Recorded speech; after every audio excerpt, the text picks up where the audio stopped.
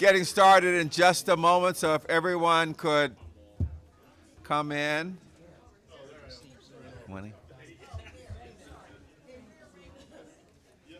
Hey, Sean, you got the memo, I see. Looking good. We got the memo.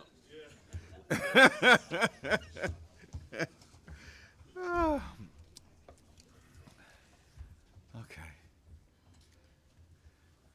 Great. We're like to call our meeting to order. Mr. Dunklow, do we have a quorum for the State Board? We do, President. And Ms. Heiss, do we have a quorum for the AIB? Great, absolutely. Please join me in a pledge of allegiance to the American flag, our flag. I pledge allegiance to the flag of the United States of America and to the republic for which it stands, one nation, under God, indivisible, with liberty and justice for all.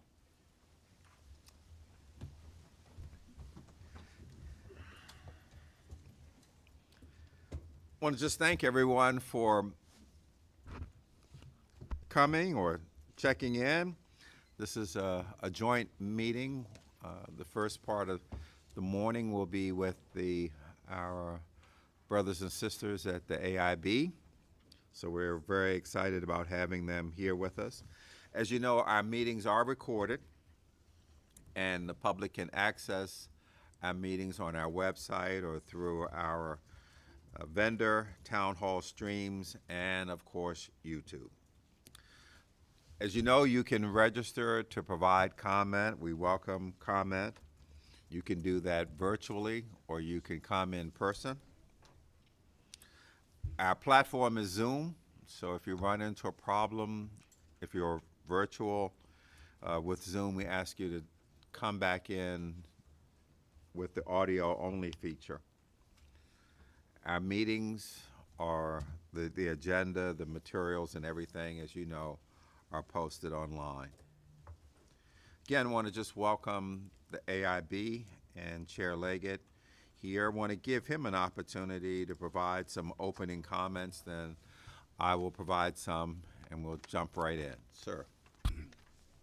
Thank you, Mr. Chair. I probably will hold my comments a little bit later on. I think I have more extensive to say at that point in time, but we're delighted to be here. The mic. I think the cooperation, we're delighted to be here. I think the cooperation that we've demonstrated over the last year or so has been extraordinary.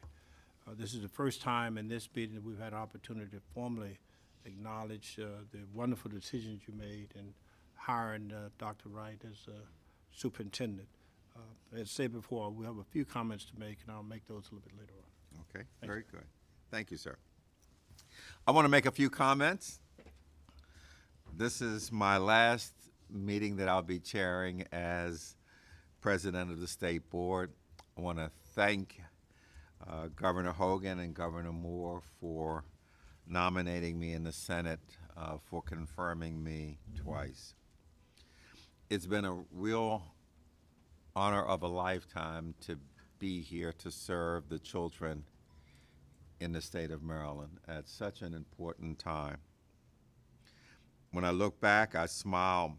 You know, a person like myself, as I've told you many times, I have dyslexia and I graduated high school unable to read. But by the grace of God and a lot of good folks that saw something in me and some determination on my part, it worked out. It just reminds me that it's not how you start out in life, it is how you finish that's really what matters. I want to say that I believe that the state of Maryland is blessed tremendously to have such an outstanding state board. It's been a real honor to work with parents and public educators, stakeholders, Chair Leggett and the AIB. We've developed a very effective working relationship around a common goal: educate our children. We have a strong board, had some great vice presidents, Gene Halley, Chip DeShield, Dr. Getty, Dr. Michael. They are the ones that sort of kept me straight and said, you can't say this, you can't do this, stop doing that. And so I appreciate all the advice and things that they provided and the like. I agree with Chair Leggett that we are extremely fortunate to have, in my judgment, the most outstanding, the top state superintendent here in the country here with us and helping to lead the transformation.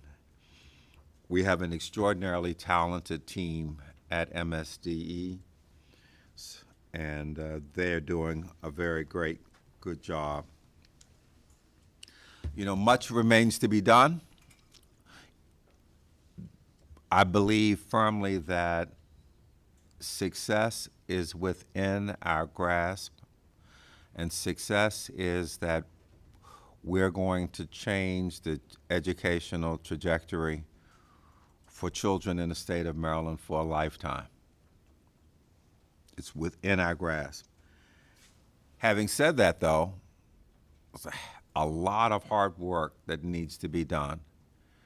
And the question, if you go back to the Flexner report, Flexner said that Maryland was well positioned to do everything well. This is 1916 report to the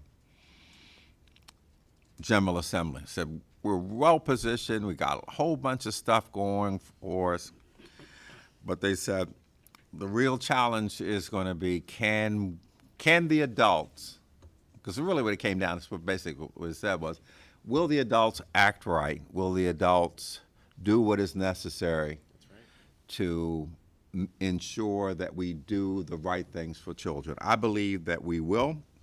So again, it has been a tremendous privilege and honor to have served in this role. I'm excited about our new leadership that will be voted upon, and they'll take over in July.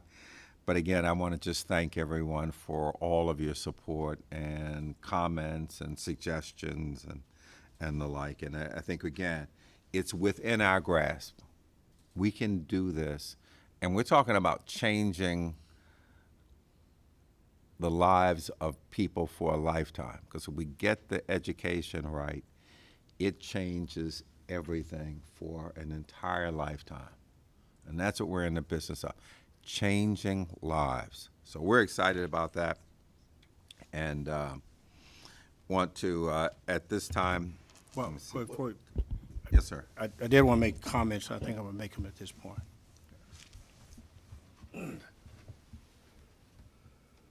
Well, Clarence, I've indicated this is your last meeting as the president, so the AIB came with a proclamation.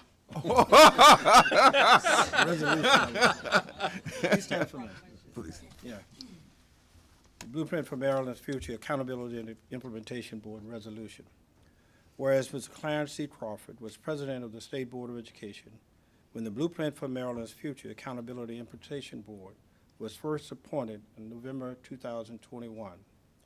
And whereas the State Board of Education, under the leadership of President Crawford, and the Blueprint Accountability and Implementation Board have worked together collaboratively to support implementation of the Blueprint for Maryland's Future. And whereas Mr. Clarence C. Crawford has shared his decades of professional experience to inform the system change that the Blueprint for Maryland's Future calls for successfully implementing the policies and practices to improve educational outcomes for all Maryland students. And whereas during his tenure as president of the State Board of Education, Mr. Clarence C. Crawford has provided strong leadership and an unwavering commitment to the once-in-a-generation transformation of the educational system embodied in the Blueprint for Maryland's Future. Therefore, be it resolved that on this 25th day of June 2024, that the Blueprint Accountability and Implementation Board thanks Mr. Clarence C. Crawford for his tremendous efforts as president of the State Board of Education to support successful implementation of the Blueprint for Maryland's Future, and achieve its goals, and improve educational system and future for every Maryland child and student, and more productive and prosperous future for all of our great state of Maryland. So on behalf of the Blueprint for Maryland's Future Accountability Board, signed by me and Vice Chair Kilroy. Congratulations. Thank you. Thank you. Thank you.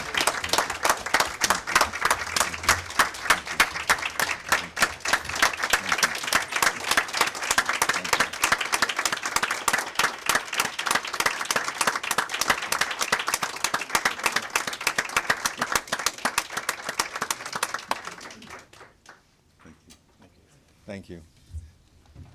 A team effort. Thank you.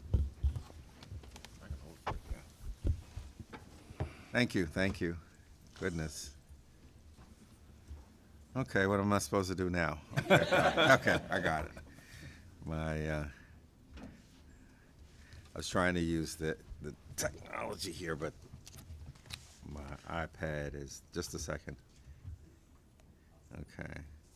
All righty. Okay. So now we're at the public comment period. We'll call upon our public commenters in the order in which they registered. We'll start with our virtual guests first, and then we will come to our guests in the room, reminding everyone that you have 3 minutes, and we will, when your time expires, we ask you to complete your statement, your sentence, but not to make any additional comments. Please address your comments to both boards. We will listen intently. We will take your comments under advisement. We take the comments very seriously. If you have any written material, anything that you would like for the boards to see, please provide that to Mr. Hands, and he will make sure that we get the information out to everyone. Starting with our virtual guests, Ms. Saroff, how are you doing? I'm doing well. I think Thank you for asking, and congratulations to you on your ending your tenure at the board and getting this citation here. I am very happy to see that you're getting this. I do want to say, though, that this particular school year has been the roughest school year for me and my clients in the 20 years that I have been doing special education advocacy. And it's concerning to me that it's the same year that we are embarking on implementing the blueprint. I'm seeing school districts across the state making significant cuts in programs and teachers, particularly in the area of special education. And it's very disturbing to a person like myself, and I think it should be disturbing to a person like yourself, because I too have dyslexia. I too struggled when I was in elementary and middle school. And I'm seeing my students struggle in record numbers. I have had to, for the first time this year, put a message on my answering machine stating that I'm no longer taking clients because I have no room in my schedule to take on new clients. But yet I'm still getting phone calls on an almost daily basis for people that need my services because school districts are not providing services to these students. And I have to wonder why. If the blueprint is fully funded, where is the money? Where is that funding going? Because we're still making these cuts and cutting programs, cutting staff, cutting opportunities for students with special needs does not equal success. We need to change our way of looking at things, because we are only looking at least restrictive environment in terms of whether or not the child can be successful in the general education classroom. And in some cases, what I am seeing is we're literally dumping kids into classes of increasingly bigger sizes and not giving them the supports that they need, because this is supposedly the best way to teach them. It is not the best way to teach anyone, but particularly a child who has a disability of any kind. These children do not thrive unless they are in the appropriate environment, receiving the appropriate supports. Thank you very much. We appreciate your comments, and again, good to see you again, and thank you very much. You're welcome. This time we'd like to recognize Ms. Chin. Good morning. Good morning, how are you? Good. How are you all? Thank you for this opportunity. I am a teacher in Baltimore City Schools. I am a national board certified teacher, and I have been teaching since 1994. I am really thankful to the board and for the blueprint part of, I'm thankful for the financial incentive that I have as a national board teacher. I think it is keeping some of us as teachers still in the classroom. So I'm really grateful for that, and many of my colleagues are grateful for that too. I did want to make the board aware, though, that I did maintain in my certification in 2023, and that increase for the maintenance is not going to be included until the 25 to 26 school year. So I just want to make sure the board was aware of that. I also wanted to comment on Maryland testing. I'm grateful to see, I used to be on the board for over testing with Maryland when Governor Hogan was in place. We did talk about how the scores should be released in July, and I did mention that to the many people last year, and I do see that it's being released again in July. But the scores aren't including enough information. We got more information from Park than we are getting from MCAP. It needs to be more detailed. We need to know what are the issues when the kids are taking the tests. We need to know exactly what is going on when they are passing, when they're not passing. And we really need more information from MSDE to be able to support our students.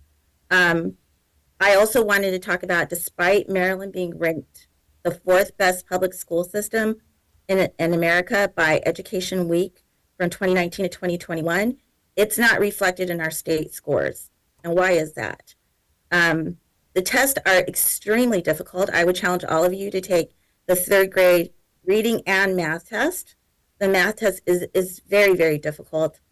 And it seems like the tests are set for the highest achievers and not for an average 3rd grader. It needs to change, because as a teacher, it is very discouraging to see scores and see students that we know are successful not pass the test because they are not standardized for the average 3rd grader.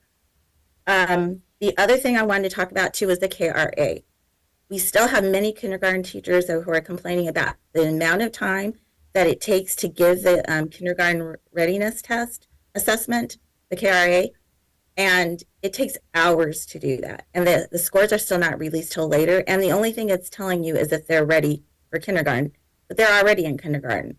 So some of these things really need to change if we want to be able to spend more time with our students and spend more time being successful and being able to really analyze the test results so that we can help our students achieve their best, really achieve their best. Thank you. Thank you very much. We appreciate your comments.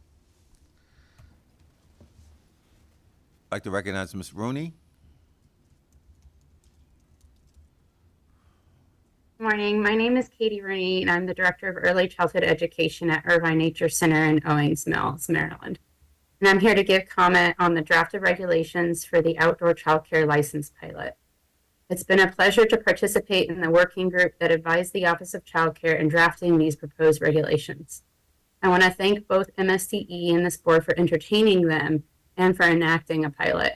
Congratulations to Dr. Cook's entire team and the many different state agencies that contributed to our discussions over the past school year. The proposed regulations are a result of incredible work to learn a great deal about both the benefits and the practical workings of an exclusively outdoor program for preschool-aged children. These regulations provide a great deal of thorough guidance for early educators on how to operate childcare programs outdoors, not just safely, but in an excellent manner to ensure children truly benefit from an all-nature-based program.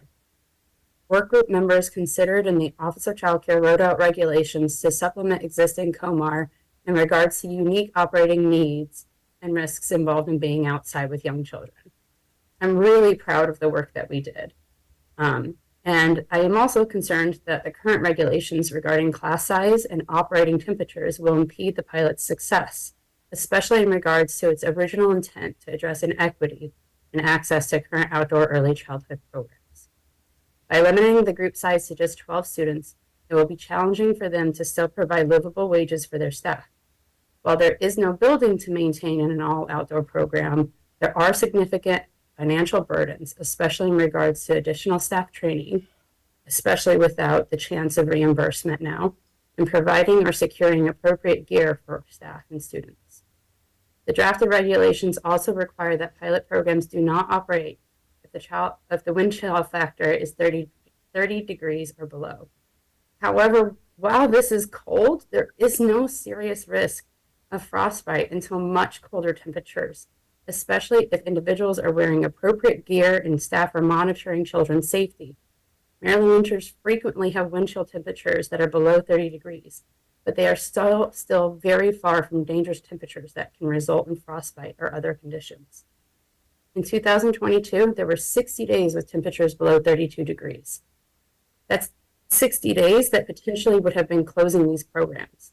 Families that enroll in these programs do so because they want their children outside in all weather, including cold temps. Operators do ensure that children are appropriately dressed, and they use a whole wide variety of techniques to keep children warm and monitor them to make sure that they stay warm. Washington State, the first and until recently only state with licensed outdoor programs, do not require that these programs close due to weather. Instead, they must take appropriate action and consider temperatures below 20 degrees, not 30 degrees, as posing a serious risk. To learn more about those Washington regulations, I encourage the board to see the written testimony provided by Monica Weedle-Levinsky. Thank you very much. Requiring pilot programs to cease operation. Thank you very much. We appreciate your comments. Thank you very much. Thank you. This time we'd like to recognize Ms. Romanoff. Hi, thank you for your service, President Crawford. I honor you. And I thank the stakeholders. So I am also talking about the outdoor school licensing pilot. I'm here to advocate for the introduction of variances in the outdoor school licensing pilot in two key areas: weather closures and limited class size, as outlined in the proposed language, piggybacking on what Katie talked about. Outdoor daycare centers and schools could address specific challenges, particularly concerning cold weather protocols, and adjust class sizes to align with already existing teacher-child ratios and weather cancellations, both of which, as proposed, will negatively impact families and organizations through closures and staff pay equity. We've actually been here before. Lengthy closures and reduction in class sizes were what we experienced firsthand following COVID. Centers were closed for months initially, and then once able to reopen, had to close for weeks throughout the year in response to this community crisis. To close for inclement weather, as outlined, would mirror these same lengthy closures. Research has told us that any closure or extended absences negatively impacts young learners and families. While necessary, the repercussions will extend well beyond their early years. In this case, extended cancellations for inclement weather simply needs plans for policies that outline closures, delays, and protective all-weather gear, which will allow for regional differences and locations, which we have in Maryland. The enforced reduction of class size was, in some cases during COVID, economically devastating. Children were turned away. Centers, schools, and individuals that were not able to access public grants to bolster income and meet expenses closed, and many closed forever. Each of us have business plans, and which first and foremost reflects best practices to pay staff livable wages and provide staff training while also allowing for purchases of materials that will help children learn and thrive. We know that low class sizes will place a financial burden on participating centers in the pilot because we witnessed this very thing following COVID. Public funds and grants that were available during the COVID crisis to scaffold a reduced business model no longer exist. The organizations that will be able to participate in the pilot will require private funding or be willing to operate at a loss. This will narrow opportunity, which was not the intention of the pilot. Allowing for variances holds practitioners accountable and responsive while also instilling confidence for families and provides the necessary oversight for the office of child care requires. Thank you for your time. And all of you are invited to come see us if you ever want to see an outdoor school. Okay. Thank you much. We appreciate it. Thank you for your comments. At this time, we're going to now turn to our guests in the room. We'll start with Dr. Lawson, Superintendent of Cecil County. Welcome again, sir. How are you doing?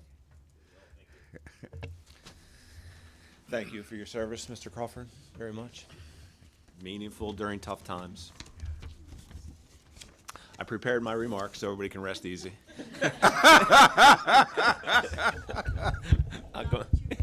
No, not me. Good morning, President Crawford, Chair Leggett, Dr. Wright, staff, members of the State Board, and the AIB.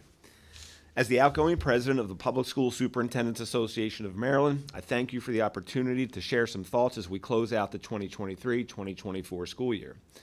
In Cecil County, after trainings, professional development, etc., it's typical for us to reflect through a lens of glows and grows. What's gone well, and how can we grow and improve? And I want to share my reflections on this past school year through that same lens. First, the grows, and where we can continue to focus. We need to acknowledge that so many of our students continue to struggle with the learning loss suffered through COVID. It's evident through MCAP data and is most striking in mathematics. We all must commit to improving the academic achievement of our students and continue to pursue curriculum and instructional excellence. The next area for continued growth is the blueprint for Maryland's future. The challenges are huge, complex, and multi-layered. Whether it's the overall funding structure, the challenge of securing necessary revenues from both county and state levels, or nuanced implementation challenges unique to each pillar, we are starting to uncover specific areas that need attention, whether they be statute considerations or administrative interventions. But there is good news. I know I speak for all local superintendents when I say there are systemic efforts are underway to improve student achievement, focusing on language arts and mathematics. For instance, in Cecil County, we've identified key performance indicators in virtually all aspects of public education, including grade level content areas, as well as the performance of our operational departments. A great example is our third grade classrooms are expected to increase the percentage of students from poverty who are proficient in reading by a specified target. Moreover, under Dr. Wright's leadership, the state is taking steps to be at the forefront of improved student achievement. Finally, the blueprint. The blueprint is a historic undertaking that makes fundamental changes in how we serve 900,000 public school children.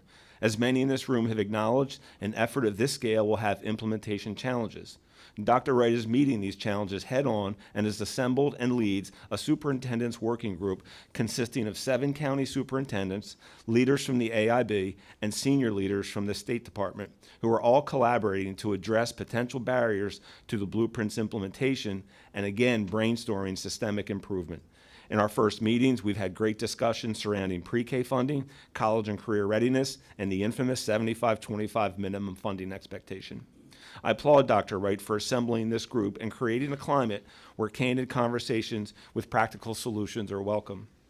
I am more optimistic than ever about the blueprint and the potential to do great things for our students. In closing, I want to thank the State Board of Education, MSDE, MSEA, and the AIB for their collaboration on critical issues and assure all of you PASAM's commitment to continuous improvement. Thank you. Thank you very much. Thank you. We appreciate your comments. This time we'd like to have Ms. Gupta. Welcome. How are you doing? Doing well, thank you.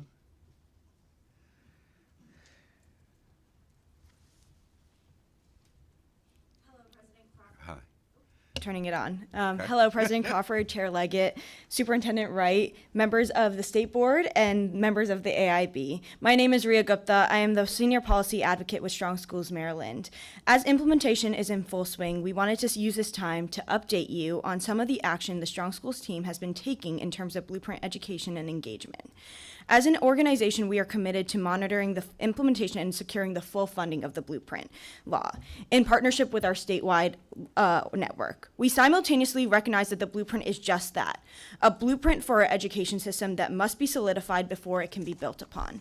We know that the Blueprint must be built upon. This summer, Strong Schools Maryland is embarking on their 2024 Tour for Maryland's Future, our summer engagement and Blueprint education effort. As we work in community, we can already see clearly that the knowledge of the Blueprint is scarce among Marylanders, while misconceptions are spreading at an increasing rate. This misinformation, combined with implementation challenges that we have been seeing with resource allocation, mixed delivery system, the career ladder, and more, has understandably frustrated people, causing them to lose sight of the vision and the promise of the Blueprint. We need to weave a vision of successful implementation that students, educators, families, and school communities can get excited about.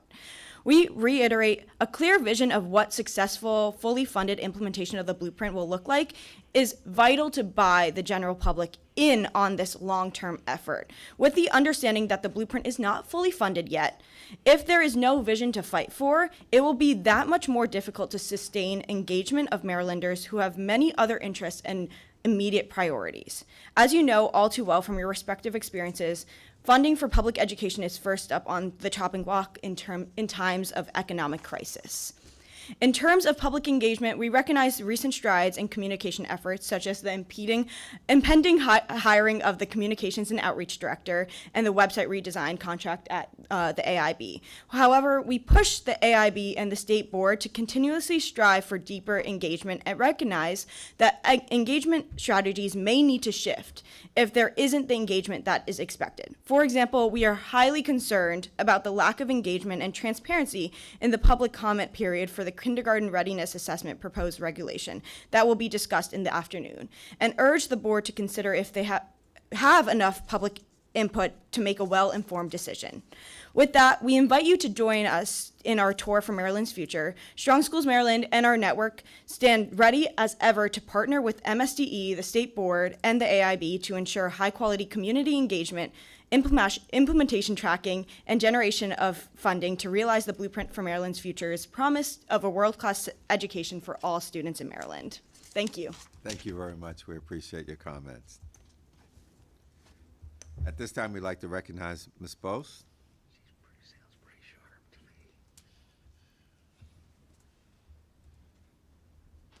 I'm going to bring your next couple speakers if that's okay. All righty, sounds good. Sounds good. So we have Ms. Bose and Mr. Lemley, and then Ms. Woodward. Good morning, everyone. Good morning, President Crawford, Chair Leggett, and the members of both the AIB and the State Board. First of all, thank you, President Crawford. Thank you for your partnership and your leadership, and this board has been well served, and our students in Maryland have been well served by your tenure as the president of the board, so thank you. But don't think you're going too far. I have reserved. I'm not sure. I've talked to Mr. Hands that seat there right off the camera is where you will find me. You can also join us over there. So, but I am Cheryl Bost. I'm the president of fourth and fifth grade teacher from Baltimore County, serving as the president for the Maryland State Education Association. And before I introduce the other two guests who have joined with me, I just wanted to give comment on your CCR report that you're going to receive this morning to both groups.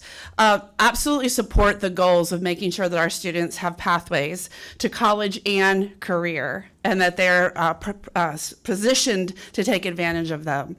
The problem that we have right now, though, is those goals were set pre-pandemic, and we now have great shortages of educators in our schools. And so especially on page 7, 8, and 9, where it talks about smaller class sizes, counselors meeting with parents and students and teachers, and all hands on deck. That is great. It is not reality. Many of our teachers are working during their planning time because they have to cover for other classes. We still have great shortages. And there's two other issues at stake here. One is many students are falling through the cracks because they're maybe didn't pass the test or the course, so they have to wait until MCAP is given again. So that could be an entire year for some students because not all high schools are semesterized. That's not necessarily just a semester. So the opportunity to retest or recapture and be remediated. The other part of this is not all of our high schools are yet set up for the same opportunities in the career and college pathway. So if they get to the 10th grade and they actually do, not all of those opportunities are equal across the state. And so there's still so much work that needs to be done besides just you've met this at 10th grade. So there's three things we see as personnel, supports for all students, and are the opportunities there for all students once they meet that standard.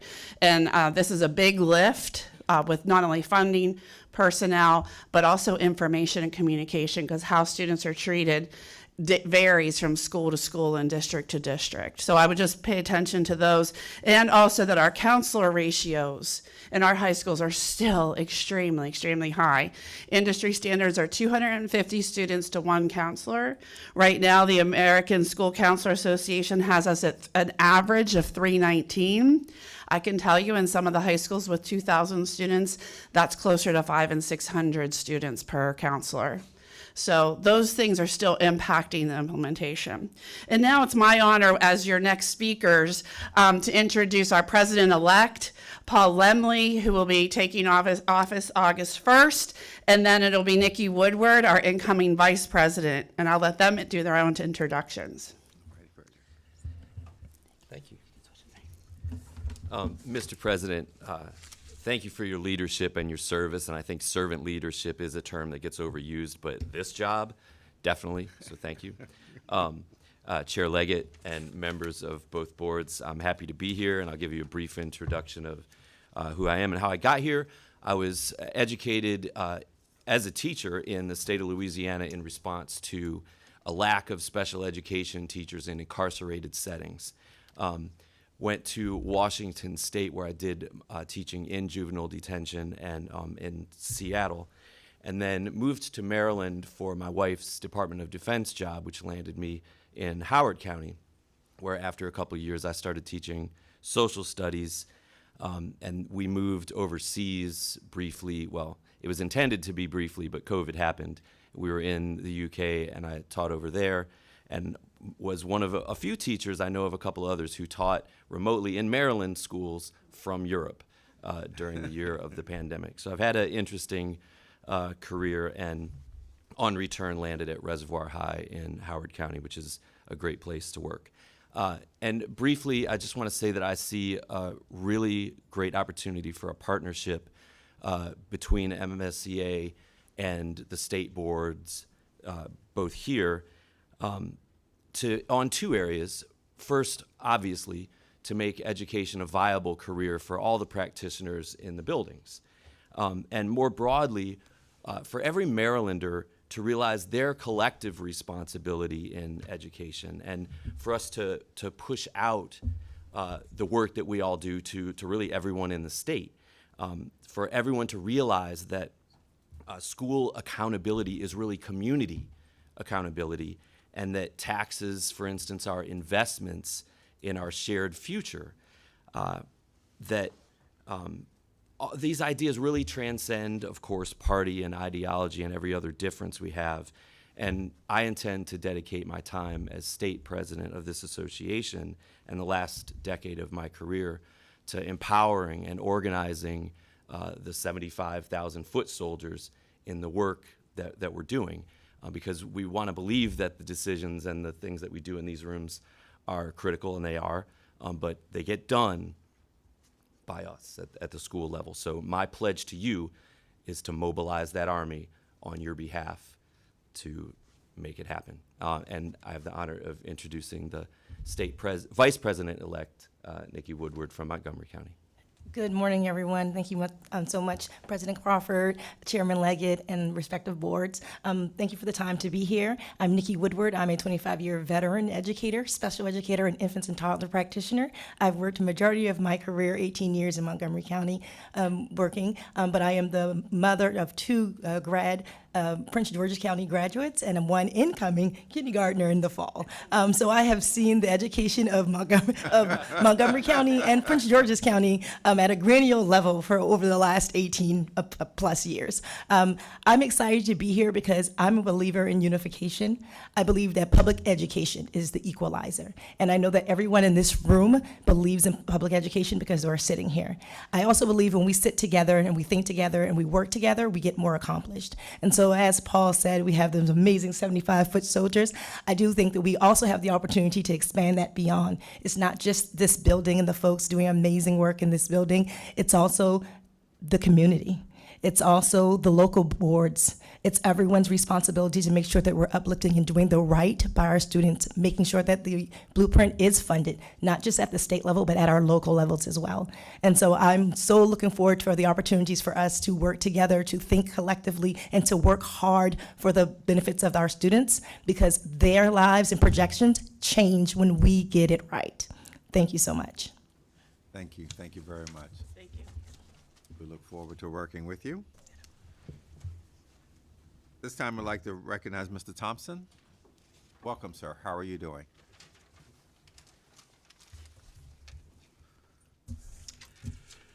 Good morning, President Crawford, Chair Leggett, and members of the State Board and AIB. What's the board's position on the new Title IX rule effective August 1st, 2024? This rule expands the definition of sex discrimination to include various factors such as sex stereotypes, sexual orientation, and gender identity. Furthermore, it mandates changes in school policies related to access to facilities, due process protections for students accused of sexual misconduct, and the use of preferred pronouns by teachers and students. This new rule is likely to cause some very bad outcomes. For example, it destroys privacy and equality for girls in their formative years, stifles free speech rights, and harms emotional well-being, robs children of their innocence and distorts their reality, interferes with girls' learning about teamwork, leadership, and physical fitness through athletic programs, intimidates girls from speaking up when they feel uncomfortable, forces teachers to use pronouns that are not true out of fear of being prosecuted for sexual harassment, condones secret conversations between adults and children outside the parent-child relationship, strips parents of the fundamental rights to direct the upbringing of their child. There are other ways to provide physical, social, academic, and mental health benefits to students. Helping people accept and even embrace the truth about their bodies and reality is a healthy way to prepare all students to flourish in society. States can push back on the overreach of federal regulation. I request that you join other states and do not comply with these new rules. Transparency and open communications are crucial in addressing these important issues. Please let the public know how you're going to proceed with this new rule. Thank you for your time. Thank you very much. We appreciate it. I want to just thank all of the members of the public that took time out of their schedule to come and to share comments, ideas, suggestions with us. We really appreciate that. And as I mentioned, we do take your comments very seriously. And again, thank you so much for taking the time. Before we move on in our agenda, I just wanted to make a point here. You may recall that we had a charter school measure that we brought before our Transformation Committee. We had planned to discuss that resolution today, but we have a pending matter now before the board on this matter, so we have decided to remove the item from the agenda. We will address it in the future. Just wanted to let everyone know as soon as we get everything resolved, we'll bring it back. And I wanted to just give you that update. At this time, I'd like to move to our first action item. And this is an action item, a request from the state superintendent to the State Board of Education and to the AIB. And the topic concerns the metrics, aligned metrics. So I want to turn to Dr. Wright, if you want to introduce the MSDE staff, and Chair Leggett, if you would like to introduce your staff, and we'll dive right in. Perfect, thank you. So I'd like Jeff Sanderson to come to the table, please. And as you stated, we are requesting that the State Board adopt the proposed joint targets that have been worked on between MSDE and the AIB. And we'll have time for discussion and questions then. And Rachel, are you? Oh. Yes, jointly. And Rachel Heiss is going to be coming to the table as well. And so is Deanne Collins. We thought we'd do a trifecta. There you go, trifecta. Three great people. Good morning. I have no idea how to use that. I could do it. Okay. Good morning. Rachel Heiss, Executive Director of the AIB. Thank you so much, Dr. Wright. As you all likely remember, at the last joint board meeting in February, staff from MSD and AIB presented some data and metrics around the three plans that, and if we could go to the first slide. Thank you. The three plans that we have in Maryland right now that all have some education metrics related to the Blueprint for Maryland's Future incorporated into them. We, of course, have the Moore-Miller Plan, MSDE's strategic plan, and the Blueprint Comprehensive Plan that AIB adopted. And so that conversation that we had in February was around aligning the metrics across these three plans that are common, and then developing a shared set of measurement and as well as targets.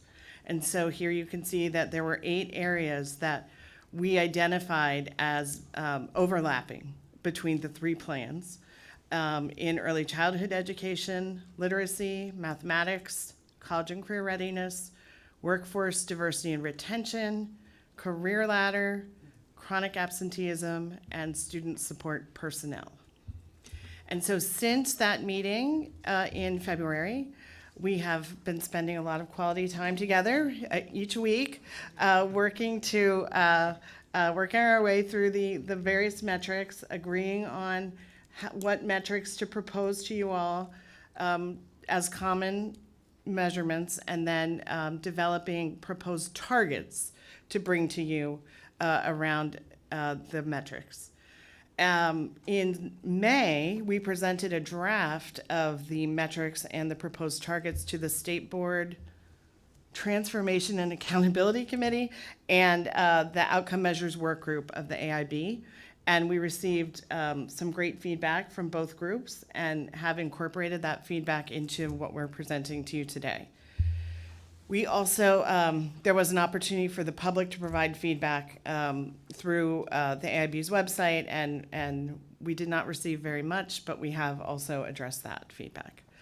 And then the last bullet here is an overarching goal that we wanted to bring to you that I think has been discussed but not formally adopted, which is that one of the goals is for Maryland to get back to the top on the National Assessment of Educational Progress, known as NAEP, but also known as the nation's report card. And so that is one of the sort of the high ambitions that we have to get back into the top 10, and then who knows after that, in both literacy and in mathematics. So we wanted to share that. And then in terms of the target setting that we're proposing, and that Dr. Sanderson is going to go through the proposed targets in a minute, the targets are based on 3-year targets. So depending on the baseline year, most of the targets are set to be achieved by the 25-26 school year, but there are a few that are the following year. the proposed targets were developed based on, you can see several different methodologies related to obviously looking at trend data, if the trend was in the wrong direction, looking back to the pre-pandemic trend, and then target setting is sort of part science and part art, and in this case, if the results of that did not produce what was perceived as an ambitious target, then we rethought it. And part of that rethinking included trying to incorporate what the impact of the changes that the blueprint is making as we're implementing the blueprint will have on the data that would go off the trend, the previous trend. And then Dr. Sanderson is going to talk about the statewide targets. For each of the metrics, the LEAs are also expected to have a target, and that target will be essentially, and this will make more sense as we go through this, the percentage point increase that is expected at the state level, that the LEAs would apply that to their own baseline data, and then that would become their district's target. And with that, I will turn it over to Dr. Sanderson. Good morning, all board members. Thank you. The next few slides that I'm going to go over with you all are going to address literacy, mathematics. We also have information around workforce diversity and retention, looking at chronic absenteeism, and then also looking at student support personnel. And for each of these, what we've tried to outline is what our baseline is. And as Ms. Heiss indicated, that for most, all of student performance measures, baseline will be established from the 2022-2023 school year, because that's the most recent data that we have available. For personnel-related data, since it is collected on a different timeline, and we actually had available to us information from the fall of this school year, we used the 23-24 school year for personnel baseline data, and I'll indicate what that looks like here shortly. For the first slide, what we're looking at is our literacy starting place and goal that we are proposing to you all for consideration, starting with grade 3 literacy as a focus area. Most recently on the spring 2023 MCAP performance for our students, you'll see that we had a rate of 48% proficient. What we're proposing over the next 3 years is an increase of 15 percentage points, which would land us at 63% by the year 25-26. Along the way, as we made these presentations, we also got feedback that there was interest in also having an overarching cumulative measure that addressed all grades tested, and having that single measure kind of being the guiding light to be an anchor where we're looking at with our results. And so what you see for the second measure is a comprehensive calculation average of all grades tested in 3 through 8. And so this is an overall reading proficiency rate on MCAP from the spring of 2023. And you'll see that rate is at 47%. For you all for consideration, we're also proposing a 15 percentage point increase over the next 3 years, which would land us at 62% proficient for all grades tested on the MCAP English Language Arts Assessment.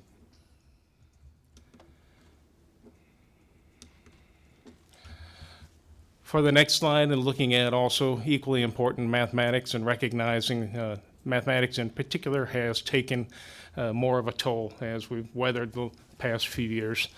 And so when we looked at this and determined grade 5 as another pivotal transition point for our students prior to entering into the middle school years, and so we felt like this was an important measure in continuing to monitor system progress. And so what you'll see here for 5th grade most recently, our 5th graders in the spring of 2023 had a proficiency rate of 27% on the MCAP assessments. What we're proposing over the next 3 years is that we achieve 46% as a proficiency rate. Similarly to the literacy slide, and looking at all tested subjects grades 3 through 8, We have a combined average score of 23% proficient in mathematics from the spring of 2023. And we're proposing a pretty substantial increase, recognizing the growth that needs to occur. And what we are looking at there is to also achieve for grades 3 through 8 combined a proficiency rate of 46% in the next 3 years. For workforce diversity, this first slide is going to address our teachers of color. The next slide is going to address all teachers that support Maryland Public Schools. For the first one, we have our percent of new teachers of color. This one is based on our fall collection from 2023, our most recent school year. You'll see that our percent of new teachers of color is at 46%. That would be 46% of all new teachers within our workforce. We're proposing a 9 percentage point increase over the next 3 years to increase our new teachers of color to 55%. For our retention rate, the retention rate is based on a 3-year cohort, and so it takes a teacher in year 1 and tracks that teacher to see if teacher is also present in year 2 and in year 3. And that person, if the teacher remains with us over a course of 3 years, then that would be considered a retained teacher within this calculation. You'll see overall that our percent of teachers of color retained most recently is at 70%. We're proposing for consideration a retention rate in the next 3 years, increasing to 75% of our workforce.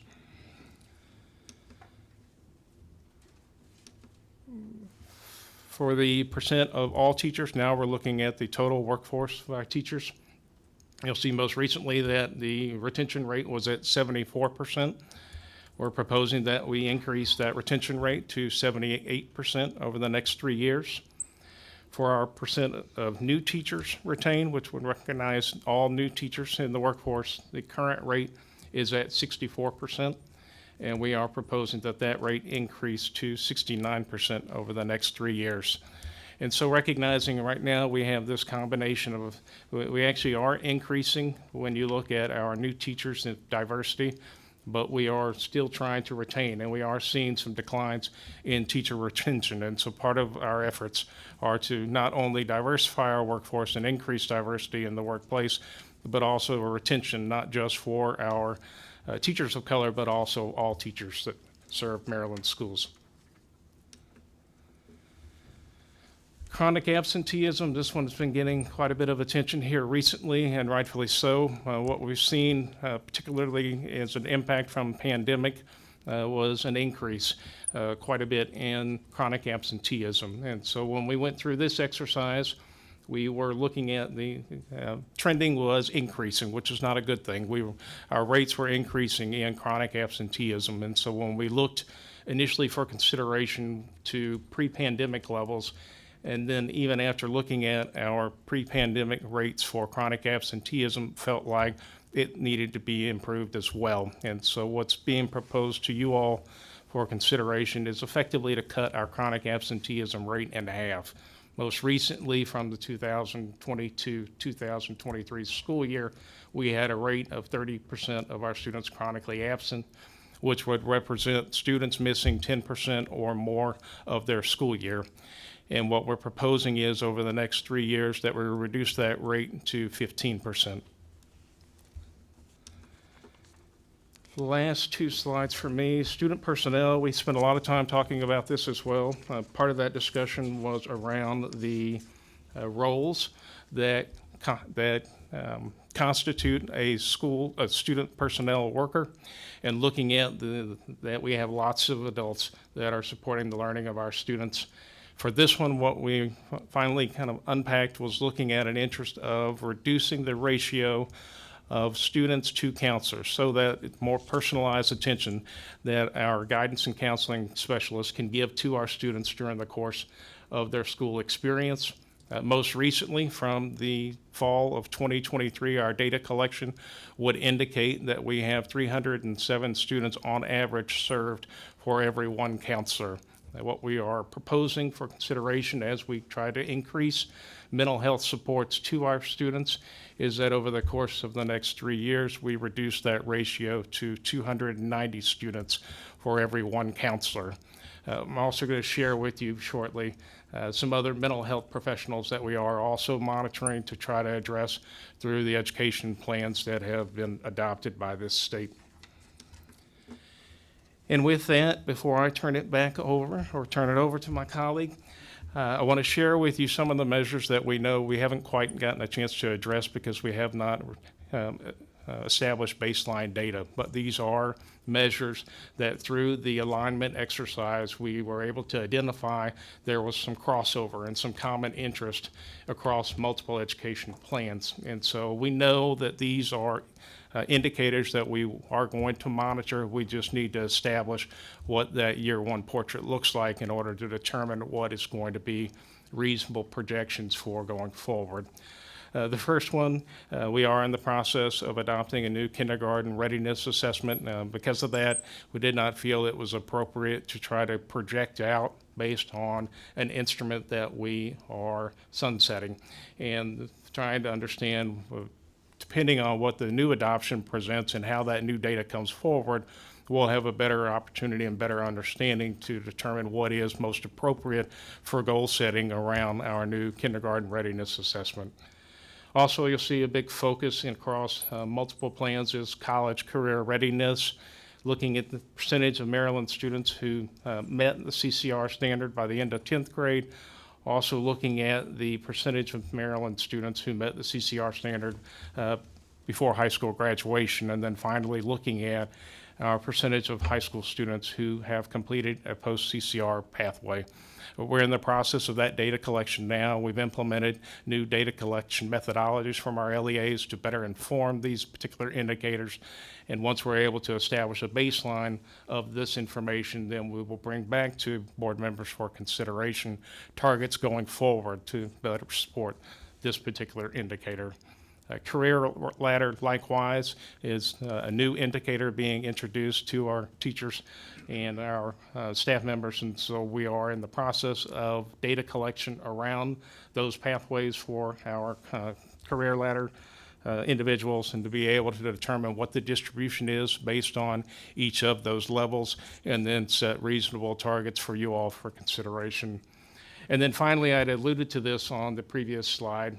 When we looked at student support personnel, we actually looked at, I believe, up to 5 different role IDs. And so we were not just considering counselors, but also looking at the work of school psychologists, looking at the work of school social workers. We also had playing a sometimes equally important role, looking at the role that nurses play in supporting the health and well-being of our students.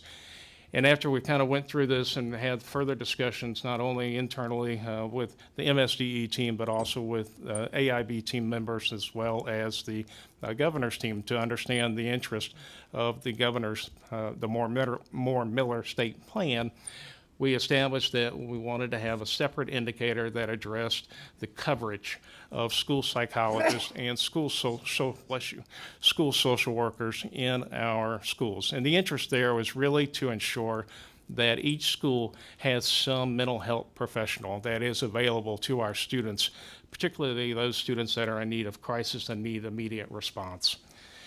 And with that, what we'd like to share with you all is some of the supports that are being provided to our LEAs to accomplish this work. Thanks, Jeff. So it's one thing to set targets, but then it's the bigger question is, so how do we lean in and provide support to our local school systems? And so just wanted to highlight for you some areas that we are already leaning in and will continue to lean in to support our LEAs as they get set to look at target setting more deeply. So in terms of literacy, we have ambitious goals and rigorous goals that we've set that are really important. So we have been providing feedback to our LEAs on the development of their comprehensive literacy plans. We've been assisting LEAs with identifying best practices that around instruction, interventions, and also supports for literacy. And really trying to customize our support because we know all of our LEAs are in very different places in terms of their literacy implementation. We've been fortunate to be collaborating with multiple states as they implement literacy. Dr. Smith, our executive director for literacy initiatives, and myself had the pleasure of going to Minneapolis about 2 weeks ago to be in the room with other states who are also grappling and trying to figure out how do we move the needle on literacy. And so that's been really exciting to get to see and learn from other states. And again, also, we're in the process of developing a state literacy policy to increase accountability, and we'll be bringing that forth to the board. But you'll hear Dr. Smith and I talk a little bit later about where we are with that process, already convening a group. And then also launching access to a statewide literacy professional learning models that will also provide updates on. But this support for literacy is really, really crucial.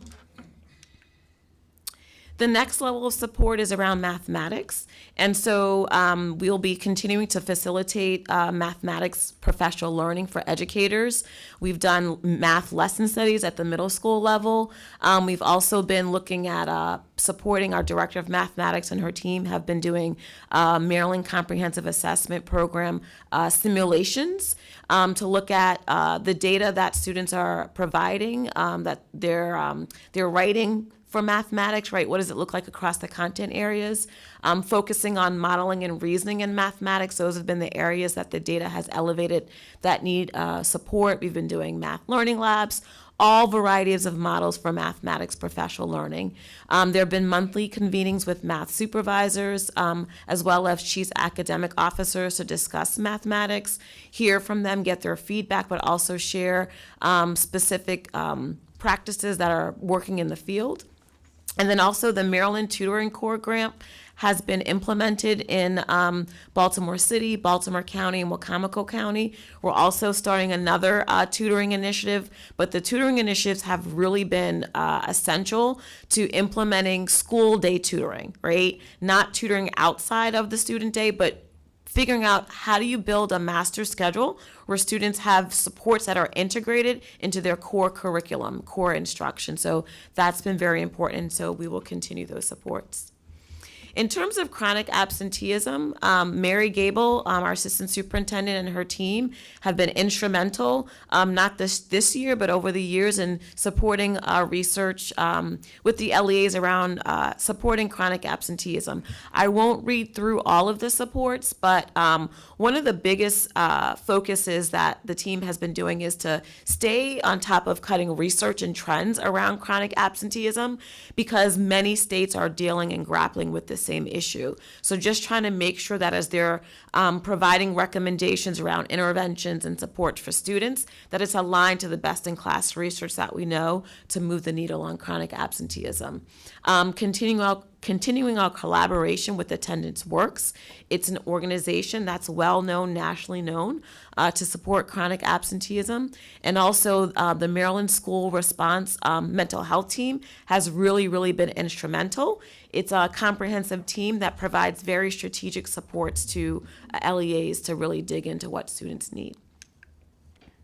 And then the last, which you'll hear a little bit more about later, but college and career ready supports, making sure that students have the supports in place to be college ready if they choose, or career ready, right? And so we've been working on what we're calling a college and career readiness development guide that gets really more granular into resources and supports that LEAs can implement. Also we'll be putting forth a guidance memo. Our LEAs has asked for us to begin with some guidance on 10th and 11th grade, so we want to be very responsive. So this memo will outline specific supports and strategies that can be utilized. Also, what's been exciting is working with our LEAs to really do a comprehensive needs assessment to make sure that the resources are allocated where the data says students need the support, rather than putting in supports that we think that they need. And so we've provided professional learning on what a comprehensive needs assessment should look like. That's when with chief academic officers participated in that as well, and we got some really great feedback from LEAs. And then also we've been working with the Career Technical Education Committee in aligning the industry recognized credentials. So just want to reiterate that as you consider approving the targets, We also know that we are accountable providing support to the LEAs, and we stand ready to continue to do that and make sure we have the voice of our LEAs to be able to do that. And the only thing I'll mention is we know that staffing is necessary to put these supports in place. So we are also rethinking how do we lean in more deeply, knowing that there may be gaps in staffing because our students still need us to provide the supports. Thank you, Dr. Collins. So the last two slides are sort of about the next steps. And so the first is around progress monitoring. So once the targets are adopted, obviously we are going to be monitoring progress in meeting the targets at the state level and at the LEA level. That will include looking at disaggregated data, both by student groups and other areas of disaggregation where appropriate, as well as for the staffing and teacher outcome data. And a data dashboard is going to be developed that will provide sort of transparent and hopefully simple data visualizations of where the state and LEAs are in achieving each of the targets. And the goal is that it is a single dashboard, one dashboard that we're all going to and using. And then for the next steps, other than the progress monitoring, obviously whatever is approved will be shared out along with guidance around how the metrics are being defined and how the targets are calculated, how they're going to be tracked. And then we do have that set of, I think, 5 or 6 metrics that we still need to set targets for based on once baseline data is available, as well as other setting targets for other metrics. Some longer-term targets for the overlapping metrics, and then within each of our plans, there are other metrics that don't overlap as much that both MSDE and AIB will continue doing the work around those other metrics that, for example, the Outcome Measures Work Group has identified a number of what we would call like leading indicators in some cases of progress, as well as other metrics that the data does not exist for right now. So that's a longer term project to actually institute new data collection methodologies. And then any other, metrics that, the boards want us to look into or that others suggest. So with that, we are happy to take questions. Okay. We'll open the floor now for questions of clarification, and then after the questions of clarification, then we'll open the floor for a motion. We'll start first with our guests, the AIB. I had a couple of questions. The definition of chronic absenteeism, 10% of So the national definition, which is the one that we follow, is 10% of the school year. So in this case, if you've got 180 days, it's missing 18 days or more. And we actually, we'll track based on enrollment entries, and so if it's a partial year for a student, so as an example, if the child is in attendance 90 days out of a school year, depending on a late entry coming into us, and if they were to miss, as an example, 9 or more days in that instance, they would be considered chronically absent based on their enrollment period. Right. Well, my problem is with the national definition, because if that's 18 days thereabout, right? Right. So if I'm absent 17 days, in terms of educational achievement and performance, I'm hugely impacted by that. No doubt about that. And that's really the reason that schools really need to be tracking this on a weekly basis in order to get on top of it. When we did our testimony down in the legislature this past session, we had an amazing principal that was there talking about how she has drastically reduced chronic absenteeism in her school, but it was a very thoughtful, strategic way that she went about it, and making sure that they were monitoring that data on a weekly, daily and weekly basis, not waiting until you got to the end of the quarter or whatever the case was. It's something that you've got to be on top of every single day. So you're right. If you've missed 17 versus 18, you are exactly right. You are definitely impacted. Your learning is impacted by that. The challenge with this is that if you're not in the school building or in the classes, all the other things that we've talked about that we're building on are severely impacted as a result of that. You could have the best teacher in the world, but if the student is not there to learn, we're impacted by it. We have the best counselors, everything else that goes with that, the technology. We have to make a serious dent in this. And so even at cutting this in half, which would be, what, 15%?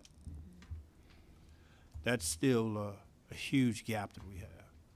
And so of all the things that we've talked about this morning, all of them are important, certainly. But this is highly important, that we have to find ways in which to seriously reduce this number. Because without that, it will make everything else a very, very difficult climb for us. I think the next person was Dr. Curran and then Mr. Robinson, Board Member Robinson. Thank you very much, Mr. Chairman. First of all, I want to thank all of you who've worked so hard on this. This is not easy. Very, very difficult, and I know it's taken a tremendous amount of time and effort.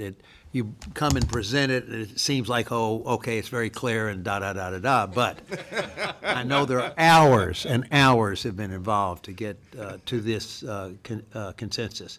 I want to be sure I understand something. For example, if we take the literacy, it's a 15% increase.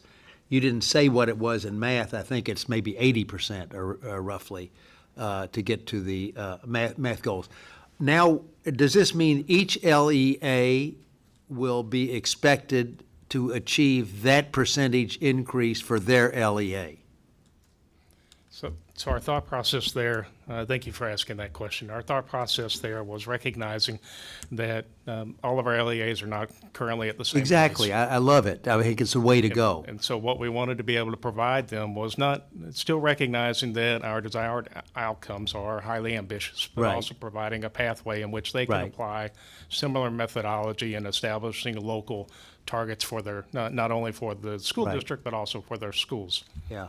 I don't know where each of them are, but if some of them are close to the goal, then a 15% increase may be a pretty high expectation. But I understand the principle, so that's good. The math increase, which I'm a mathematician, so I love it, but it's an extraordinary increase in probably the area where we are most deficient.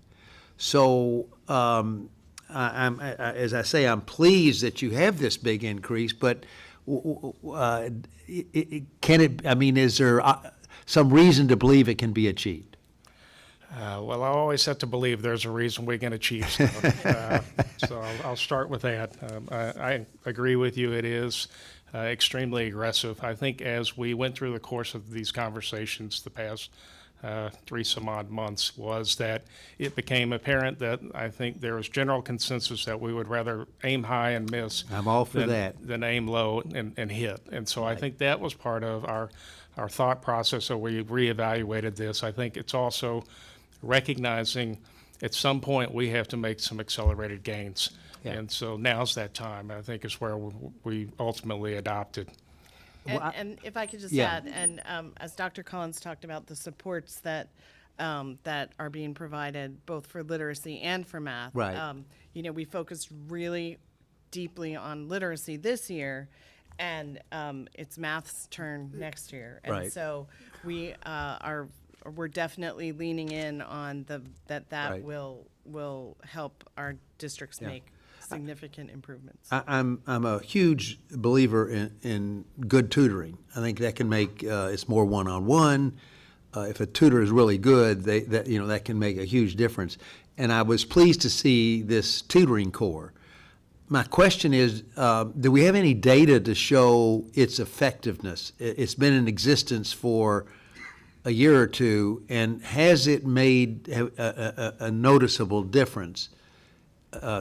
Yes. Yep. So as part of, the best part of doing an initiative is that you include an evaluation component. Right, So we yes. have been tracking, monitoring the data. I'm going to ask Lindsay Brightful to come speak to some of the data. She's been working directly with the LEAs. Good morning to both boards. So as far as the Maryland Tutoring Corps, we will have data submitted as the end of the grant. The end reports will be due this September. There was a midterm report which spoke to some of the initiatives, and there were some shifts. And so the data definitely shows promising practices, and we look forward to the student outcomes. And a few board members, and I think an AIB board member, had the opportunity to visit Wicomico County a couple of weeks ago and share some of the data that they were seeing with their students as a result of the Maryland Tutoring Corps. Yeah. So I'm hopeful that if it does show that it's making a difference, is there the potential to greatly expand it? Right now it's in 3 LEAs? Yes, Yeah. it's in So- 3 LEAs, and we already have some initiatives in place to expand similar structures in additional LEAs across the state at the middle school level and in algebra. Okay. And Mr. Chairman, I apologize, one more real quick, but thank you for that. I think that's hopeful. One of the things that I thought would be on the literacy initiative, but I didn't see, although is professional development. Oh. Because so many of our teachers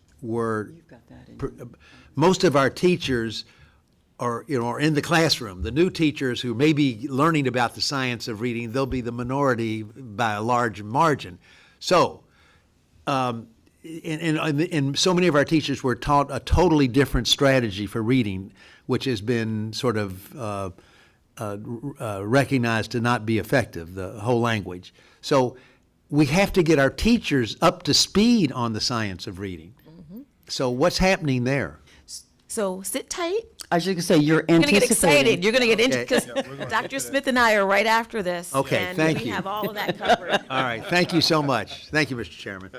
Board Member Robinson. All right, good morning, everyone. Definitely thank you for the presentation. Learned a lot. I do have a math question as well. Dr. Kerwin kind of stole some of my thunder. But I kind of had a question about slide 5 in particular, kind of building off of some of the Vice Chair's comments. When you talk about target setting methodology, I see that, the linear trend or the pre-pandemic rate or an ambitious target. And I know you mentioned for chronic absenteeism, which route you chose. I'm curious about for the literacy and for the math rates, which of those 3 categories did it fall in? Was it a linear trend, ambitious, or a pre-pandemic rate? Yeah, so part of our process is we went through each metric and looked at, we went back as far as we could. And so in some instances, we were looking at a decade's worth of information that we had. And unfortunately, as we approached the 2019-2020 school year and then looked past that, in most instances, the measures, if we were to try to use some sort of trend analysis, would be forecasting at a rate we didn't want to go. And so that was part of, in some instances, chronic absenteeism is an example that you referenced. What we saw was in the 2018-2019 school year, when we last had it, prior to school closures, the rate at that time was at 30% of chronic absenteeism. Well, actually, when we returned to school in person during the 21-22 school year, it actually upticked about 1.5 percentage points. And so we actually saw a little bit of an increase. We've recognized a decrease most recently slightly, but what we're trying to return to would be not only the pre-pandemic level, which was at about 19.5%, but actually now trying to cut that most recent rate in half at 15%. And so that was part of the, I think, from my perspective as a data person, some of the frustration was that we had to deviate sometimes from what we would consider a more traditional approach to the target setting practice because it did not lend itself to the desired outcomes that we were trying to accomplish. And so I think that was part of, I think as Ms. Heiss had mentioned, the science and the art, and where do you strike that balance? And sometimes it's left brain and right brain. It's hard to bridge that gap, but I do think that we recognize where we want to go and what we want to accomplish. And so I think that was, as we look forward, certainly I think that we anticipate the trends to be positive, except for chronic absenteeism, that we are looking for that to be a negative trend. Can you go to the literacy slide? And I'm doing this off memory, but sort of one example would be for the grade 3 literacy target. We're looking at a 15 percentage point increase, which if you put that on a annual basis, that would be 5 percentage points each year over the next 3 years. And most recently, the increase was 4 percentage points. So originally, we looked at a 12% target, and then we sort of thought, well, we're doing all this intervention and support of teachers and science of reading, and we should be able to expect that those will pay off, and we will see greater gains than the trend. And so we bumped it up by a percentage point each year. So that, and then we sort of did a similar approach in math, but a little more ambitious. Any other question? All right. I would be curious to know like, how much more ambitious, but we can talk offline about that if you have it later. Okay. Dr. Sabler? Hi, thank you all for your work. I have one sort of clarifying question for rationale. We have a proposed target here for all teachers for retention, and then we have a proposed target for teachers of color for retention. And I'm a little concerned about setting up different targets and the message that sends about whether this sets a precedent for student groups and having differential expectations or targets for student groups. So if you could just clarify the reasoning for this. And the teacher trend data was actually one that in some instances was inconsistent with some of what we were seeing in our student performance trends. In particular, what we are seeing positive trends in our new teachers of color. So that rate was increasing. And we were able to leverage a truer kind of linear projection on establishing targets there. I think part of our discussion as we went through the work was recognizing that as we increase our new teachers to the workforce, we really need to hopefully prioritize the retention of those new teachers and looking at sports, because ultimately increasing on the front side but not being able to retain those teachers is not going to accomplish our long-term retention for all teachers in the workforce. And so that's part of when we looked at the data, it doesn't change terribly much, to be honest, because of the nature of the calculation when you get into retention, because you're looking at a 3-year period of overlap. And we actually did look at that would have been an instance where we looked at about 10 years worth of data just to see, and even at the 10th of a decimal place on the movement. And so part of our conversations there were trying to still be somewhat personalized for the data and being able to provide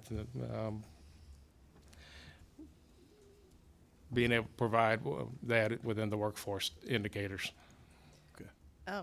The other, I think, so part of the rationale is that we know that we lose our new teachers, at a very high rate, and we lose our new teachers of color at an even higher rate.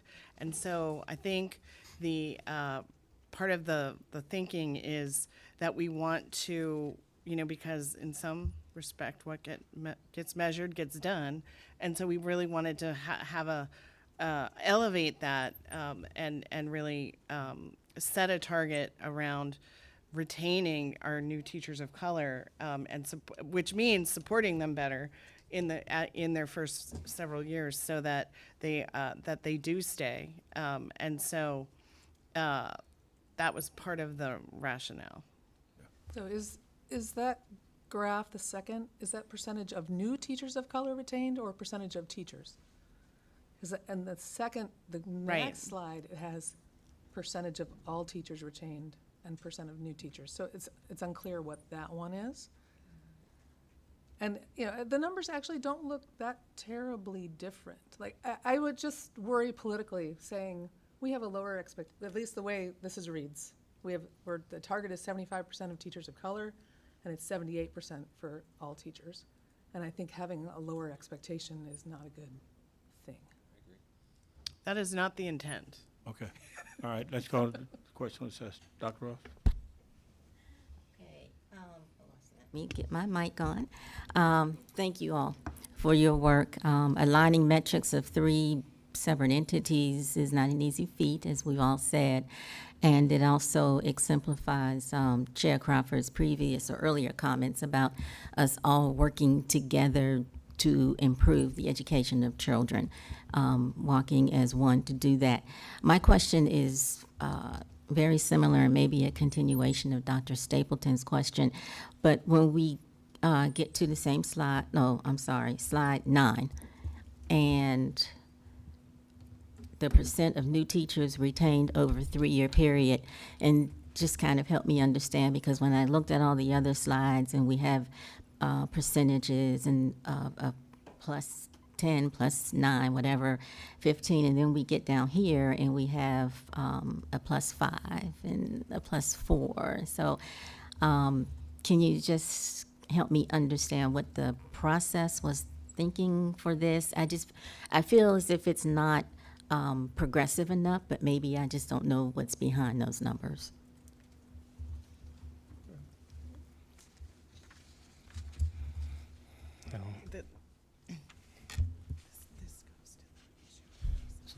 I didn't hear the last part of your question. I'm sorry. That's okay. I feel as if the numbers aren't, or the percentage points aren't progressive enough, but maybe I just don't understand what's behind those numbers. I'm thinking plus 5% and retaining new teachers over a 3-year period is kind of low, but maybe it's not. So I'm just trying to understand the thought process behind that. What data did you use? I mean, how did you come up with the 5%, I think is the question. So, because she's thinking it should be bigger than 5%. Yeah, that it's not ambitious Right. enough. So I think that, and we can certainly go back to the table on these, if that is what you would like. I think that in the late part of putting this together, the baseline year shifted from 22-23 to 23-24 because the staffing data is collected in the fall. And so previously we had been developing the target based on the 22-23 baseline data and not the 23-24. So I think that because of that, the growth is smaller when that baseline year shifted. So I think that we can certainly go back to the drawing board and try to set a more ambitious target based on this new, the baseline year data that we now have, and try to set a more ambitious target, and also clarify. I think part of the challenge is the metrics are flipped on the 2 slides, so Right. I think we need to. So on the previous slide, new is on the top, and so I think we just, if you are open to it, we can rethink that. If you have other feedback for us to take back with us. Okay. All right. All right, any other questions? If not, Chair? Okay, very good. Well, now, I'm sorry. We have one. I'm sorry. Just 2 quick questions. One is on slide 13. Just for the targets to be determined, what do we think is the proposed phase-in for those targets? And do we think we'll have solid baselines within the year, and these will ultimately get rolled up into 26, 27 goals with just a 2-year time horizon? I think for all of these measures, we anticipate having baseline data prepared for the 2024-2025 school year. And so then it would be from there determining what is appropriate in time intervals for target setting. Great. Okay. And then my second question is maybe just a larger question, more focused on communication. Because I'm a strong believer that I think ambitious goals are attainable as long as everybody acknowledges the goals that are set and understands their unified role in that and take ownership of it, and everybody's rowing in the same direction. So, I guess the question is, how are these goals being messaged and then ultimately owned by the districts and then ultimately by the schools, and then even at the classroom level by the teachers? And then how is this being communicated to the larger community so that everybody, takes ownership of these and understands their role in moving forward to try to hit some of these ambitious targets for our kids across the state? That's a great question, because that's the critical nature, I honestly believe. I couldn't agree with you more. I think it would start with the superintendents, because I think in fact, we had this brief discussion on Friday when I met with them around the aligned metrics, and then I think following through with them, because it's going to be on them to also set the targets not only for their districts but for their schools, and then to meet with those principals. And I would anticipate that we would be also calling some principal meetings together as well to talk about that and what does that look like and what does that mean. Because you're right, the sense of urgency cannot be stressed enough. And so I think it's incumbent upon us to use all kinds of communication strategies where that is concerned, and professional learning meetings convened. I know that the AIB has also hired additional comms people for this purpose. So I think we need to be thinking very strategically about that. This needs to get out wide and clear to parents as well, so that parents are going to understand that we're stepping up our game, if you will, in schools, and then also letting schools know what we're going to be doing to support them in this effort, because they can't do it by themselves. And I think that's part of our job here at the agency, is to make sure that they've got the resources and support that they need to, in order to pull this off. Because it is ambitious, you're right. But I think communication is going to be absolutely key with all people that are involved. Thank you. Okay, very good. The floor is now open for members of the State Board questions or clarification. Ms. McCusker? Bless you. And then Dr. Johnson. Good morning. Thank you so much for the presentation. I know there was a lot of work that went into this. I took note that when you got into the slides that were talking about the support for these ambitious targets, that there is no support listed for the retention and recruitment of teachers, and there are no supports listed for increasing the number of counselors in schools.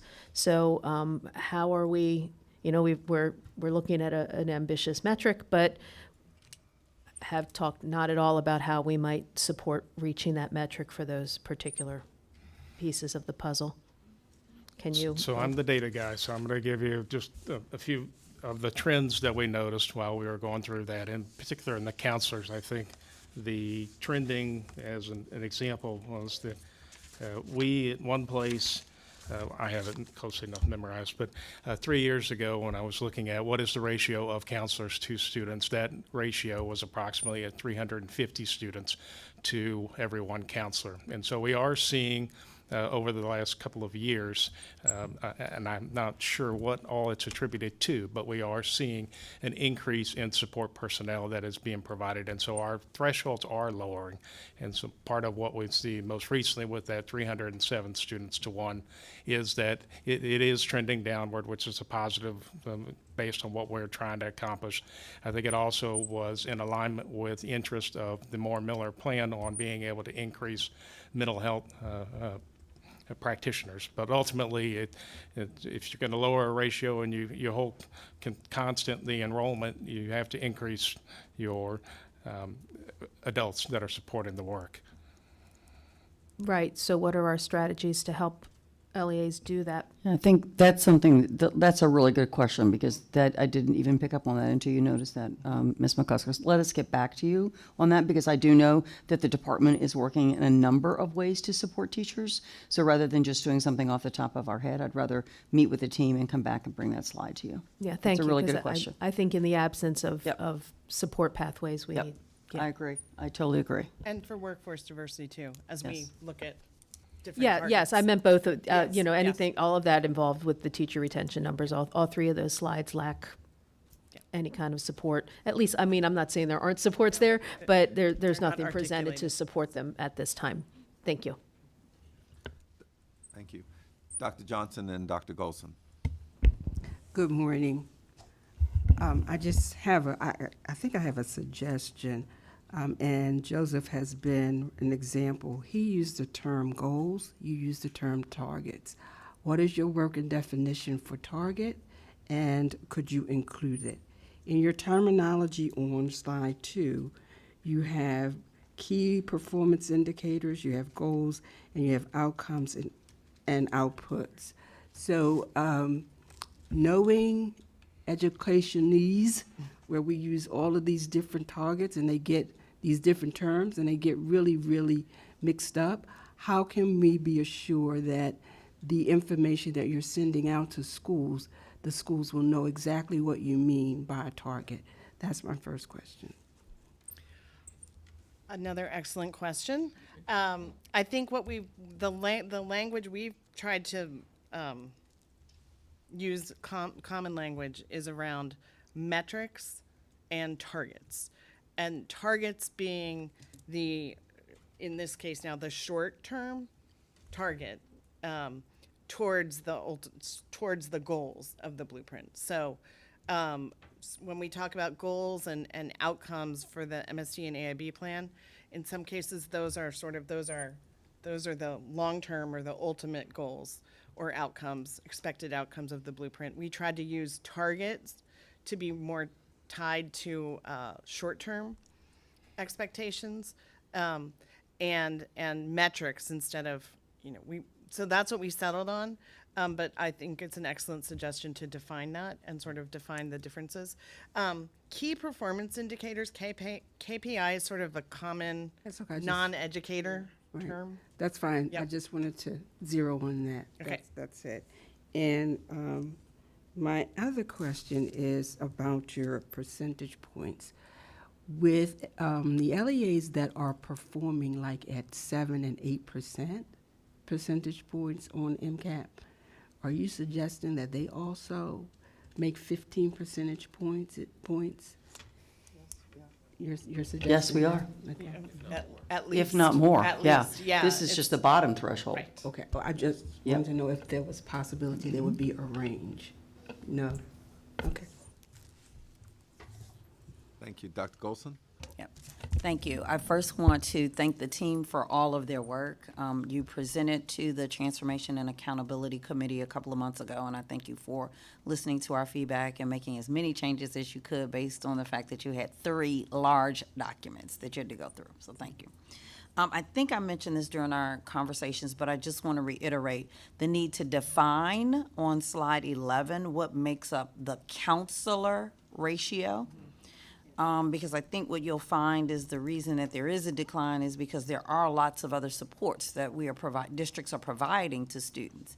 But it might not fall under the professional school counselor that I know is really what this metric is for. So some districts might have college and career counselors now. Are we counting that as part of the ratio in comparison to professional school counselors? And then you also have mental health practitioners. So we just need to define it so that it's very clear and it doesn't get muddy. And then the last point is just to acknowledge that there may be a trickle effect that some of the professional school counselors are getting trained now and are coming from the classroom into those roles, which means that's going to increase the number of positions we need to fill and retain in the teacher workforce. Mr. Greer, and then Dr. Michael. Thank you. Reiterating what Ms. Goldson said in terms of this is a huge effort. Thank you so much. I know we've been talking about this for a long time. I want to go back to a couple of places. One is I think that when we see trends that outpace others in subgroups, which we see traditionally happening in teacher retention, in student achievement, I think that we can sense an inequity is happening.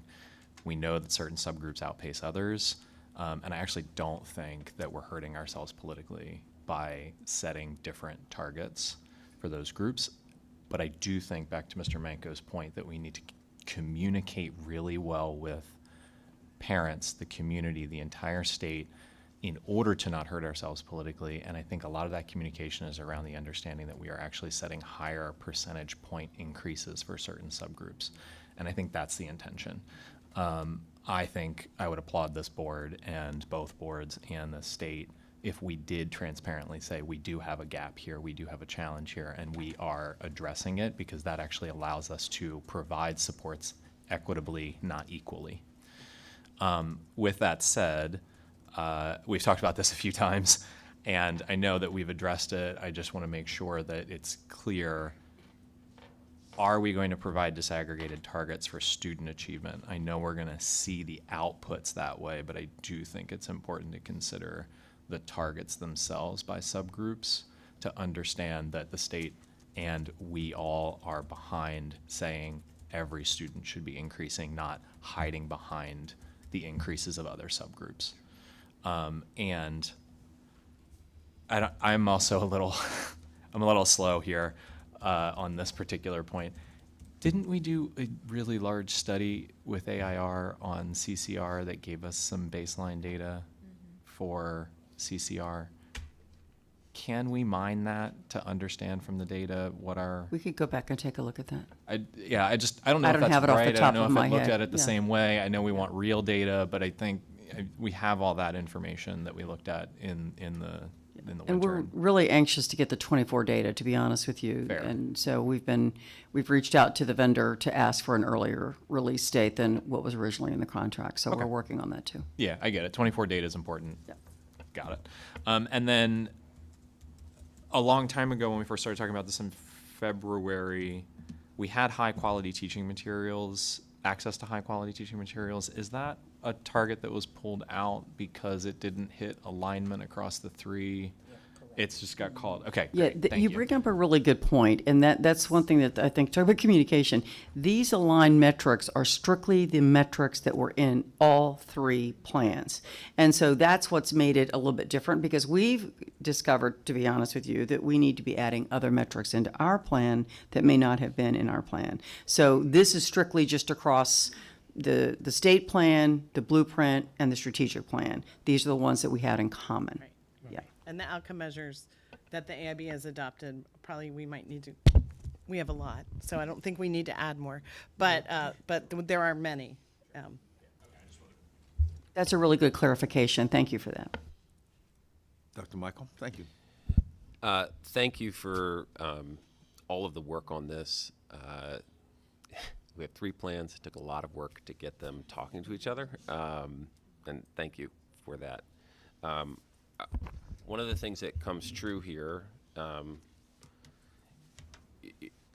me put it differently. The public is very supportive of investments in public education in the state of Maryland. This is a long-held piece, and we know, as Chair Leggett said, they're going to be looking at attendance. They're going to be looking at reading achievement, and they're going to be looking at math achievement to see whether this works. And this, I think, in some very positive ways, is going to make us rethink some of the strategies and approaches that we've laid in the blueprint to ensure that an increased public investment in education yields outcomes that resonate with how the public comes to understand whether schools are working for their children and for the children across Maryland. So I think this is really positive, and this will help us keep our eyes on, really focused on where we need to go. So thank you for putting the work in. I think less of a response needed here, but as we move to action today, one of the things that I really want to make sure we follow up on, to Dr. Menko's point, is how are we communicating and getting these goals in a place that are, that can be anchored much easier. So, do we start to have numbers? Is there goals 1 through 8 so that we have common language around, goal 8, goal 6? How do we create and package this in a way that not just schools, as they're looking at their school improvement plans, but how can the public come to wrap their head around? I got a broken record to the left of me that talks about every time you open a website for a school system, we should see these targets at the top. These should be at the top on every school system on our state. And I don't want to take your wind, I'm sure you'll mention it. But we need to find a way to make these actionable, and that's, as a follow-up item, as we take action today, something that I'm really interested in. The second thing is I'd like to make explicit when we take action today that we're empowering the superintendent in collaboration with the executive director to set district targets that align to these goals. I want to make that as explicit as possible. This is not for districts to be setting their goals. We need to have a plan that gets us, that we're working with. I believe that's what I heard you say, but I just want to make that as explicit as possible. Is that the plan? Yes. Okay, so can we just make that as explicit as possible? when we Absolutely. take We'll be action? working together to set the LEA goals, and then the superintendents will be setting the goals for the local superintendents will set the goals for their schools. Great. I want to draw back Dr. Stapleton. I think you're absolutely right. I think we need to amend the target today. When I look at, if you can go to slide 8 and slide 9, we're setting very marginally. So if you look at the bottom row here, this is slide 8. The bottom row is retention. We're doing a 5% increase from 70-75 on teacher of color retention. Go to the next slide. We're going 74 to 78 to the top, only a 4% increase. So we're very marginally closing the gap of what is a lower teacher retention. I would suggest that we set the target, if you go back to slide 8, that we amend that to go from 70 to 78, so that the target is to close the gap fully on retention for teachers of color in this period of time. They both be the same, you said? That they'll be the same, right? So what we're actually doing is we're setting a higher growth target for teachers of color for retention, but we're setting the same target for retention. I think not having a stronger focus on closing that gap, I think would not be wise. So I would, as we get to action, would propose that we amend that. Okay. Can I Duly make noted. another suggestion while you're, as I mentioned, part of the issue was the baseline year changed, and so the target, it's a 3-year target. So right now, the others are for 25-26 school year. These are for 26-27 school year. The other thing that would make it more ambitious is to set the target for 25-26 school year. So it would be achieving it in 2 years rather than 3 years. I would keep the same time frame. I'm fine with keeping the time frame. I just want to make sure we're right. Yeah. Is it okay if I jump? I don't know what the order. Please. Yes, please, Dr. Stapleton. I just wanted to recognize Nick Greer's point about, I totally agree that, we have to be realistic and realize that people have different opportunities to grow. But I do think that there's a different way to go about it than setting a target for each subgroup. But if you set an overall target and then have a target of decreasing the gap for a group from the overall, and that way they all have the same overall target, but you then draw attention to a specific group compared to the overall, not to compare to another subgroup, because that sets up a comparison you don't want. While we're on this, would you agree that they both should be 78? Is that the way you would on these two targets? Yeah, I would agree they'd both be something, whether Okay. it's 78 or 77 or. Okay. But the same. Yeah. Okay, I think that's part of the motion. We could- Yes. yeah. I think we're now at the point now of I open. had a question or comment because I can't seem to get beyond it. During the public comment, one of the presenters stated that the test was too difficult. And she repeated that on several occasions during her testimony. That was too challenging for our students. And it was a comprehensive statement that she made. And I think we need to keep that point in mind, because what we're looking at, part of this, is a comparative analysis. In other words, the same test, comparable test, in other jurisdictions, whether it's difficult or not, students are achieving that much better than we are in Maryland. And that point needs to be clear. Her point was it was too difficult. Well, students in other parts of the world and other states around this country are doing better. We need to make sure that that is fully understood.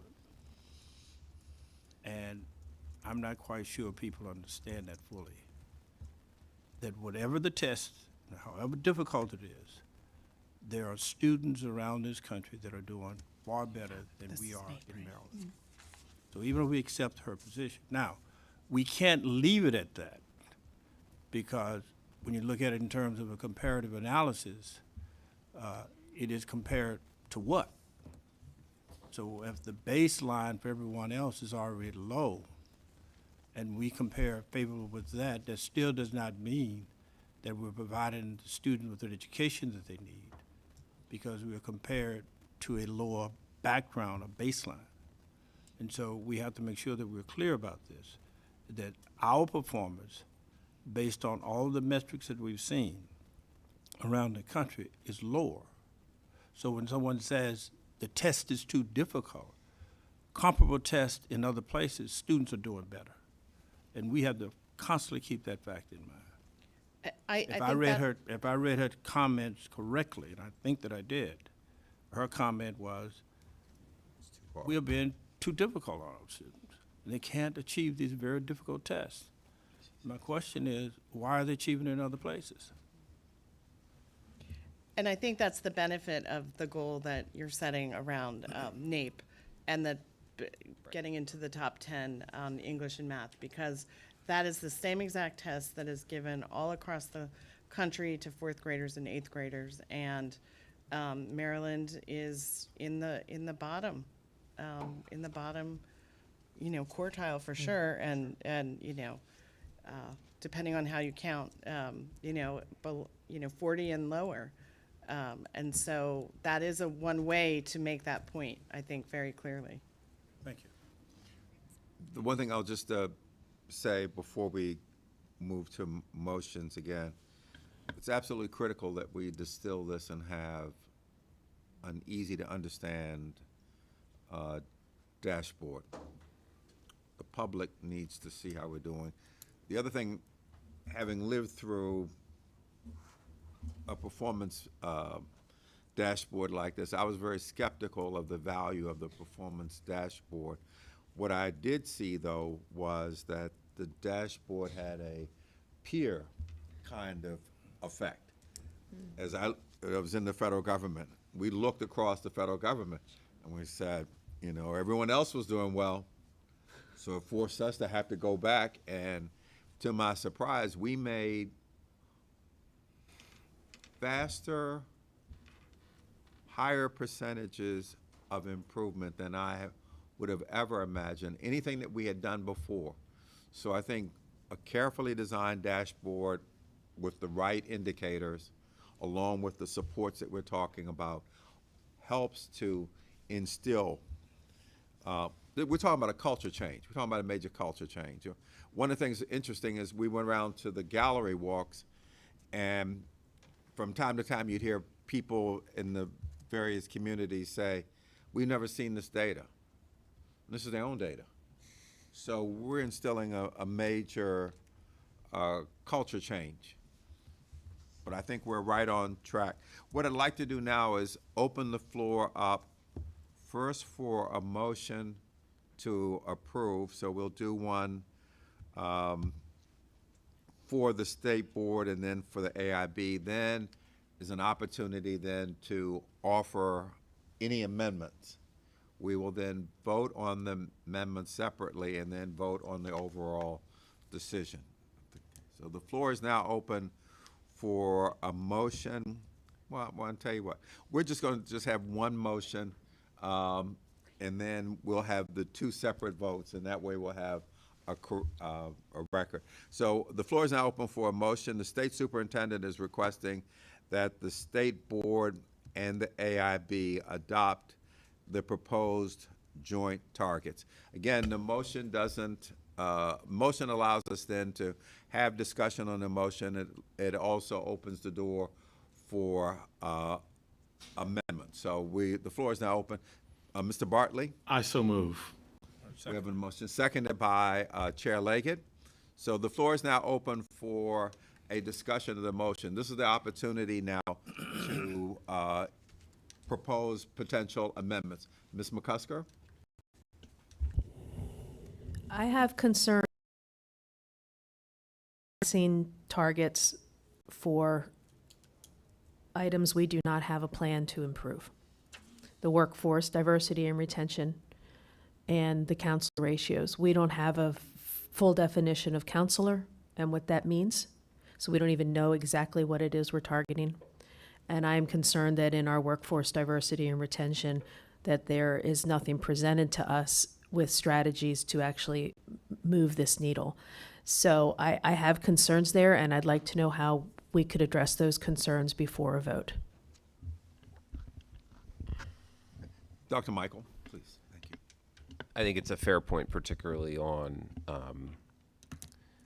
I think part of it is we've been so zoomed in on this. I would lift that the work in Pillar 2 of the blueprint is a well laid out plan of how we're working to diversify. So the specific strategy, while they haven't been on this, I think they line up very well on the key strategies that have been outlined in the blueprint. And so to that extent, we should expect that those strategies are going to lead to these outcomes.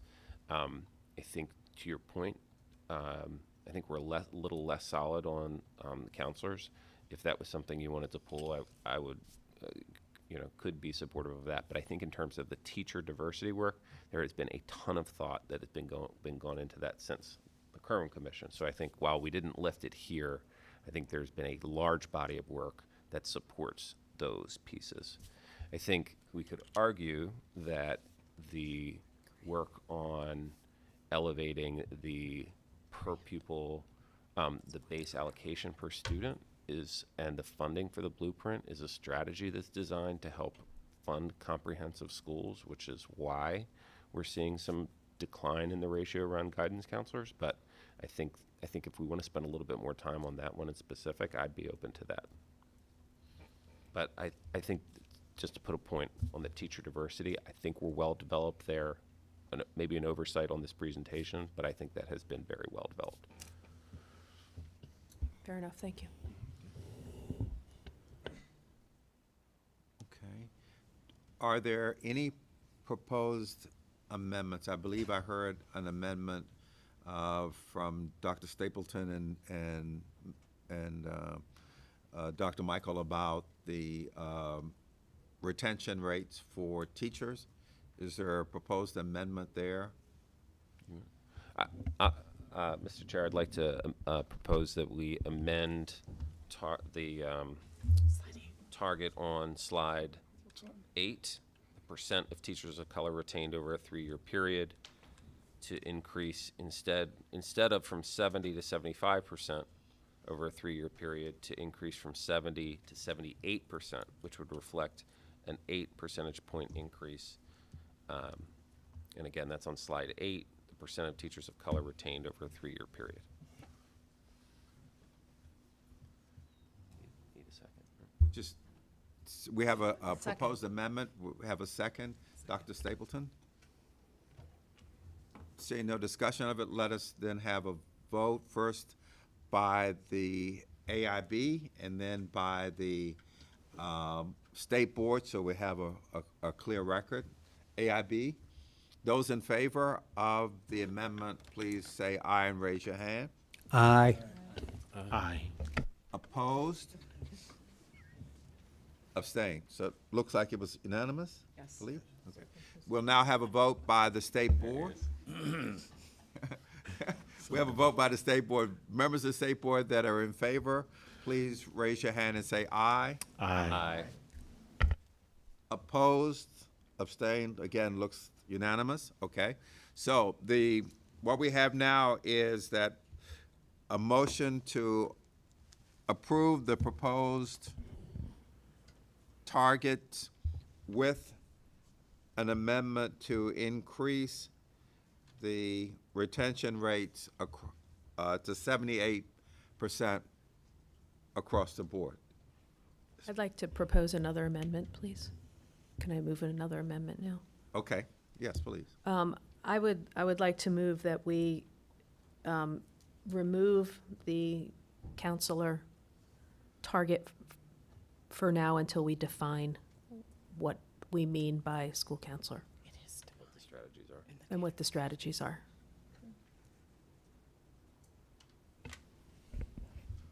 We have, is there any discussion? Dr. Johnson? No, I just wanted to second the motion. I think I need a second, yeah. Once again, just make sure, first, are there any discussion? So we can have a, yes. This is a discussion point that, and I wonder as this develops if another group of individuals we haven't talked about is the contractual support, right? So there are entities that contract out to provide either college and career readiness support, counseling support, how those all factor within the ratios.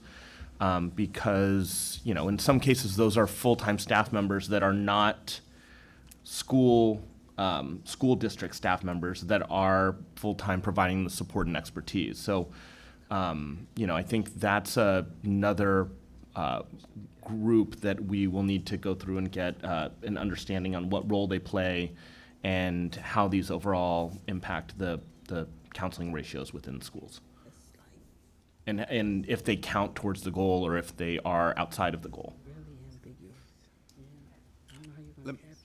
Yes, Ms. Lister. I believe that what is measured is what gets attention. And so I do have concerns that if you start to pull back and not include this at this time, my offering would be to suggest that there is a time in the very near future where you come back with that clarification for maybe school counselors, school psychologists, school social workers, PPWs. But this is a multi-year goal, and so I think there is time for staff members to get that clarity around what those definitions are going to be. As a former school psychologist myself, I worry that when you start to pull back measuring something, that I think that we can look at the needs around our students today and understand that mental health and mental wellness, behavioral supports continue to be a need in the schools. And so I just worry that anything that we leave on the table today is something that doesn't get the attention that it needs. So my offering would be that we have some sort of a timeline to come back and have that discussion. Dr. Michael? So a question to staff, is it possible that we might be able to provide the supports and the clarity in time for both boards separately to adopt this in time for the next school year? Yes, absolutely. Okay, so You can do that. to Ms. McCusker, would you offer a friendly amendment? Would you consider a friendly amendment that said that we're not adopting this today, but that we would seek for both boards to adopt a goal around guidance counselor in time for the next school year, once the clarity's been provided? So we're not kicking this down, down another set, waiting for another baseline year, that we move Yes. quickly. Okay. Dr. Johnson? Or could we include exactly what we know right now? What do we know right now? What do we consider counselors and school support right now? And then make the adaptation for that in the upcoming, before the end of the year. There currently is a definition of counselor. I've asked Mary Gable to come to the table to share.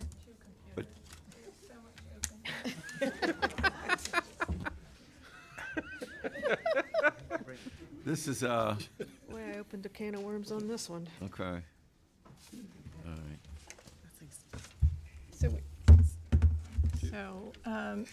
Just to be clear, we do have definitions of each of the positions that we collect data on. The official definition that we collect data for school counselors is guides individuals, families, groups, and communities by assisting them in problem-solving, decision-making, and it goes on, delivering meaning, articulating goals related to personal, educational, career development.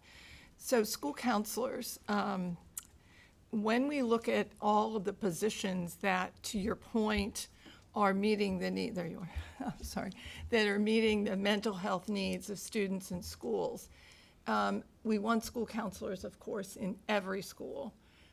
But school systems, they are hiring school counselors, they are hiring school psychologists, they are hiring social workers, they're hiring pupil personnel workers, they are, of course, hiring nurses, they're hiring behavioral health therapists. They're hiring a variety of mental health individuals and trained professionals. And in some LEAs, they put priorities on hiring one over another. So one school system may really want pupil personnel workers because that's what that school system and their schools need. Other school systems are putting in more social workers and hiring those. So it really depends on what the school system may be hiring. School counselors are always hired. The average, I was looking at some of the Counseling Association collects data across the country. The national average is 385 to 1 in school counselors to individual student. Maryland, as you saw on the data, is 307. So we are not in the average of 250 or better, but we are going in a better direction, and we are far under the national average. Doesn't make it perfect. But in other cases, I'm just looking at the data on what we have collected. Some LEAs have a higher average, significantly higher average of number of students, but their average of students to school psychologists is much lower because they have made some different decisions depending. So we do a lot of things to work with our school counselors, and I am so grateful to Dr. Wright because I had 2 vacancies of school counselors for well over a year, almost 2 years, and I now, happy to say, thank you very much, she approved me to fill those positions. So we have just filled those positions, not just, but since Dr. Wright has been here. So we got right on that. We have school psychologists in the office, all who we're working with. And there are, and to your point, there also are career counselors that are in the schools, so. So is it safe to assume that all those titles you just gave fall under the counselor to student ratio? Okay, so then that's the question. We have a school counselor ratio, we have psychologist ratios, we have social worker ratios.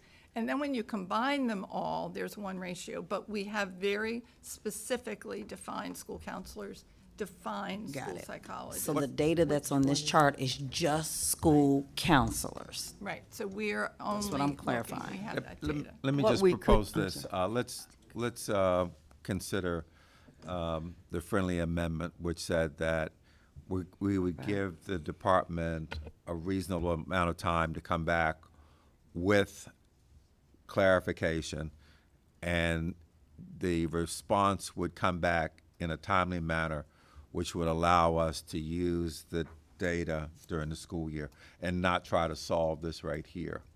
So we pull the counselor piece with the understanding that they're going to provide additional clarification and come back to us soon so we can move forward on that,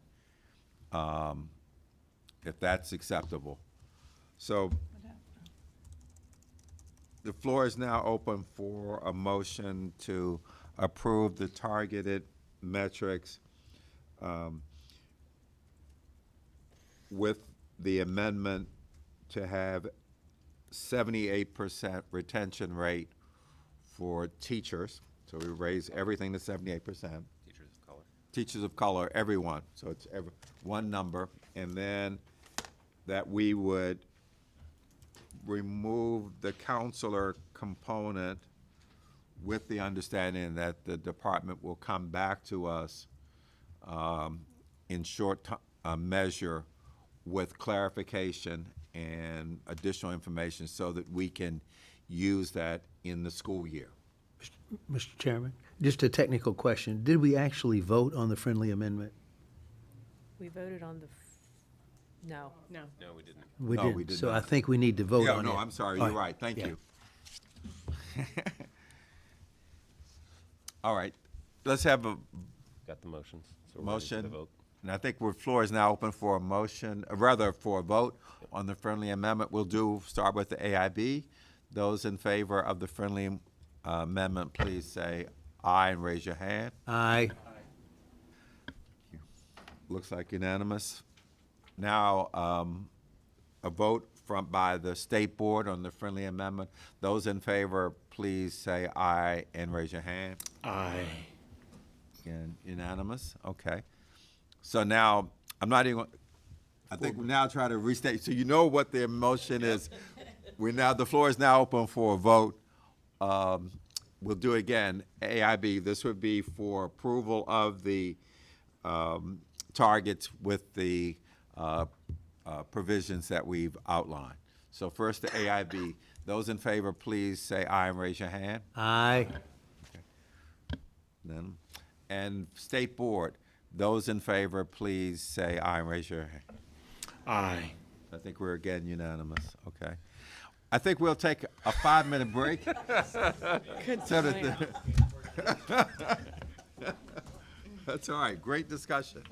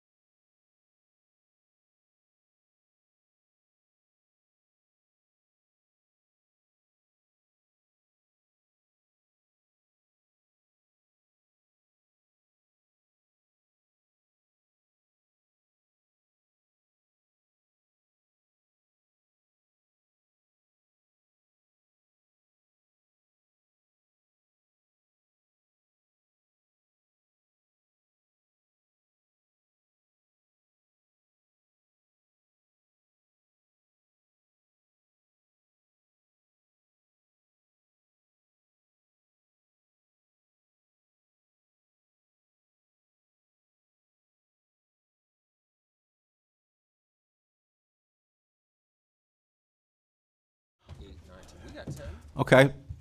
We're going to reconvene. Members of the public, we appreciate your patience with us as we work through some technology challenges. We're going to move through our agenda. We're going to try to get back on schedule.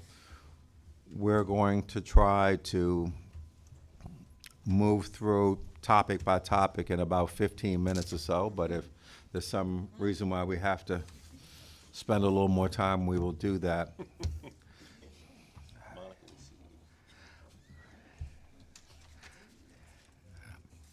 Yeah. I had plenty of time. My family's out of town, and Speak for yourself. Speak for yourself, Mr. my President. next commitment is 9 o'clock tomorrow morning, so I got a lot of flexibility. We could just be here and sing and do whatever we'd like. Okay. So, all righty. So the next item up is an update on the literacy initiatives. And I'd like Dr. Collins and Dr. Smith to come up. They're going to provide you with, updates on what we're doing around the state with literacy. Ladies?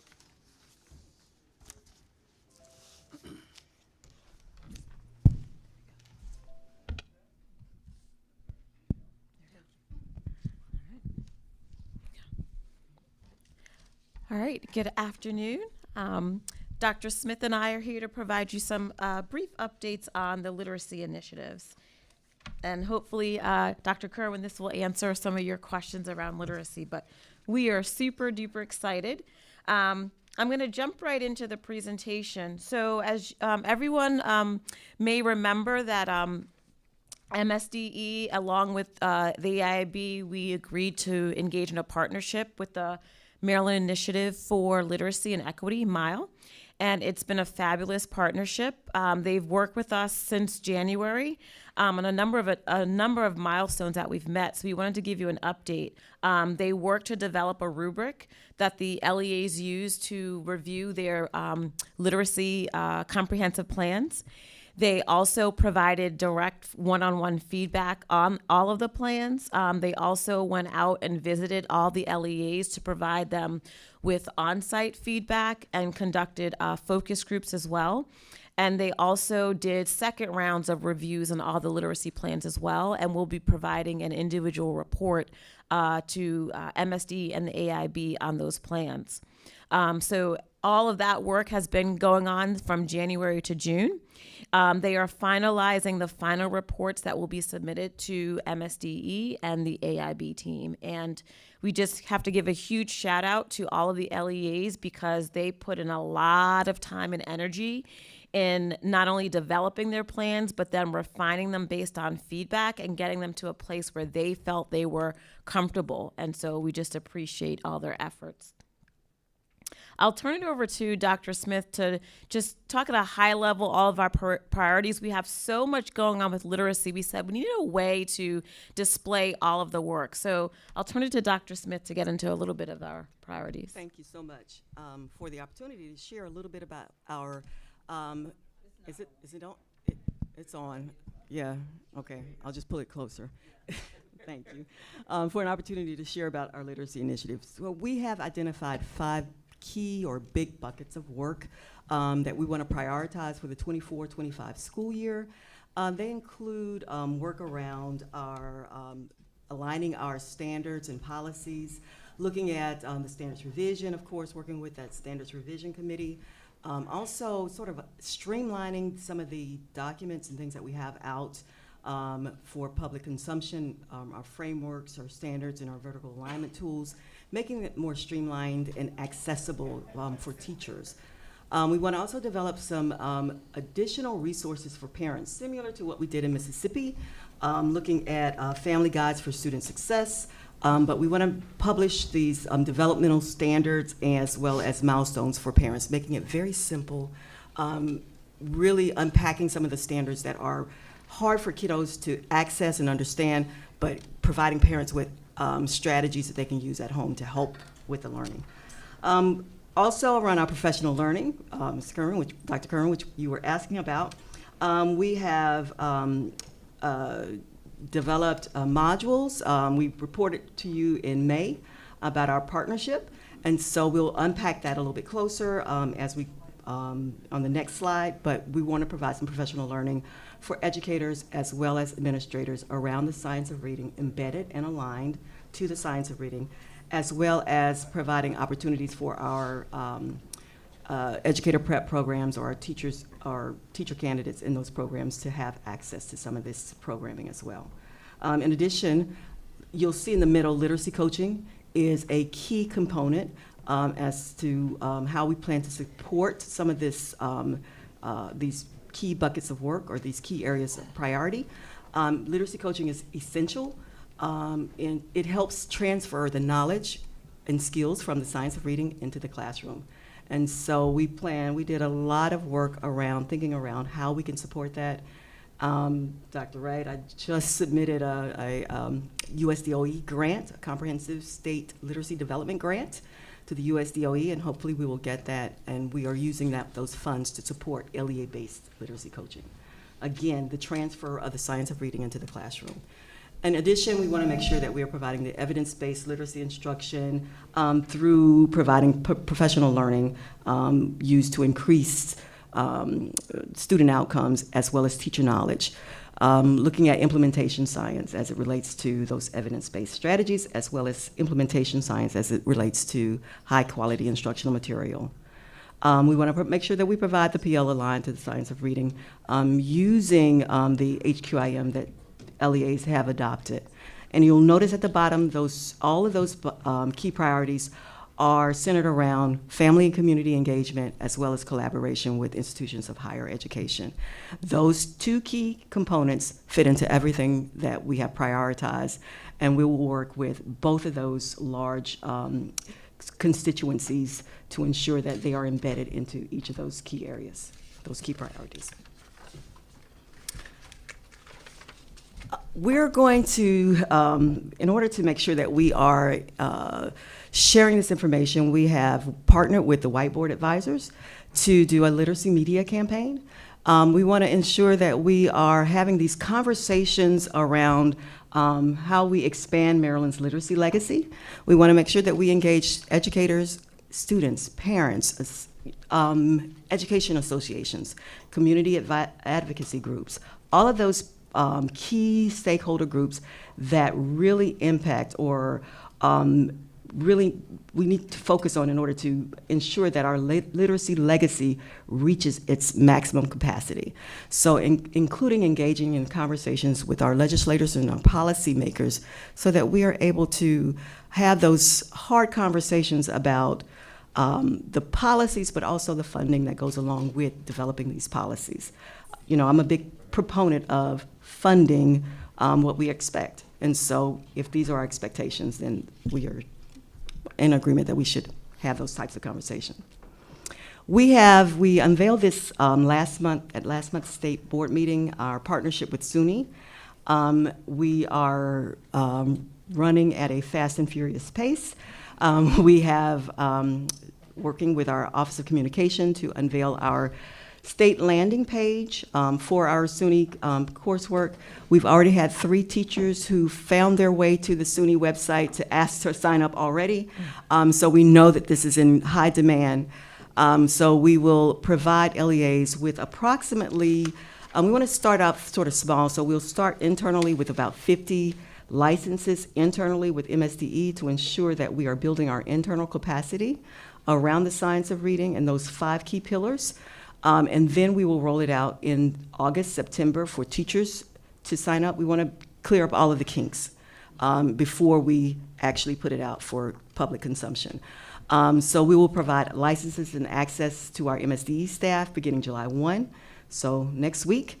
And they sign up. The sign-up goes live today after the state board meeting for MSDE, and we'll close it on July 5th, and then we'll roll it out to our LEAs after we finish that. We will start off with about 1,000 access points or licenses given to LEAs in August, September, again, so that we can ensure that all of those kinks as far as registration and sign up are worked out prior to rolling it out to the 26,000 remaining licenses that will be available.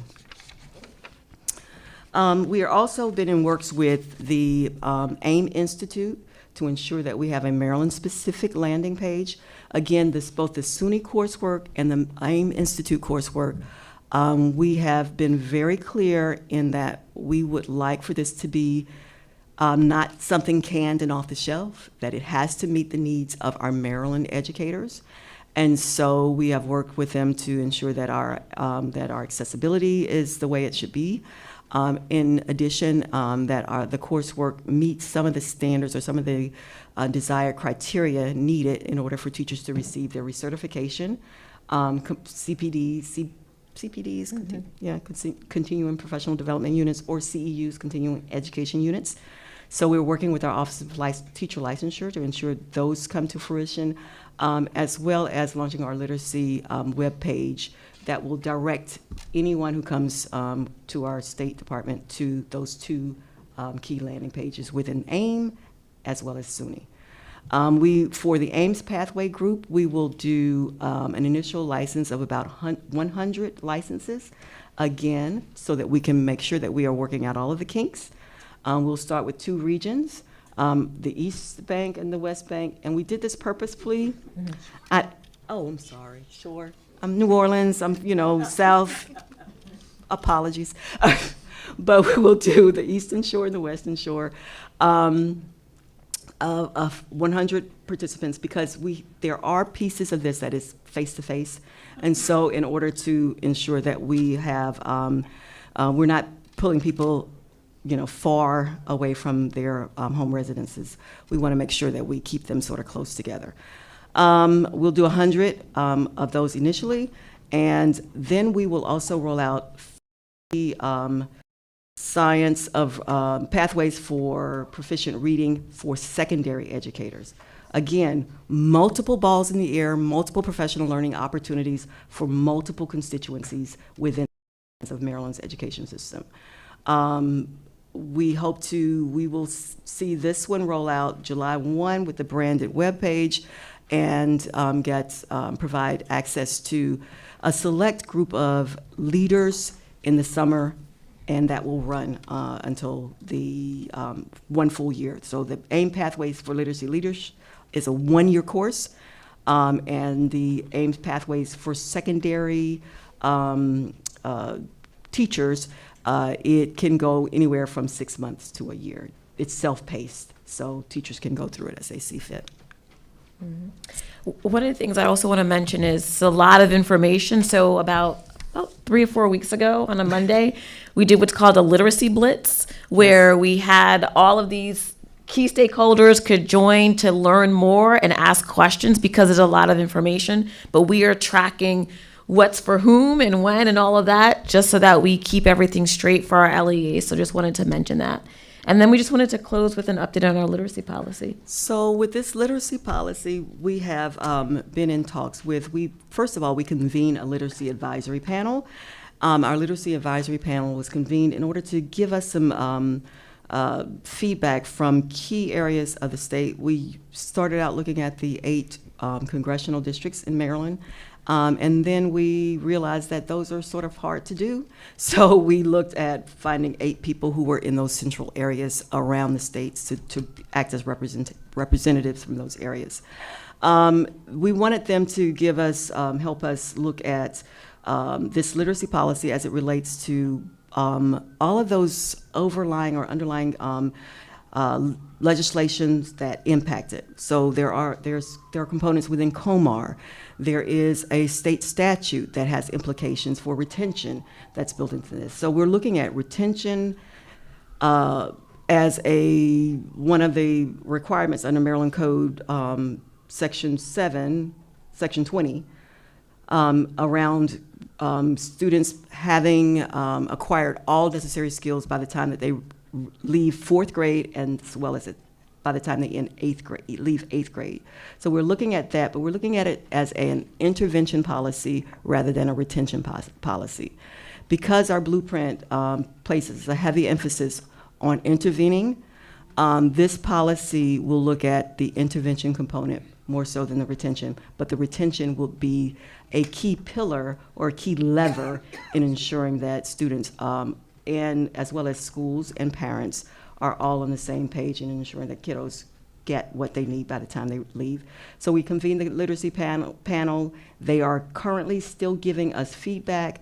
We've also released this literacy policy for public comment on our public, on the Maryland web, on our webpage, and so it's being released as we speak, and we plan to close that July 19th and bring it back to the board for additional comments so that you can see the comments that we've received and make adjustments as we go forth. I tried to go through that pretty quickly because I know that we've been sort of pushed back, but I think we're ready for questions. Yes. Thank you very much for the presentation and the impressive initiatives underway with this effort. Just a couple of questions. Is the center at University of Maryland, MILE, have they been involved in helping to develop this strategy? Yes, they are very, very much involved with this. Dr. Bolger and Dr. Gibson, we meet weekly, and they have provided input on both the expert literacy team as well as the policy. Great. Thank you. And as well as the grant that we just submitted to the Department of Ed. Exactly. You mentioned the coaching initiative. What wasn't clear to me is who is being coached? So this coaching initiative that we wrote the USDOE grant for would focus on our LEA-based coaches who are already employed within the LEAs. Right. As well as providing funds to targeted LEAs to hire additional literacy coaches. Yeah. So these coaches will coach teachers. Okay, right? Good. So they're coaching the teachers on this, train the trainer in a model. We're building of sorts. teacher knowledge. Okay, exactly. Great. And then you mentioned the media campaign, which interested me greatly because I think we, AIB and the State Board, need to get more information out. Yes. So could you just say a little bit about the media campaign, what's planned, Certainly. how it's going to be executed, et cetera? Yes, so at the next board meeting in, is it August or July? It's the August board meeting. We will have Dr. Kimyana Burke and Mr. Kareem Weaver, who are the key players in the documentary, The Right to Read. They will be here to share and have a little brief conversations around literacy policies, as well as how do we ensure that children receive access to quality educational opportunities within the state of Maryland. We also plan to do this as a week-long push for literacy, increasing literacy knowledge, what's going on across the state. So we will work with the whiteboard advisors to come up with we're working with them currently to come up with a plan to roll out or get more information out to the constituencies across the state about literacy, about what's going on in Maryland, about the access to the science of reading professional learning, about the access to the, hopefully the developed resources for parents, as well as develop resources for parents of multilingual learners. So multiple irons in the fire with a really big group of people working in literacy, 2.5 people.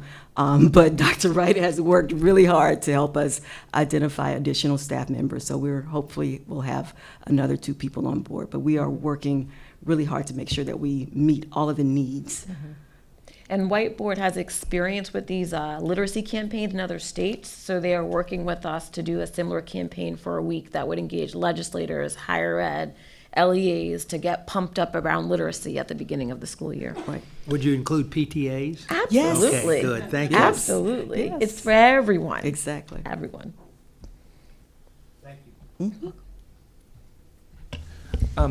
So there's been so much focus in the conversation around the science of reading primarily around elementary age learners and students that are challenged with phonics. But there are clearly challenges for students in literacy all the way up the chain. So Just curious about the types of literacy supports that are being provided to teachers of middle school and high school students. And are you doing more work with morphology and Yes. vocabulary? What are you doing to address deficits in background knowledge? I think these are some of the harder questions. It's hard enough to go through and provide supports around something more formulaic like phonics, but when you start getting to literacy in the upper grades, it becomes tremendously more challenging. So Well, I want to hear a little bit about what you're doing for that. Yeah, Maryland's focus is very comprehensive. We focus on the 5 key pillars. And so not just the phonics of phonemic awareness, the vocabulary, the comprehension, all of the key pillars, the 5 key pillars of reading, right? So we don't just focus on the phonics. It's very comprehensive in nature. In addition, we recognize that there is a definite deficit for our adolescent learners. And so our main focus for our Science of Reading coursework for SUNY, we are encouraging LEAs to start with the grades 3 through 8 for enrollment, as well as the AIM Pathways to Proficient Reading is actually a secondary teacher's coursework. It's not necessarily for the elementary school teachers. It's for those content area teachers who say, I'm not a reading teacher. And so we recognize that there was a definite need for that. We have a very limited number of licenses available, but we knew that we wanted to see what how people received it first, right? And whether or not we would have any type of, how it would be the reception around it. But the SUNY coursework around those 5 key pillars, we are starting with grades 3 through 8. However, it is open to pre-K through grades 12. So again, comprehensive in nature, ensuring that we have addressed every educator in the state of Maryland who would like to have more information around the science of reading. And I can just add, the literacy learning lab that we did this year focused on the secondary level. And because, to your point, the feedback we got was folks hadn't spent much time at the secondary level with reading, so they wanted to engage with other peers across the state to begin to talk about that.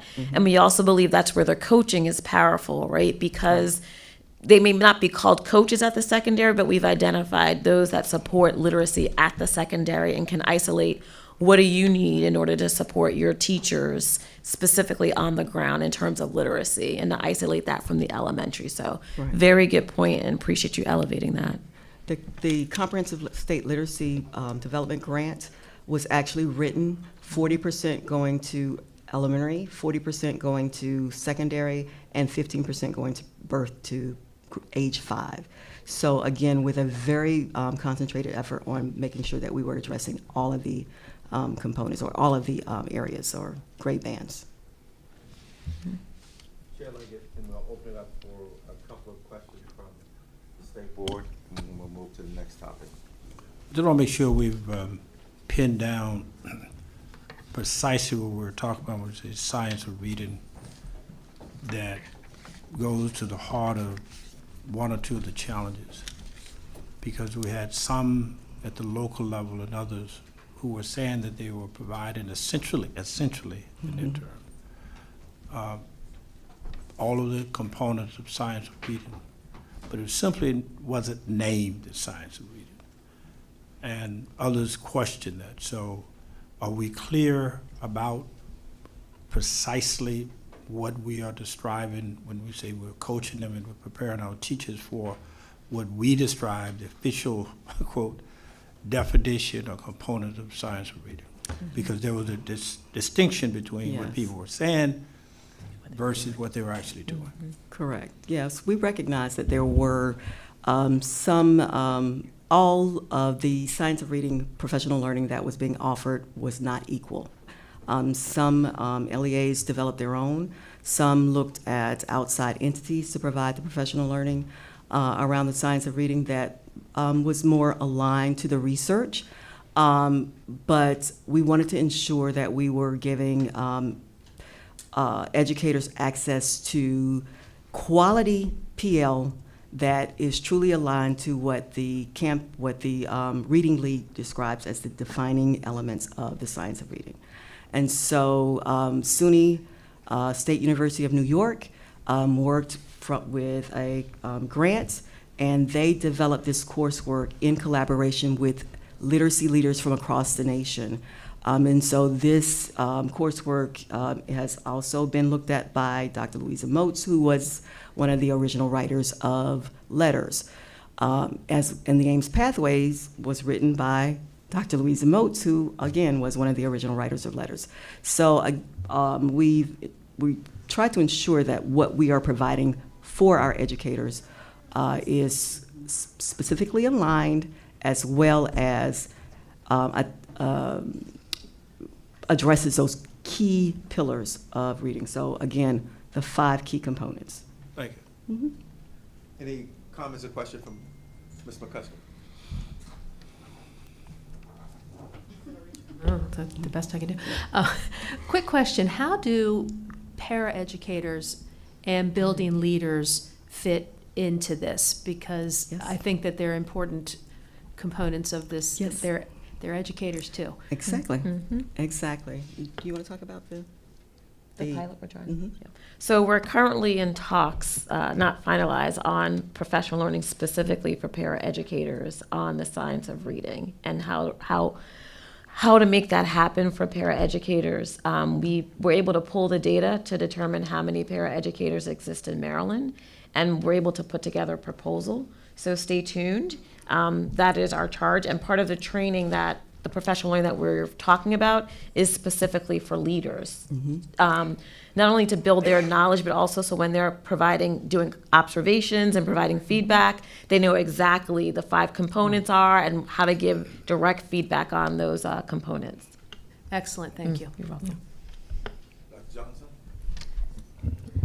So how are you differentiating the professional development for the upper grade levels, like in reading, and those who are in the lower grade levels? Because when you look at the Big Five, we know the Big Five's been around for a long time. So people will continue, those who are veteran teachers will continue to look at the Big Five in terms of the science of reading. But how do you differentiate to make sure that those upper grade levels teachers are getting the training that they need to meet the needs of their students? So that AIMS Pathways for secondary teachers, AIMS Pathway for Proficient Reading Secondary, is specifically designed for a secondary teacher. It's designed for a content area teacher, and it's about structured literacy, how to apply the science of reading in an upper grade classroom. So yes, so it's really tailored to asking a secondary teacher to, these are the strategies that you may be able to utilize when teaching morphology, when teaching in your science classroom, or when teaching in your mathematics classroom. So again, looking at those discrete content areas and how to apply the structured literacy components within the confines of a secondary classroom. Yes, ma'am. So you're saying the content teachers will be given professional development in these Secondary. areas? Yes, ma'am. I don't have a mic, but I thank you very much for doing this work. I think we all can agree how important it is. What I see sort of in this plan is work at the school-based level to make sure their teachers are have the professional development that they need to really feel like they can address these unique needs. Leaders select curriculum, because we're already seeing that there's a lot of curriculum that now has the flashy new science of reading title on it. But how are we, it will be exhausting for teachers to navigate what they now know with a curriculum that's not aligned. So how are we helping our district leaders select curriculum that will bring full alignment to help move this work forward? That was included in, as one of the pillars of our work. HQIM is embedded as one of the pillars. And so we will look at professional alignment, professional development aligned to the science of reading, so that as we're moving beyond the unpacking of an HQIM. So we don't want to just open the box and say, oh, okay, here's the ancillary materials. We really want to look at how it is aligned to the science of reading, and helping the LEAs to really evaluate and ensure that what they've adopted is truly what we expect, and it doesn't include the 3 queuing system, for instance. So we're working in collaboration with our Office of Professional Development and HQIM to ensure that the professional learning that we provide is, number one, tied to adopted and selected and adopted material that's being used in the LEA, but also that as we are going out and providing any types of supports to administrators or CAOs, that we're talking with them about, these are the pieces that you need to be very well aware of and that you need to use as you're considering adoption. Or if you've already adopted, let's unpack what you have to ensure that there are no misalignments, and maybe not throw the baby out with the bathwater, but you can throw out this particular component that's not necessarily aligned with the science of reading. And the other piece is that we are launching in a few weeks, fingers crossed. Our whole HQI initiative is still up and running, and so LEAs have been working on a survey to provide us an update of their HQIM for all content areas: literacy, math, science, and social studies. So we'll have a wealth of data on where our LEAs stand, and then we've also been actually going out to do visits with the LEAs to look at their curriculums, but also instruction. And I think you'll hear when the expert review team shares with their work, you'll see the alignment to HQIM in there as well. So it's everywhere, but it's also the implementation support. Okay, now you're using a high quality curriculum. Let's make sure you're implementing with fidelity, and it's aligned to the science of reading principles, and it's aligned to what the data is saying. So it has that HQIM piece that you brought up is really critical to improving outcomes. So connecting all the dots is important. Nothing is done in silos. We're working in collaboration with every area to ensure that everything is aligned properly. Thank you. One more real quick question. I'm very concerned about what's happening in our teacher preparation programs because they have not been in the past committed to the science of reading. So what are we doing to ensure that they get the message and get on board? So that was one of the key criteria of the Comprehensive State Literacy Development Grant, was that there had to be a component around working with the institutions of higher education to ensure that, number one, the programming was of quality and aligned to research, to the science of reading, and that there were that we reviewed the coursework to ensure that they were providing the types of required courses that we expect around the science of reading. In other words, doing away with those sort of outdated methodologies, strategies that were still being taught around in some IGs in Maryland. I can add that Dr. Wright also has regular meetings with the deans and directors of higher ed, so that is her space to bring folks together around these priorities and initiatives and kind of align messaging as well. So it's been a good structure. I just wanted to add, Dr. Kerwin, it's a very important point. Our IHEs and teacher prep programs, it's a critical part, but I do want to also flag that only 1 in 7 of the teachers that we will hire this fall will have gone through an ed prep program. So we get that right, we get it right for 1 in 7 of the new teachers that we hire. The other 6 we have to capture in the professional learning. Right. So it's important, but our biggest bang for buck is going to be the on the ground, in school, job embedded professional development that's been laid out. Well, we'll follow your lead. We know. Whenever you're doing major culture change of this nature, you do everything you can. Whenever you're doing major culture change of this nature, you do everything you can to get people to voluntarily do stuff. You do incentives, you do all of that. But at the end of the day, my experience has been there's a small percentage of folks that decide they're not. Then you have to deal with them. So, we may find down the road that we may need legislation on some of these matters, or we may need to have much more serious conversations.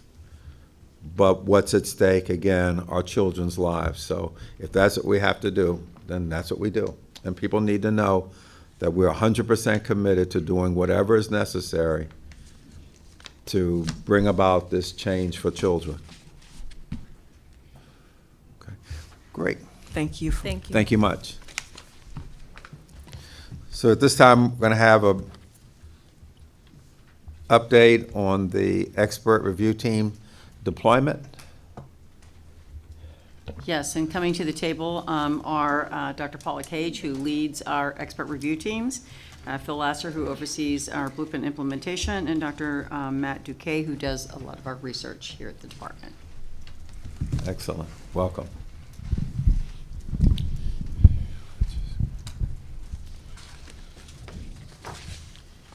All right, thank you. Good afternoon, President Crawford, Chair Leggett, board members. Thank you for this opportunity to discuss the expert review team.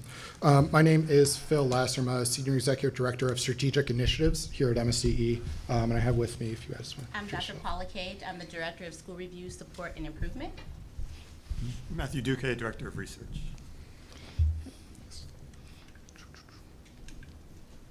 There we go.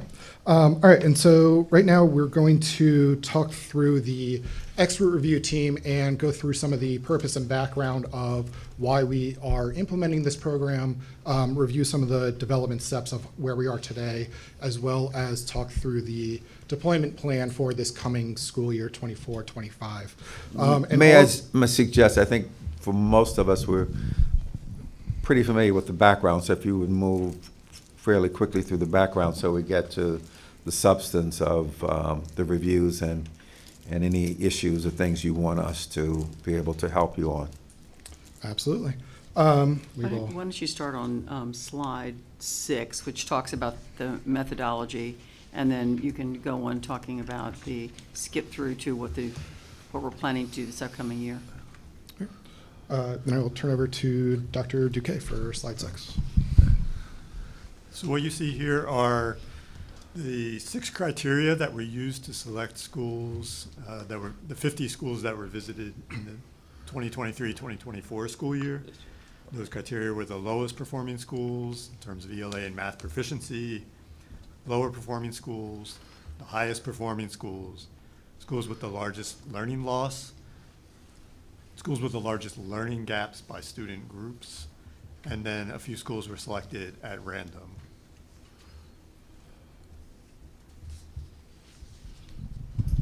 And so as we think about moving into the 2024-2025 school year, that focus, as we mentioned earlier today, is going to be on the literacy and ELA and math school visits. So as we have the expert review team go out for literacy, they'll be looking at that phonemic awareness, phonics, vocabulary, fluency, and comprehension, but also on the math side, the problem solving, reasoning, communication, representation, and the connections throughout that. Just making sure that as we go into the schools that we are ensuring that everything is evidence-based and that we're looking at those teaching practices as well. So as a expert review team actually goes into a school, there are 6 people that go together as a team, and then they split up into 2 teams of 3. 3 people actually go and do the classroom visits, and then 3 people do the focus groups where they're actually talking to stakeholders. So then you have your students, you have your parents, you have your administrators, and then you have teachers.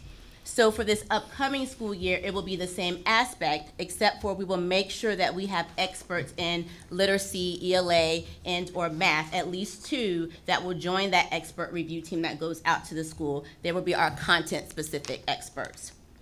And we're also exploring making sure that we're having other people that go out that are content specific from MSDE as well.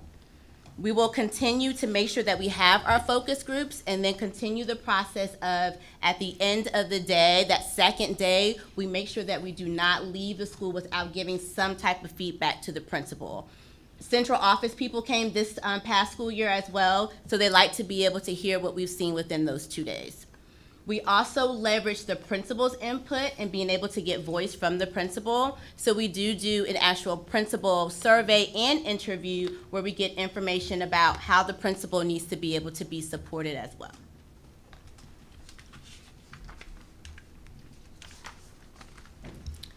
We are fortunate to be able to continue the partnership with MILE this upcoming school year, so they will help with the literacy initiative.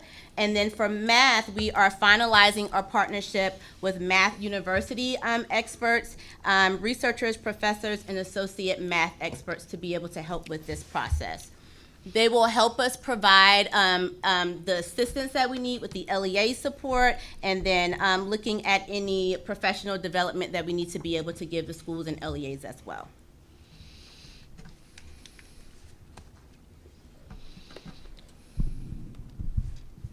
So in consultation with the AIB staff, we're proposing this methodology for selecting schools for the 2024-2025 expert review team visits. Based on 7 criteria, approximately 150 elementary schools will be selected. This includes the schools with the lowest proficiency rates on MCAP in both ELA and math in 2024, as well as those with the highest proficiency rates. We also choose from schools that had the largest decrease in proficiency rates over the last 2 years, as well as the schools with the largest increases in proficiency. And then we're also looking at schools that are low performing for their students with disabilities group and schools with lower performing multilingual learners over a 2-year period. And then lastly, once these schools are selected, if there are any LEAs that do not have a single school selected, they will have schools selected that are from their lowest performing groups. So once we get those MCAP scores, we are ready to go, and we will actually send out a transmittal to superintendents letting them know what schools are actually going to be visited. We will do meetings with blueprint coordinators and CAOs to talk to them about the process. We'll do a separate meeting with principals to get them prepared for the process. And then we will start our reviews tentatively in September, moving through the April timeframe, giving us some time for if something happens to whether we can make up some of those school reviews. Throughout that process, we also make sure that we're continually following up with the expert review team. So as things happen or as things come up, we're doing virtual training with the expert review team to be able to help them gain the collaboration that they need for that. And we're going to make sure that we continue having stakeholder engagement sessions, so having those principal collaboratives to be able to bring principals together to be able to give information and best practices to each other. And with that, we'll open up to questions. Dr. Michael? I just want to acknowledge staff, if we go back to the plan, you're taking on something fairly ambitious here in using last year's data to set the schools. It's really important that we do this, and I just want to acknowledge staff on both sides on making this happen. It is really important when you're in a school that we're using the most up-to-date data to determine who's actually being visited. And so just want to thank and acknowledge staff from both AIB and MSDE in making this happen on a quick turnaround so that our work in schools is as relevant as it can be. Dr. Johnson, and then Mr. Robinson, Will Dr. the- Lynch.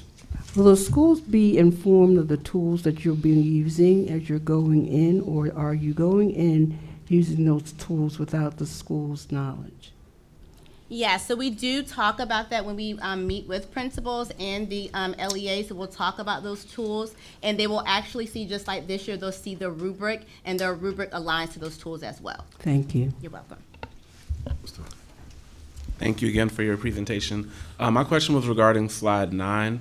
And I noticed on there it said that each visit had about 8 classrooms visited on either side, literacy or math. I'm curious about the selection process for those classes.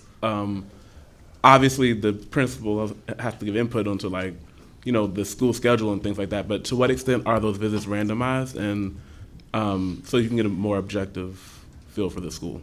Yeah, so just like this year, they give us the schedule and we make the schedule based off of that. And the same thing with focus groups, they give us a list of parents and students and people that have signed a waiver to be able to participate, and we make the schedule based off of that.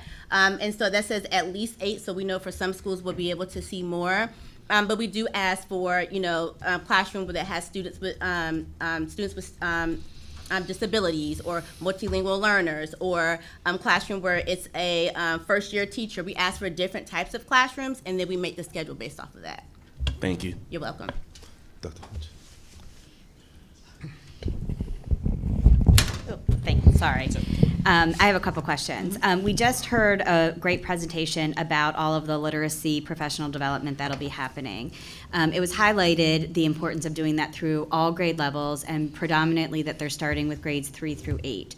You are visiting 150 elementary schools, no middle or high schools. So I'm wondering, number one, what is the plan to expand to make sure that we are actually visiting all levels?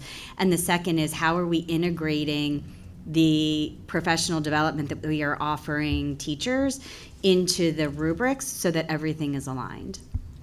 And then I have one more question. Yes, so with the expert review team, we're actually using that same process with professional development. Every summer, the expert review team goes through a 2-day big review of everything.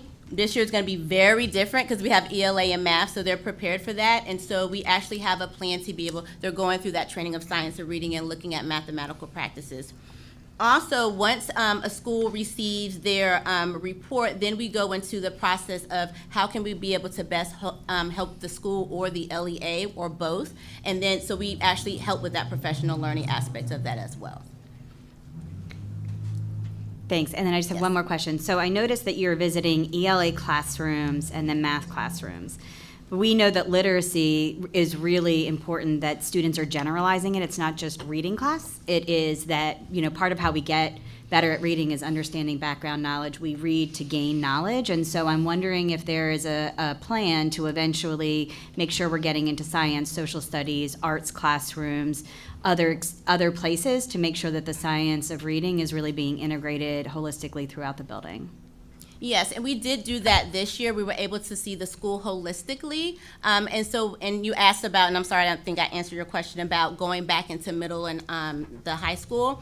And so we want to make sure that we're starting on the ground running with our elementary school students, and then being able to, we will transition because the legislation does state that we have to see all schools by 2031. And so we will make sure that we open that back up, and then being able to go into those other classrooms, because we all agree it needs to transition into those science and social studies and other classes as well, which we did see a bit of this school year. Great. Yes, Dr. Stapleton. Hi, thank you very much. I have just a couple of questions. One is, I think given time, we jump to next year and not kind of talk about where we are in this year. So I was wondering, first, if what's the plan? I think about 40% of the reports are on the web. What's sort of the plan of getting everything up there? And do you have any sort of highlights, some summary findings? And then the second thing is, I really appreciated slide 7, which again we skipped over, which was sort of giving kind of feedback of the process. Are you using that to change the process for next year? And I especially wanted to draw attention to the reporting template result, or the excellent versus satisfactory on that. So those are my questions. Yes, thank you so much. So yes, with putting everything on the website, it's just that accessibility aspect of it. So sending it and making sure that it's accessible. So we are making sure that we're updating the website with all of those reports as well. And then as far as the expert review team process, it's a template, right? Some of it's process, some of it's preference. For the expert review team, we changed from Google to Teams. We're all in the same document together. We can't type at the same time. It's more of that process. So instead of trying to figure it out again this year, we've actually leveraged the expert review team and say, hey, can you guys help us? What would work, right? And so they've all, well, not all of them, most of them have sent back information on, well, maybe if we try this, or if you add this drop down. And so we're actually working with that to be able to help with that. Because what happens is at the end of that second day, they come in and they put all of their information into that reporting template so that we can add it into the actual report. So I'm glad that you brought that up, because we are working on that currently. as far as the feedback goes, and what did we see? So when looking at this school year, one thing that we saw across all of our schools is that the learning environment was great. It was positive. Teachers were in the hallways. The principals were in the hallway. It was that positive learning environment. However, we moved away from student-driven learning, it seems like, this school year, or in general. And so we're putting our emphasis on making sure that if teachers are teaching, then they're giving back the onus to the student, right? We saw a lot of teachers teaching the whole time, right? And so we want to make sure that we give that students some leverage on their own learning and being able to gain that aspect of it, and then going into a collaborative learning environment where they can get into small groups. Yeah. Chair Leggett, yes, sir. I know that we had a goal of trying to get to a number of schools, and I'm trying to ensure that the pace that we're on, because we're somewhat behind to start with, I think. So give me your math of how we get there and the time frame to get to all of it. There were a number of visits that were done with Mile. Yes. And so those combined with the 50 visits that were done by the expert review teams. So if you can remind me, how many visits We were had done 50 this school year. And how many were done by Mile? I believe they 80, right? Okay. It was very, 83. So that is a total of 133. And how many schools do you have in the system? 1,400. Yes. All right. So the math doesn't work, does it? For the time frame. We got so 10% is 140. So we got real close to that this year. And then the plan for this coming year is 150. And then I think, obviously, we need to do 150 every year. Well, not by the time frame that we described. At that pace, we won't get there. I don't think. I'm sorry, say that again. I'm not sure, based on the numbers that you gave me and the number of the time frame that was stated, that we'll get there at that pace. I think in future years, we might have to visit slightly more than 150 as well to visit every that's what school. I'm saying. Yes. Yeah. Yeah, so for 24, 25, we're looking at 150 schools, but yes, in future years, we might need to increase that number slightly as well. Are there any revisits? Yes. So the blueprint states we need to revisit. So any school identified as lowest performing can be revisited every year. Okay, that's what I thought. yeah. So if we stay on the pace, and if we did all of them once, we won't meet the objective. That doesn't include using essentially the same personnel to do revisits. We won't get there. So at some point, we need to lay out a plan that demonstrates how we get there, both with the overall numbers and anticipated revisits, because at this pace, we won't get there. And the reason I say that, if people don't believe or have some assertions that we will actually be there to engage with them on these reviews, they're not going to take it as seriously as they should. They need to have an understanding and belief that we are serious, that we're going to check on them, and we're going to analyze what they're doing, and there's an expectation that they can believe that we are coming to do that in a reasonable period of time.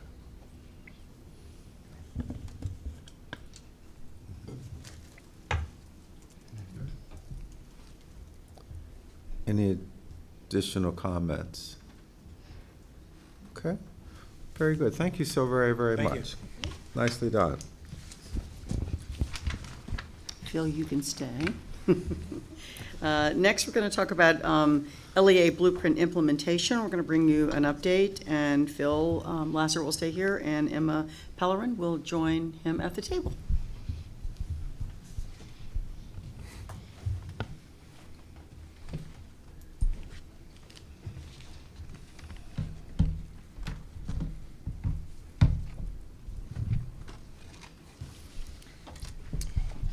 All right. Good afternoon again. My name is Phil Lasser. I'm Senior Executive Director for Strategic Initiatives at MSDE. Hello, my name is Emma Pellerin. I am the Implementation Plan Director for the Accountability and Implementation Board. Well, thank you for giving us the opportunity today to talk about the LEA Blueprint Plan Review process. We're getting there, and we are excited to share some updates with you. In the interest of time, I know that we're all at this point pretty familiar with the basis in the blueprint law for the implementation plans from local education agencies. So I'll just highlight a couple of things from this slide. Last year was the first set of implementation plans that were submitted by the LEAs. This is the second set of implementation plans this year. And as opposed to last year, this year it was submitted in two parts. The first part was submitted on March 15th, and the second part of the plans was submitted on May 1st of 2024. So for both parts of the plan, Part 1 and Part 2, the Blueprint Implementation Plan Development Guide that was developed in collaboration between AIB and MSDE served as the basis for the plan submissions. Excuse me. And they contain the questions that LEAs are asked to respond to in their 2024 plans. The Part 1 submission was more holistic in nature, and so it really focused on how each local agency was approaching blueprint implementation overall, and how the initiatives in each pillar work together, because this is of paramount importance when you think about the theory of action of the blueprint, and ensuring that the different parts of the pillar are really being connected to each other, and there's that overall understanding of how they are connected to get to the blueprint outcomes and goals that we've been talking about earlier today as well. The Part 2 submission has 23 specific questions that are really initiative-based. And this is where LEAs provided detailed responses about specific programs and components about the blueprint. So you can just see a quick rundown of the questions and how they are broken up by category or by pillar. And overall, each pillar generally had between two, for pillar 5, so it was a little bit smaller, but generally between 4 and 6 questions per pillar for their Part 2 submissions. This is just, again, an overview of what these different initiatives are per pillar, because each question was associated with a specific initiative or component of the blueprint. So in terms of the review process, this year's submissions, we really focused on creating an intentional integrated review process between MSD and AIB, sharing responsibilities between the agencies in each step of the process. And this really kicked off for the Part 2 submissions with a team of 30 MSD and 6 AIB staff engaging in a multi-day collaborative review process that also took place in person. And I think I can speak for the AIB and MSD staff who were present to say that it was a great opportunity to meet folks who we had previously only ever really seen online. So that was, a really great part of the process too, and we enjoyed doing that. Really, though, the basis of this, we wanted to ensure that there was rating consistency first and foremost. So this was grounded in a really intentional norming process that all reviewers took place in, and that served as the basis of the review process moving on from there.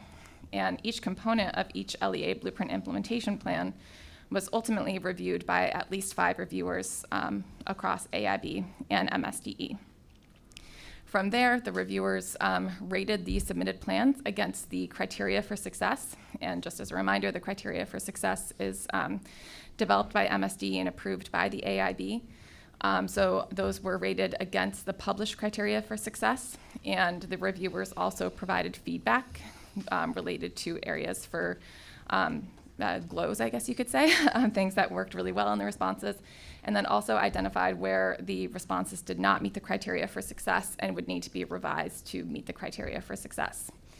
Upon completion of independent reviews, AIB and MSDE staff members convened to discuss any differences in their ratings on each criteria for success and validate the final ratings to ensure that there was a single request for revision for each criteria for success that went back to the LEAs, so they'd have a single set instead of multiple requests for revision from AIB and MSD. So, I just want to take this moment to elevate the tremendous amount of work that went into this, not just by the folks in this room, but as we said, there were 30 MSD staff members and 6 AIB staff members who engaged in this process. And I don't think that we can speak enough about all of the effort that went into this. Just as a very conservative estimate, I think this is very conservative.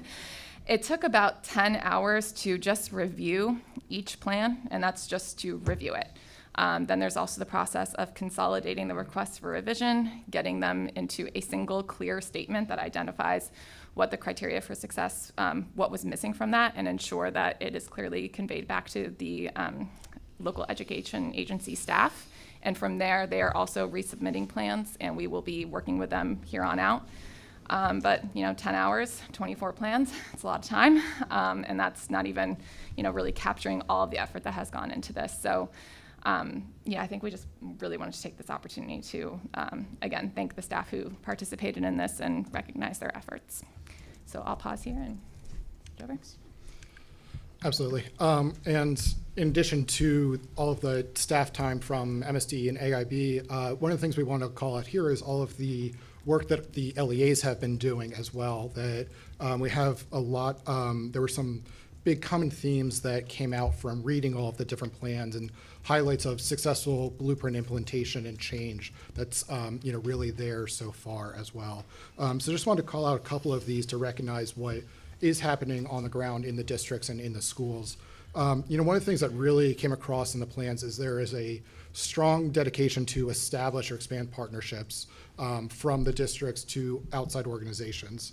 Whether that's working with private pre-K providers, institutes of higher education, the local workforce development boards, different community providers to provide student support, mental support programs as well. The districts are all really reaching out to a number of external providers, a lot more than they have in the past as well. One of the other things is that it's clear that this really is a collaborative community initiative that all of the districts have incorporated stakeholder feedback, and you made that a priority to reach out to the community to accept any comments or feedback that are coming back, and that really is definitely a priority of each of the districts.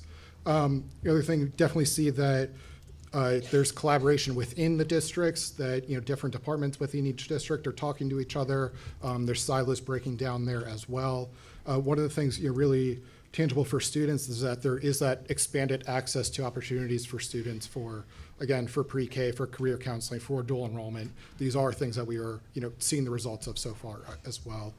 And then also wanted to note that some of the topics that are still very much top of mind for all of our district leaders are this discussions around the financial decisions and making sure that those continue to be making the right decisions for the students based on the funding that they have, as well as there is a clear focus on identifying those additional supports, academic supports for the students who have not yet met the CCR standard. So those are very much topics that are top of mind for all of our district leaders, but there is a clear, strong effort across the board to make all of these blueprint changes happen.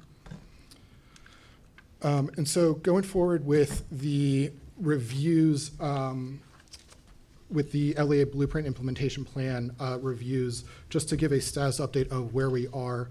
Within the past week and within the next couple of days as well, the combined MSD and AIB requests for revision were sent out to the districts, and the next set will be sent out very soon as well.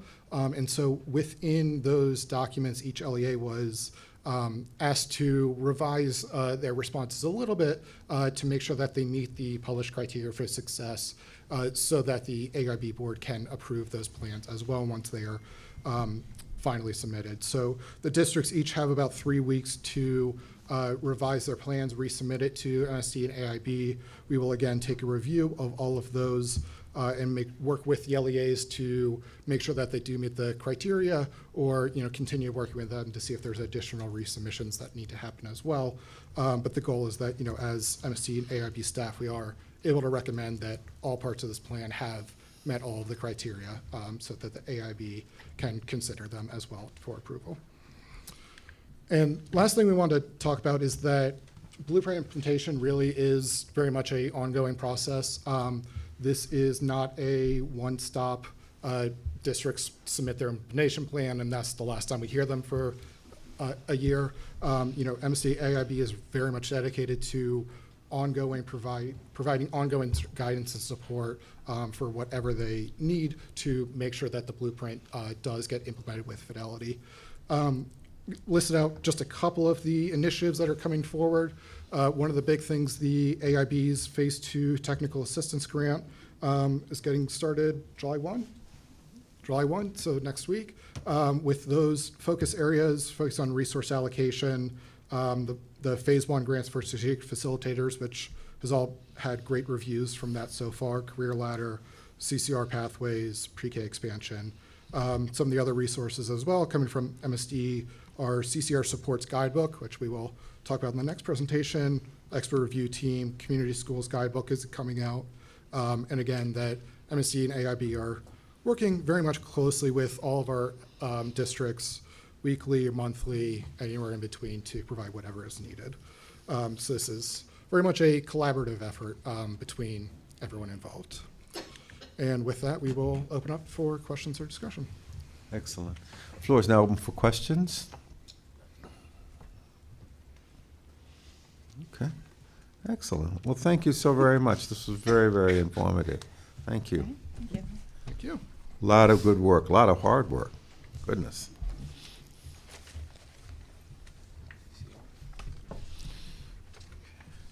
Okay, our next topic is the CCR Readiness Support Information item.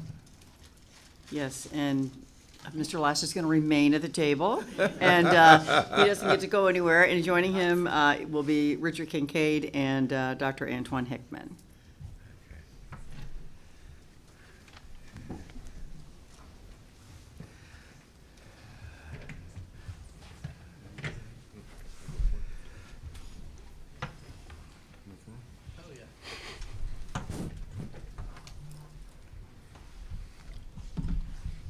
All right, thank you again. It's my last presentation for today.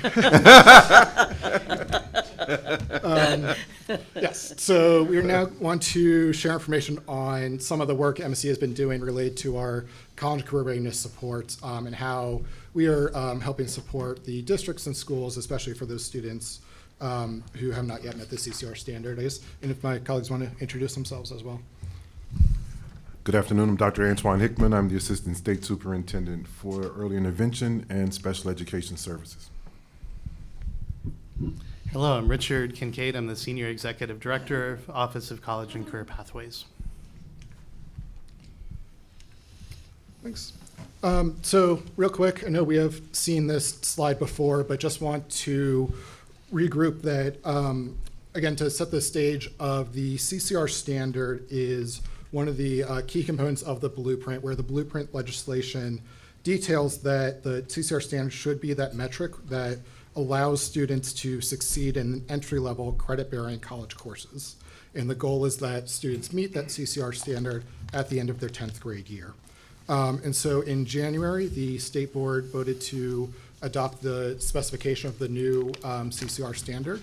And then again, the goal is that once the CCR standard is met, students are able to be prepared and fully complete their post-CCR pathway programs, including enrolling in credit-bearing courses in community colleges and dual enrollment, and meeting the CCR standard also generates extra additional funding for the schools and districts that the student is enrolled in. And real quick as well, we'll skip through this, but this is a refresher of what the CCR standard is that the state board adopted in January, that students are recognized as meeting the CCR standard by demonstrating academic success and math mastery or scoring proficient on the MCAP assessments as detailed on the slide.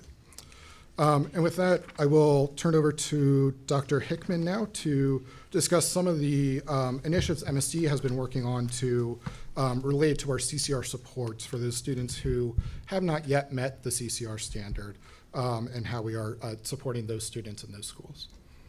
Thank you. The Blueprint for Maryland's Future sets forth clear expectations for providing college and career readiness support to students who have not yet met the standard by the 10th grade. It's crucial for us to recognize that the new CCR standard aims to offer additional options through multiple measures rather than eliminating existing choices in order to avoid unintended harm. To effectively address this charge, the Maryland State Department of Education takes a comprehensive pre-K systems approach to CCR. MSDE has meticulously developed a cohesive strategy to provide CCR support. This has not just been done with MSDE, it's been done with the support from the districts, LEAs, various conversations and input to get us to this place. In practical terms, what we'll do is we'll roll out CCR guidance and resources to our LEAs in 2 phases because this is a large undertaking. We wanted to make sure that phase 1 will focus on assisting the students who are in 11th and 12th graders who haven't achieved the standard yet. And then phase 2 will extend to support pre-kindergarten through 10th grade students, employing both proactive and responsive approaches to ensure that they reach the standard by the 10th grade. Next slide, please, thank you. 2 of the supports MSD will provide to LEAs in phase 1 include College and Career Readiness Development Guide and also CCR Supports Guidance Memo. We'll provide the LEAs with a college and career readiness guide that will help them to unveil student profiles. The College and Career Readiness Guide will serve as a powerful tool for the LEAs. Its primary purpose is to help them to understand the student landscape, specifically those who have yet to meet the CCR standard, and by delving into certain things such as student demographics, racial, socioeconomic, students with disabilities, multilingual learners, and more. And we aim to uncover the reasons behind their current status. They can't move forward without knowing that, so it's important that they take a break and try to understand the why. Some of the questions the LEAs will respond to include: who are the students? What factors contribute to their non-CCR status? Are there issues such as remedial classes, low expectations, or foundational skill gaps? Understanding the answers to these questions and others is very critical. The LEAs are also encouraged to complete the CCRD assessment. This will arm them with the insights that will help them tailor effective CCR supports that align with their unique context. Now, in the guidance memo of supporting documentation is just really to empower our LEAs. It gives them what to expect. In addition to the guide, they can anticipate guidance, and this memo provides the foundational core practices, structural recommendations, and additional strategies. The target audience is focused on the 11th and 12th graders right now, and as mentioned, phase 2 reaches into the pre-K through 10. On the next few slides, we'll just take a look at just a few examples. Again, it's just a few, but this is an exhaustive document, and well thought out and worked on to provide those strategies and interventions that they help. Next slide, please. So as phase 1, I want to recommend an area of foundational support is targeted and flexible intervention blocks.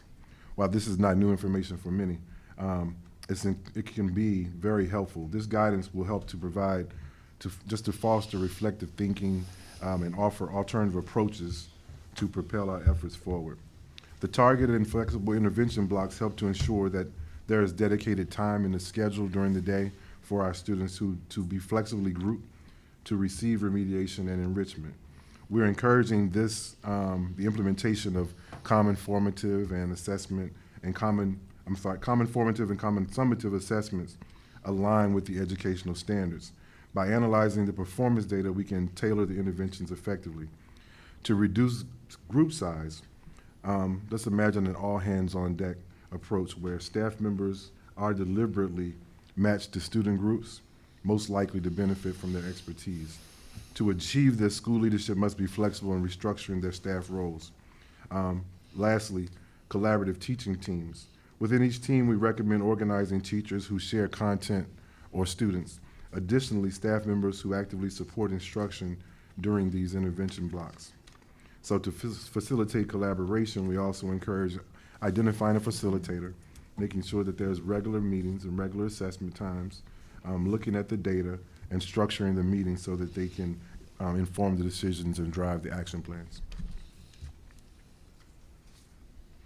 Another example of the Phase 1 CCR supports guidance is in math, just one of many. But for students whose Algebra 1 course grade or MCAP scores do not meet the CCR standard, the LEA should consider the following. Recommendation 1 is students should not be held back from advanced math courses based on not meeting the CCR standard. They should have access and a choice in math courses and the opportunity to also receive support in identified challenge areas. An example of this would be to include a student being enrolled in an LEA statistics course in their junior year with tutoring for algebra content. Recommendation 2 would be to students and families to understand exactly what is needed to help the students meet the standard and how it would benefit them. If math mastery is the identified area challenge, then the LEA should work with the families to help them understand what they can do to support students in overcoming their challenges. And basically number 3 and 4 of on that slide really speaks to policy and availability of course retakes. And that would be pretty much the decision of the LEA. In discussing key supports for multilingual learners as part of Phase 1, it's vital to enhance the infrastructure for teacher collaboration and student support. We recommend conducting a master schedule review and adjustment. It's essential to allocate dedicated time for collaboration between multilingual learner and content teachers. This collaboration time allows teachers to develop differentiated instructional plans and share best practices, ultimately enhancing the support provided to our multilingual learners. We want to also emphasize the importance of data-driven English language development program enrollment by conducting thorough reviews and utilizing data such as WIDA access scores and standardized test scores. We can ensure that our multilingual learners are enrolled in appropriate ELD programs that offer targeted language instruction and support. Another critical focus is on setting measurable post-secondary goals. We need to establish and regularly update these goals through touchpoint meetings involving transition specialists, counselors, and families. Lastly, it's crucial that we ensure that our multilingual learners and their families are informed about available resources. This includes language labs, tutoring services, and after-school programs designed to support their language and academic needs. So I'm pleased to share with you as we get to, now this is something that I really know, I'm pleased to share with you that we've been working throughout the year to provide and accommodating all learners a guide to inclusion. There's been a conversation and a need, not only in the special education work group, but in my experience in working with our LEAs and parents and many other stakeholders when focused on students with disabilities. One thing we know for sure for students with disabilities is if they are not meeting the standard, where they're going to need help is not just in the special education course from the special ed teacher, but we need to make sure that we are providing guidance, support, and professional learning to our general ed population or teachers. And so with that, we have developed an accommodating all learners, a guide to inclusion. It's a resource that's designed to empower our educators, our school administrators, in their mission to create inclusive learning environments for our students. This resource will equip our students for college and career readiness by ensuring that our teachers and our related service providers have access to concrete differentiation strategies. By tailoring the instruction to diverse learners, teachers will enhance students' readiness for success beyond the classroom. Again, this is not just a guide for our special educators, but this is something that the general educators can have ready access to, and there's clear concrete strategies. It's structured for accessibility and practicality, not theoretical. It's something that they can actually go to a page and pull out some information and help them to guide the students. And then there's a focus on effective inclusive practices. Although we do have a continuum of services in special education, the research does show that inclusion works, and inclusion, the data is more supportive of that than in our self-contained setting. So we want to make sure that at the core, we're emphasizing effective teaching and learning practices in the classroom. It's designed with comprehensive PD. So there was conversation earlier about things that we roll out and not providing the professional learning that goes along with it. Well, the professional learning is embedded into the guide, and then we also will be setting up opportunities for additional professional learning virtually and in person. So just the key information that we wanted to leave and for educators, that this guide will provide essential insights into understanding IEPs and 504 plans, post-secondary transition planning, dually impacted populations, like addressing the unique needs of twice exceptional learners and multilingual students. And so in conclusion, the Accommodating All Learners Inclusion Guide is a beacon to inclusivity and is going to foster educational excellence. So now I will turn it over to Mr. Richard Kincaid, Senior Executive Director for the Office of College and Career Pathways, to spotlight the work focused on post-CCR. Thank you, Dr. Hickman. And so a couple of areas that we wanted to highlight as students are receiving these supports along the way of their high school journey. We also wanted to make sure that students that were receiving these supports, along with all other students, not only have access to high quality programs once they meet the standard, but also for those that are still receiving supports, also have high quality programs accessible to them. And so to begin with, our post-CCR Pathways work group within MSDE has taken quite a bit of time to study the landscape, not only within Maryland, but also across the country, working with stakeholders within the state, also College Board and other entities, to begin thinking about how we can develop advanced placement pathways that are both equitable and fill the opportunity gaps that exist within this space across Maryland. And so my colleague, Anthony Vargas, and his team and others have taken this extensive research, investigated some ways that we can improve the system, and built strategic partnerships to begin developing AP pathways that are rigorous and accessible for all students across the state. And that has been shared with a number of entities, our LEAs, a number of teachers, really socialize this to make sure that this is responsive to what the blueprint needs. It ensures that students have access to programs that elevate their learning experiences and also will shine a beacon on Maryland as we move forward in this work. Additionally, one of the specific callouts within Pillar 3 post-CCR pathways are access to college career technical education programs. And as my team and others began looking at students who are enrolled in the programs, how these programs are structured, we really took a careful eye to make sure that students are able to earn an industry-recognized credential that's aligned to labor market within Maryland, but also that each one of these pathways give a student opportunities to participate in career-connected learning and work-based learning, such as apprenticeships, which is specifically called out in the blueprint. In order for that to happen, several structural modifications need to be made so that students are well prepared to go into an apprenticeship and to earn an industry credential. But also from a master scheduling perspective, we want to make sure that a student has enough time and they have been well advised both by school counselors and career coaches to move into this work. And so one of the things that we have been working diligently on is redesigning how CTE programs are fundamentally offered. And then also making sure that we're supporting LEAs with best practices on how they can connect industry recognized credentials across all of their programs, as well as apprenticeships. One specific nod that's not mentioned on this slide that is also relevant to the work is making sure that we're integrating dual enrollment opportunities in all of this as well, so that students have the ability to take some of their CTE coursework, some of their advanced coursework through the community college system, which is it's an important piece for students to have access to and know what their options are. I do want to, before I pass the mic over to Phil for his closing comments, I do want to speak to the level of collaboration that's happened up to this point on all of this work with the CTE committee, with the Governor's Workforce Development Board. We work very closely, particularly on the career counselor and coach component with the AIB.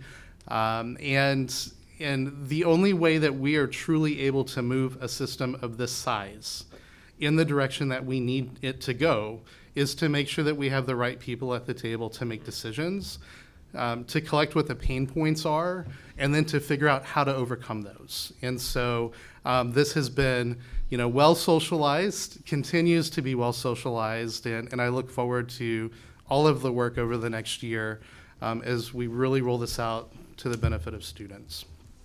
So.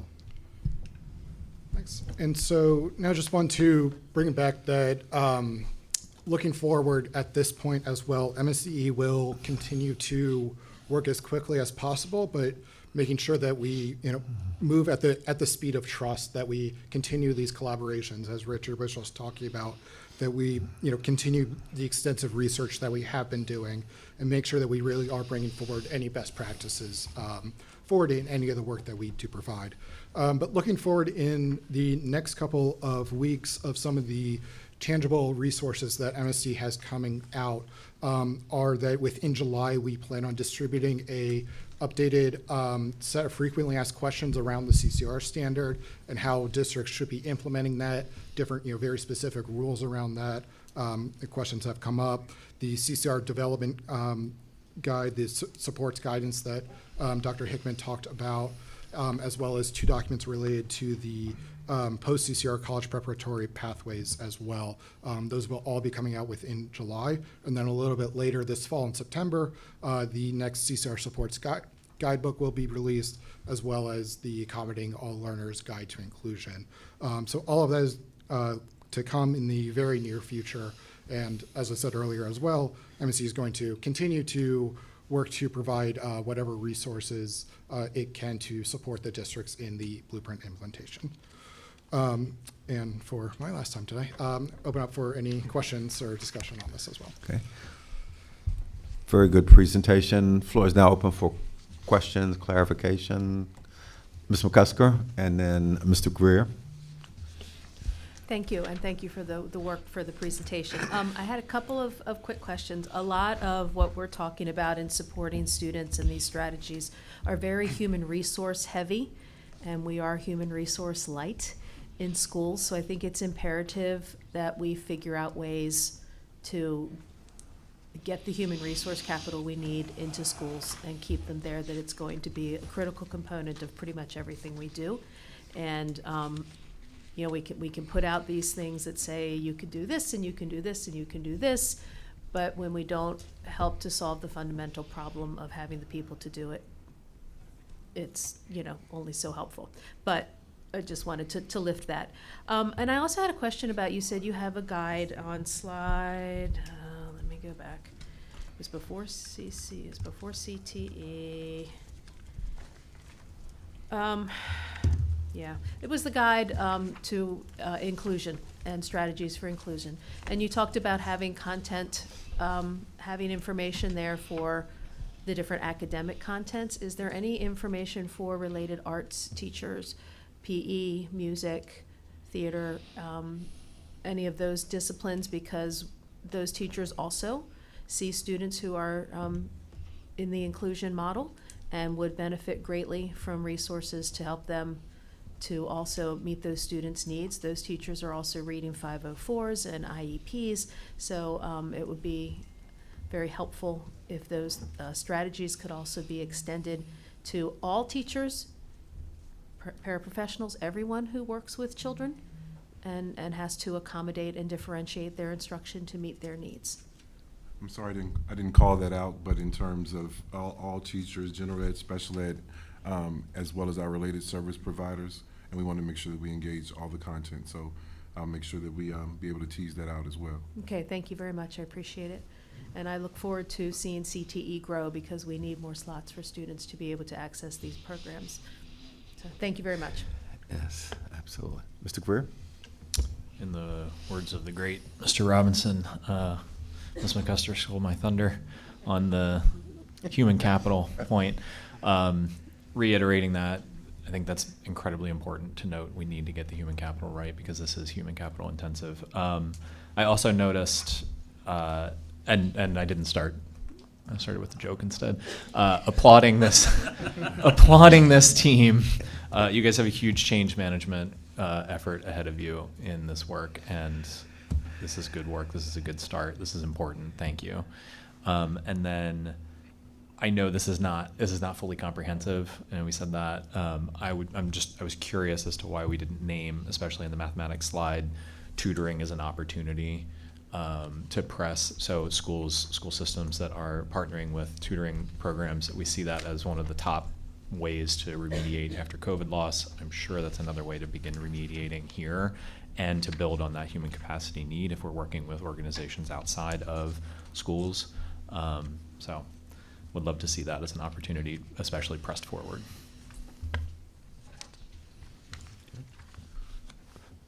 Dr. Michael and then Dr. Lynch. Dr. Lynch? So my question is really just about,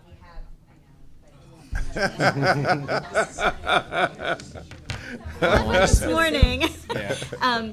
We have some schools that have the majority of their students are not meeting CCR standards. And there are some school districts where the majority of students are not meeting CCR standards. So a lot of the recommendations that you have made, I think other people have highlighted, are very intensive or very strategic. They're wonderful strategies, but would be incredibly difficult if you have an entire district or an entire school in which they are not CCR ready. So I'm wondering if you're providing differentiated frameworks for school systems based upon sort of the complexity of what they are facing. I was gonna say, I think that it's definitely a valid point. I think that it's something top of mind for all of us that I think is something we need to continue to look into and make sure we are developing those resources. I think especially for the resource that we have coming out this fall in September, that we will include some guidance on that as well, for especially for those schools where a large portion of the population of those 11th and 12th grade students have not yet met the CCR standards. So it's definitely something that we are working on. Yeah. And Dr. Collins has more information now. I could add a little bit as well. So the other point I wanted to make is we've been talking about communication all day, and we've been trying to socialize this with the chief academic officers who spend a majority of time in all of these areas to help, to your point, figure out what is your current context and how do we support you in reallocating or looking at how you're allocating resources, because they are scarce, right? But we still, to your point, know that we need students to be college and career ready. And so those are individual conversations we're having with CAOs, we're having them with school teams. Mr. Kincaid and I were on the phone, 2-3 weeks ago with an LEA talking about their college and career readiness program. So we are having individual conversations, and we meet with AIB staff weekly, and it's our conversations as well, like knowing everybody's in different places. What does this look like? And sometimes we have to provide one-on-one support and meetings. But it's definitely difficult, but is on the top of our mind too as we develop these resources for folks to think, okay, what does my context look like? And how do I make this work within the resources that I have? So. Dr. Michael, please. Really appreciate that comment. Similar to literacy in math in elementary and middle school, if the data aligns up with that, we'll see students clustered in a small group of schools. So our students that struggle in reading and math are really clustered in a small group of schools and a smaller group of districts. We see the same thing. It'll look dramatically different from school to school in terms of students that are, and as we know, to state that clearly, it will correlate with the poverty levels within the communities that we're serving. I want to just highlight, it is this may be one of the highest stakes portions of the blueprint. We don't get this right, we're going to have a group of students right now. We have about 40% of students that are not CCR ready. who, if we don't engage them properly, provide support, and keep them engaged with post-CCR pathways, we'll see chronic absenteeism and dropout increase in 11th and 12th grade. And so to that point, I just can't underscore how important this is. You know, we want to avoid that potential unintended consequence of this sequence that is somewhat untested in the United States. So we really have to get this right. And so I just applaud the intentionality. One of the questions that I, and welcome any comments that you have on this, not to be answered now necessarily, but how much of this ought to be guidance and how much of this ought to be, more directive, right, in terms of what we do with a 10th grader that has not passed algebra. What do they take? Or an 11th grader? And so I'm really interested in us, part of this continuous improvement piece, really understanding that as we move not only into 24-25, but into 25-26.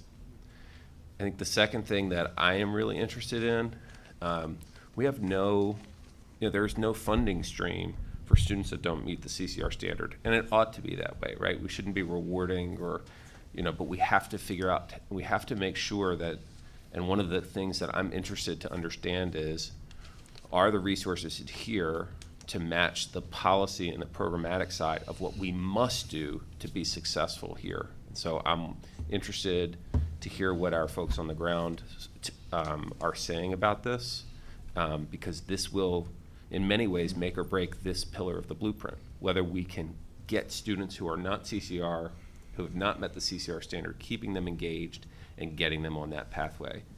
So I'm really interested to learn there as we go. And, it may mean that we have to think differently about what concentrations of poverty funds look like in terms of supporting CCR or other pieces. Maybe these things are not as far apart, right? And that we need to be thinking about how these additional lanes of funding are really aiming towards getting our students ready to leave high school. So I'm really interested in how we line up program and funding as well as we're trying to crack this nut. Dr. Golson. Yes. Thank you. I just want to echo one of the things that Vice Chair Michaels just said, and I appreciate the guidance around supports. We'll be interested in talking further about which of these supports now move into directives or policies. And I say that only because I looked at the recommendation on slide 8, number 3, around algebra, that said that students, they recommended that they repeat if they received a C or D. I think it says C or D, what it is, D or E. D or E, and we know that in some districts, D is passing. And now that Vice Chair Michaels brings up the financial piece of it, there will be districts who will move students on with a D just because of what that means around repeating and needing additional staff and what the implications are. But I want to say it's at least a great first start. I think there's more for us to explore. And then the second part of this is really around the fidelity of implementing this, knowing that we do need, and as much as I love district autonomy, a grading policy for that algebra course for the state, since we are saying that students have to have a certain grade out of that course in order to be CCR ready. Excellent. Yes.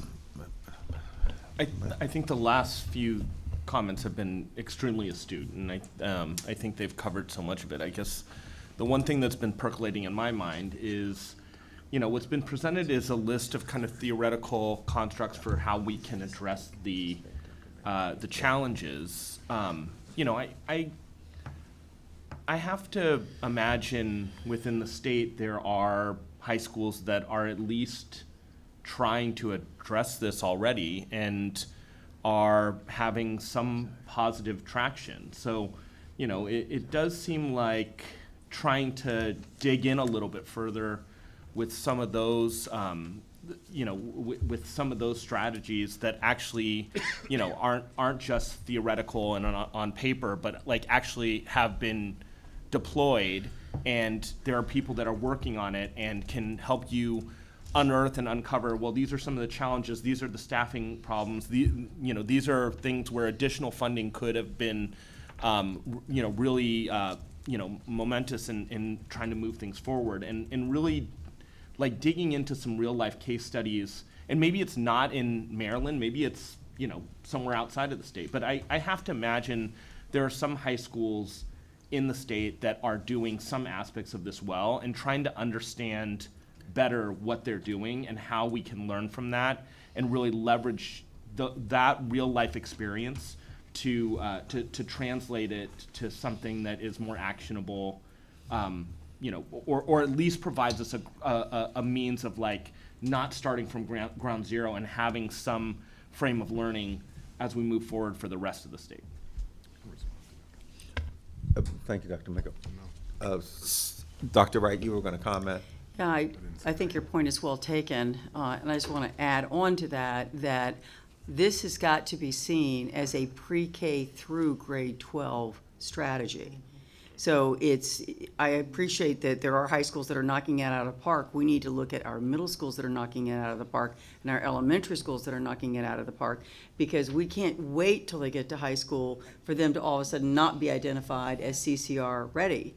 So I think to add on to that, I think we need to extrapolate that back and say, what are we doing in terms of grouping? What are we doing in terms of planning? And I'm going to throw this out there, and I know it's going to make every administrator cringe, but what are we doing about looking at the master schedule and doing that differently than we've ever done it before?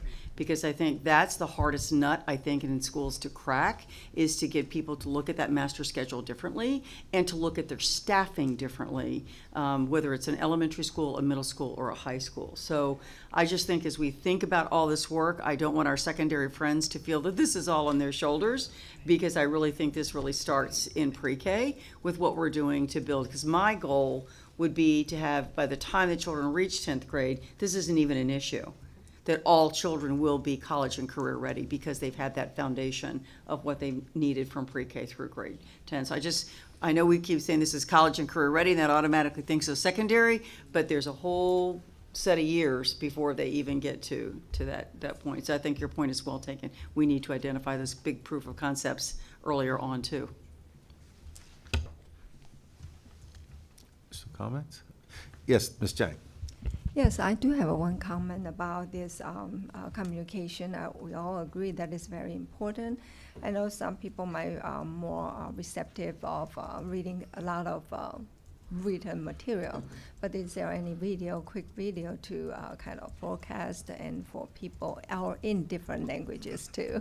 Yeah, if I don't mind to ask for that part, to get more community aware and then get more stakeholders involved. Thank you. Okay. Excellent. Excellent presentation. Thank you. We're going to take 5 minutes. I'm sorry. Yes. So we will, at this point, we're going to take 5 minutes. I want to thank the members of the AIB that were here with us. We'll move into our afternoon agenda. We're going to take 5 minutes. We're then going to very quickly address our consent agenda items, and then we're going to move into recognizing our presidential scholars. Yes, please.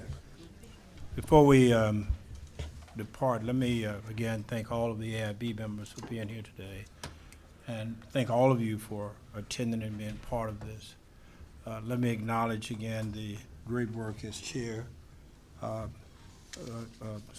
Crawford, and all that you've done over the last few years. And everything I said in the resolution that we provided earlier, I meant, but that was before we had all the electronic challenges we had today, so maybe I have to go back and reword it. I have hidden the, so you can't get it back. I've hidden it, so you can't pull it back. But a couple of things we've heard today. We've heard how much work our staffs have thus far accomplished. It's been a great deal. It's a lot of work, and we should always be thankful for all of you who helped make that possible. Also, not only the amount of work that has been accomplished, but a lot that has been accomplished together. Yes. And the level of collaboration and the work that we are performing together, I think, is extraordinary. And I am extremely optimistic about where we're headed, the background, the platform that we provided, and I look forward to a great deal of success as we go forward. Nothing that I've heard throughout this entire process of the AIB and work with the state board has been discouraging to me at all. Nothing is insurmountable that I've heard thus far. And so we have a great deal to accomplish, but we've already accomplished a great deal. And we accomplished this in the last year or so under your leadership. And again, thank you and all the board members for your work. Okay. We need a motion to adjourn? Yes. For the AIB? Yes. So moved. Second. All in favor, please indicate by saying aye. Aye. Okay, hearing none, we're adjourned. Okay, very good. Thank you. 5 minutes, 5 minutes, 5 minutes.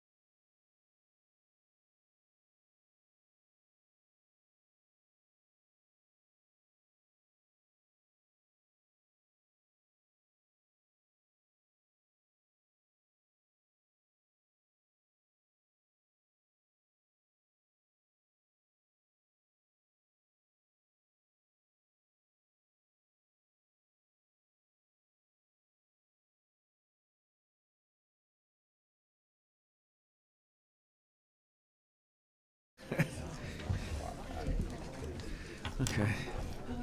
Okay, we're reassembling.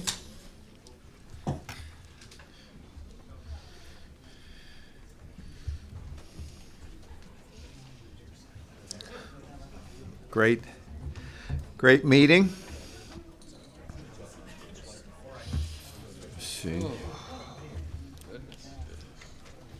we go. 1, 2, 3, 4. Okay, we have quorum. Okay. Okay. I'd like to call the State Board meeting to order. Mr. Dunkler, do we have quorum?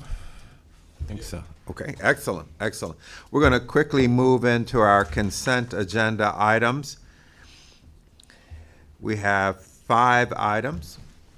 Approval of the May 21st and 29th meeting minutes, personnel actions, budget adjustments, May 2024, the State Board Governance and Operations Manual revisions, and COMAR 13A 080102-03, permission to publish. As adoption, yes, adoption, thank you. As has been our practice, I'm going to say objection 3 times, and hearing no objection, the consent agenda items will be considered approved. Objection, objection, objection. Thank you. The consent agenda items are approved. We're turning to one of my favorite times in our meetings when we get a chance to especially recognize young folks. So this is an opportunity now to recognize our U.S. presidential scholars in Maryland. Congratulations. I'll turn it over to Dr. Wright. Thank you, President Crawford. We are pleased today to recognize 4 exceptional high school graduates joining us today from the class of 2024 who were selected as U.S. Presidential Scholars. This is one of the highest honors for high school students. These 4 students representing our great state were among only 161 chosen nationwide for this prestigious honor by the White House Commission on Presidential Scholars. And I'm going to ask Alex Reese, who's my Chief of Staff, to continue with our recognition of these scholars. Alex. Well, thank you, Dr. Wright, and good afternoon, everyone. We are thrilled to have all 4 of Maryland's U.S. Presidential Scholars here with us. We're in the presence of greatness, everyone, this afternoon, and we're grateful that they took a break from their summer plans to join us today. Each scholar will receive a special certificate of achievement. Together with their guests, they will be invited to join State Superintendent Wright, President Crawford, and our state board for a photo. So at this time, I invite our full state board to gather right here at the center of the boardroom for photos and an introduction of our student honorees.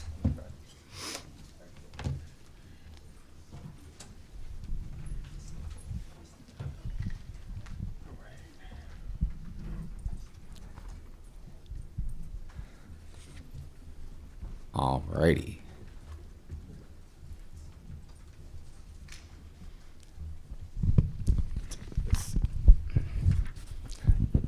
All right, scholars, when your name is called, please stand as we highlight some of your tremendous accomplishments. Our first presidential scholar is Maximilian Belyantsev from Richard Montgomery High School, Montgomery County Public Schools. Congratulations, Maximilian.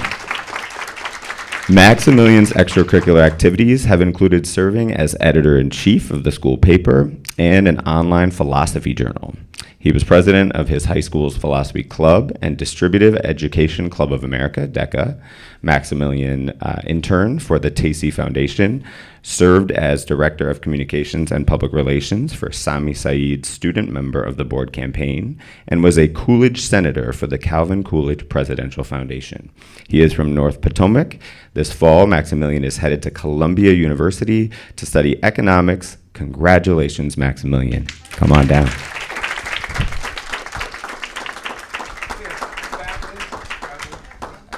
Family as well. Yes, please.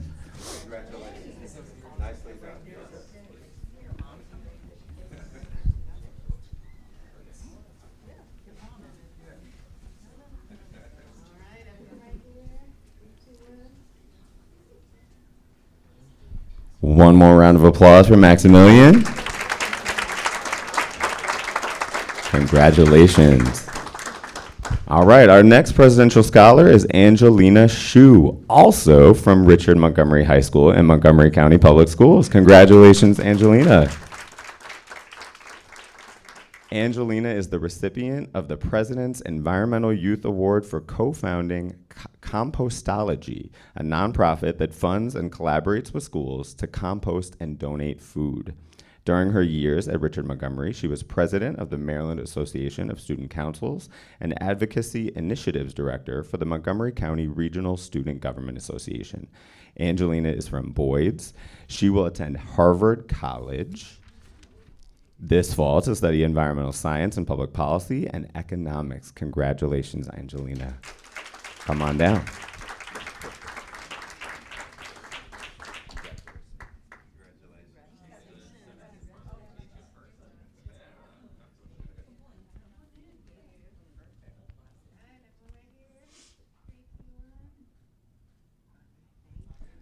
Congratulations, congratulations. All right, next up we have Mingni Dong from Delaney High School, Baltimore County Public Schools. Congratulations, Mingni. During her time at Delaney High, Mingni was involved with the Science Olympiad, Debate Team, Future Business Leaders of America, Math Club, and Vex Robotics, and she demonstrated leadership in several of these organizations. She is from Lutherville, Timonium. She is entering the University of Maryland this fall, and she plans to study computer science. Congratulations, Mingni.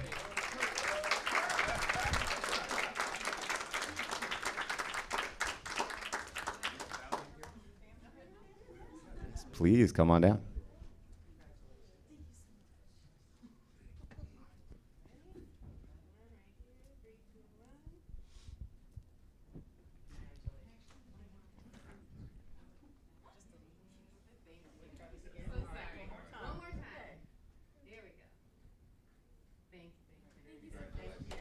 Congratulations.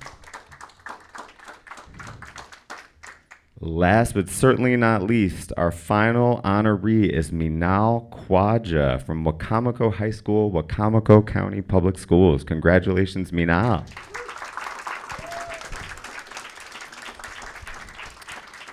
I love these medals. I need one of these to take home. Minal is one of only 20 students nationwide to receive the CTE Presidential Scholar designation. She received her certification in professional horticulture and is an FFA Plant Science Research winner, a student representative to the Wacomico Board of Education. Minal also served as president of the Wacomico High School Government Association, FFA, Mu Alpha Theta, and Science National Honor Society, in addition to a host of other leadership roles. She is from Salisbury. Minal will attend Wesleyan University, double majoring in biochemistry and neuroscience and behavior on a full 4-year scholarship from Questbridge. Congratulations, Minal.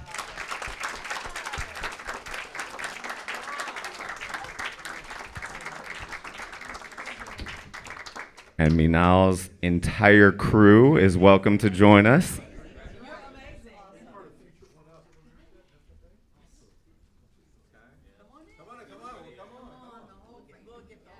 We've got more than enough space down here.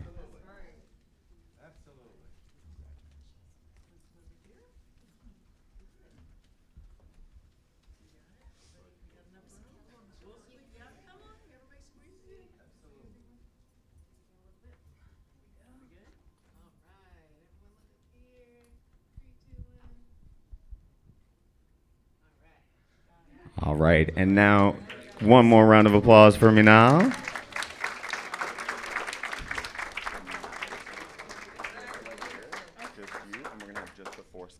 So now we're going to have just our 4 scholars with our state board and our state superintendent. Please bring your certificates alongside you. Come on down.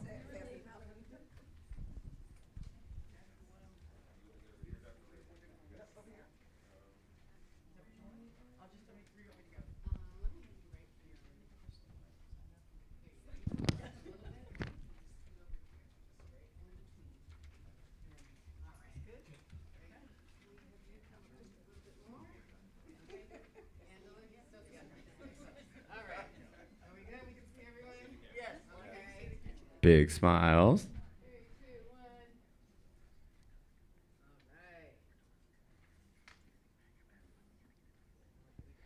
Congratulations.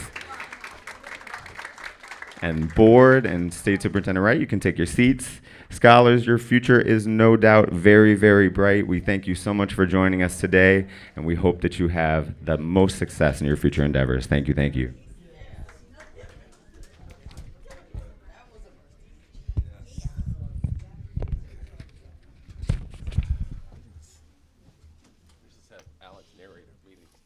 Yeah, I was thinking about that.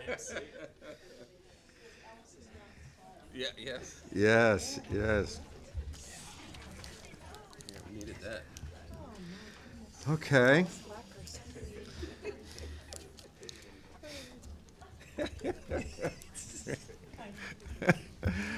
Oh, goodness. All righty. Okay. At this time, we're turned to Dr. Wright for her superintendent's update. All right, thank you. Lots of information for you this month. The Assessment and Accountability Task Force is still meeting. We have met twice since the May board on May the 30th and June the 12th. And we have been discussing revisions to the state's assessment and accountability system. Currently, the Center for Assessment is working us through details about design priorities, growth models for measuring academic progress, aligning college and career readiness indicators with the blueprint, and then broader measures of school quality beyond just test scores. As you know, we started out with the accountability model first. We're trying to get that kind of nailed down and then moving into the assessment. And also knowing that we are bringing recommendations that will be coming to you at your December board meeting in preparation for the legislature to meet, because parts of our accountability model are embedded in statute. And I want to stop there to see if anybody has any questions about the assessment accountability. Yes.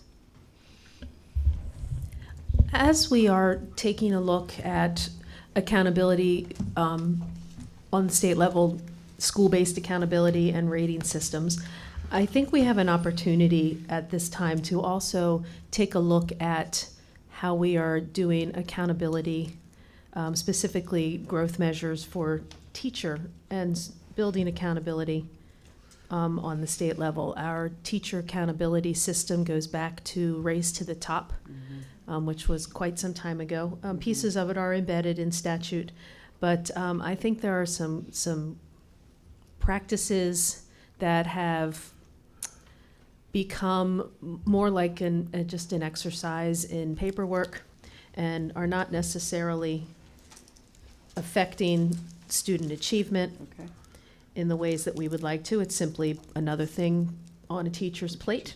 And I think this is a unique time that we might bring this forward, update our system, make it more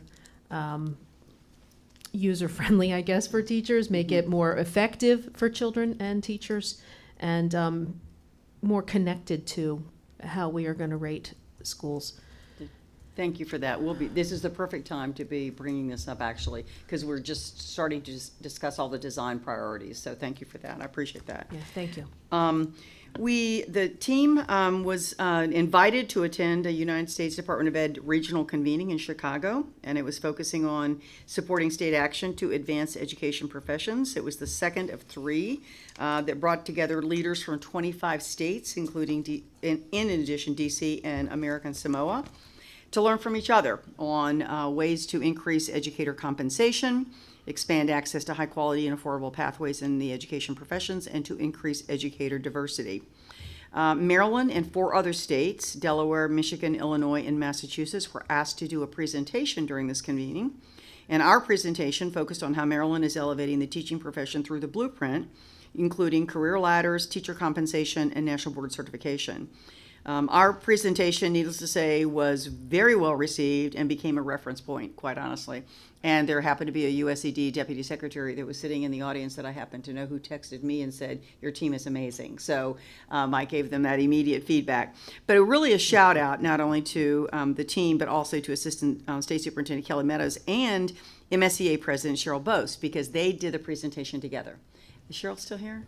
I have to let her know that. And so that, I think, was very powerful, having MSDE along with the teachers union representing our work. On Friday morning, I went to the BZAM meeting, and several team members and I actually provided updates on a wide range of topics.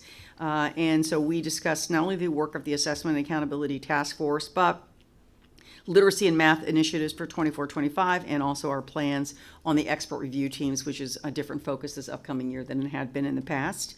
We also talked about the upcoming professional development offerings in the science of reading and around our math planning and instruction. And we also previewed, we developed, I should get you guys a copy of this or a link to it, an administrator's master calendar. So the team here at the department, literally every office in the department, met in the room and had poster sheet around for every month of the year. And then each office went through and said, here's all the things that are due. And we also pegged it with, is it because it's a federal requirement? Is it a blueprint requirement? Or is it something that the state is requiring? We compiled all that data and then broke it out by department, by month. And so we have just given them July and August's. So it's everything they need to know. They don't need to continue receiving scads of emails from us. It's all in one place. And so this is kind of its inaugural year, if you will. And so we said to them, as you're coming along, if you find other ways that you want this presented or things that we have left out, just let us know. But I think it was very, very, very well received. We also discussed the aligned metrics piece, which you saw today earlier, and that was the first time that they had seen that as well, so we'll follow that up with them in their next PZAM meeting. I was also asked to meet and speak at the Maryland Association of Counties, or MACO. Their Board of Directors retreat was this past Friday. And so they wanted me to share with them information around the progress of the blueprint, but I also talked about our work to support districts with implementation and provided them updates on what we're planning to do around strategies to improve student achievement, and also the growth of apprenticeships programs around the state. And I think that really resonated well with them as well. And they were, as I talked about the accountability and assessment task force, that really rang with them, so they were very interested in what was happening with accountability. So I told them to be more than happy to come back at any given time. I went to DOORS, had a visit with DOORS and the Department of Rehabilitation Services. That is a huge division within the department.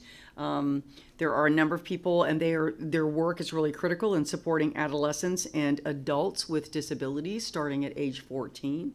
And so it was a chance to really get to know exactly what they were doing and the wide range of services that are being provided to their clients. I also was asked to participate in a congressional briefing on the Hill in the Senate building on education research and development. It was organized by the Alliance for Learning Innovation, and that is a group of people that are working to improve education research and is calling on Congress to restore some of the funds that are contemplating being cut where R&D is concerned. Other speakers included on my panel, the Vice President of Partnerships and Engagement at Ed Trust, which focuses on educational equity, and the CEO of the International Society of Technology and Education. So my remarks really centered in on how we use research to drive the work that we do here at the department and to drive educational reform. And so that is a chance to let them know. I use the example, obviously, of the science of reading and how that has been used in my past, and we are using that as we speak to really change outcomes for children using a research-based approach. So I was stunned. It was standing room only in this room. I was really surprised by the number of people that came, but congressional staff, policy and education leaders, equity advocates, education and technology experts, and members of the media. God bless you. And then the last speaking engagement that I'll talk to you about, I was asked to speak at the RISE Summit. It's the Reagan Institute Summit on Education. It's held annually. And ironically, the conversation, the panel I was asked to speak about was assessment and accountability. So it is exactly what is on the tip of everybody's mind and how states are looking at this differently. Kirsten Baszler, who is the North Dakota superintendent, was on that panel, and Amy Gadara from Virginia, her Secretary of Education, was on the panel as well. And so we really talked about what does it look like now nationally, and what are states doing, and how do we really measure what matters most. So when you're building an accountability system, you want to draw eyes to what it is that matters most and what we really need to be doing around making sure that our communities are aware of how students are performing. And also, we were all in agreement about, regardless of the tack that you chose, we were all in agreement that accountability is supposed to drive positive student outcomes. And so that's the thought process behind it. But it included members of Congress, governors, business leaders, and other administration officials were at this conference, and it's really, really well received. And last but not least, I really want to thank the MSDE staff. They organized a blood drive, and so we held a blood drive here, and 37 staff members participated. It was very well received, and there's already one scheduled for September. So people said, can we do this again? So just a hats off to people who are giving for others. So, and that concludes my announcements.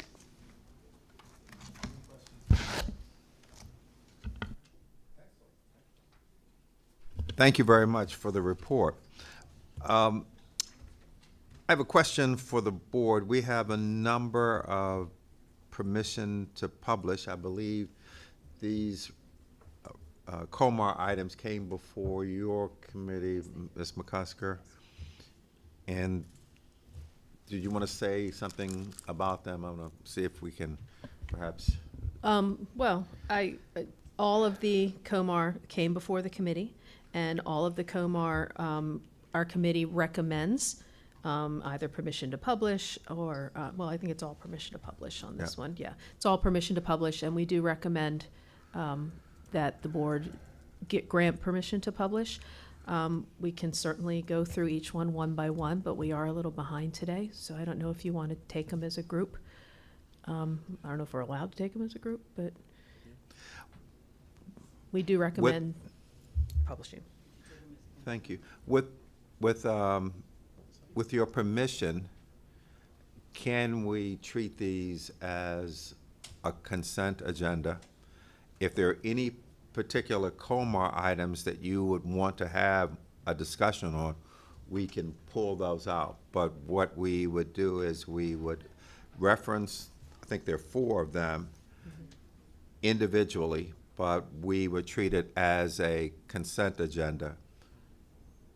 So the first one is COMAR 13A12, Educator Licensure Permission to Publish. COMAR 13A120203, Pathways to Teacher Licensure Permission to Publish. COMAR 13A070602 and 08, Definitions and Program Approval Requirements, Permission to Publish. COMAR 13A0708, Incentive Program for Certification by National Board for Professional Teacher Standards, Permission to Publish. And then the final one, maybe it's 5, COMAR 13A1415, Outdoor Nature-Based Child Licensure Pilot Program, Permission to Publish. Hearing no objection, we'll treat this as treat them as a consent agenda. I will say objection 3 times, hearing no objection, then we will have approved and given the department permission to publish these COMAR items. Yes, please. Just one question about one of absolutely. them. It's just a curiosity. I didn't get a chance to watch the committee. I'm sorry, I meant to before I got here. In 0708, did we discuss and the intent of, I think in section 03A4, just says have access to a class of students? What does that mean? Does that mean teacher of record for that class or something different? no. No. We have- Okay, got it. I'll let Ms. Meadows Yeah. answer I that. was just but going to that's say not Kelly what we could do. answer that. Thank you. Absolutely. So it does not mean that the individual has to be a teacher of record. The purpose of that language is to ensure that when an individual enrolls in their candidacy, and let's say you're going to enroll in special education in the early grades, we need to make sure that the LEA is guaranteeing that they have access to the appropriate group of students that they need to submit their portfolio about. So no, they do not need to be the teacher of record. Just as long as they have access to that classroom, it's fine. All righty, very good. I will say, I'm sorry, Dr. Getty. Just a quick question based on what we heard this morning at the comment time. I don't see anything about a specific temperature that closes the outdoor program. It's in there. It is? Do we want to discuss that based on this morning, or just? Dr. Cook is here. Yeah, we had a discussion on that, but.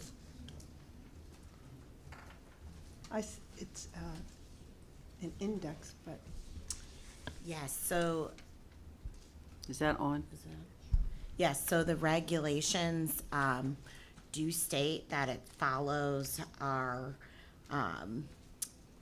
it's like a weather guidance document. And so when it's cold, it's in the yellow.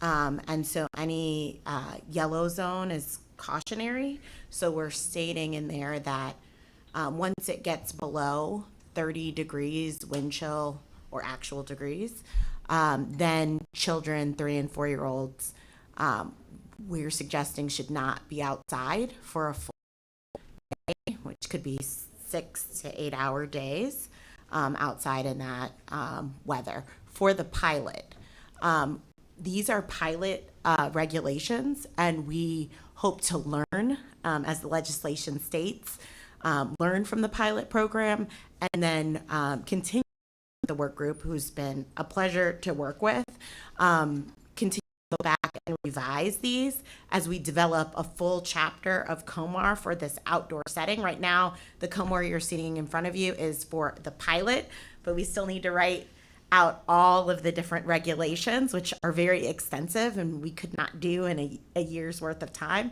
So what you're seeing before you to publish is for the pilot, which per the legislation should last 4 years. We'll continue to learn from this pilot. We actually are sending our licensing director and deputy director. They're part of a national outdoor nature-based learning collaborative with about 10 other states that are also learning, because we only have one state on record, Washington State, that has regulations for outdoor childcare currently. So lots of learning collaboratives across states. And we view this as an iterative process where we'll come back to the state board and revise these standards. Okay. Okay. I'll now say objection, objection, objection, objection. Hearing no objection, the COMAR items are approved for permission to publish. Thank you. Excellent. Thank you very much. We now move to professional learning standards. This is Yes. an action item. The Yes, it state is. superintendent is requesting that the state board adopt the proposed professional learning standards. Yes, I'm going to ask Dr. Deanne Collins to come to the table, please.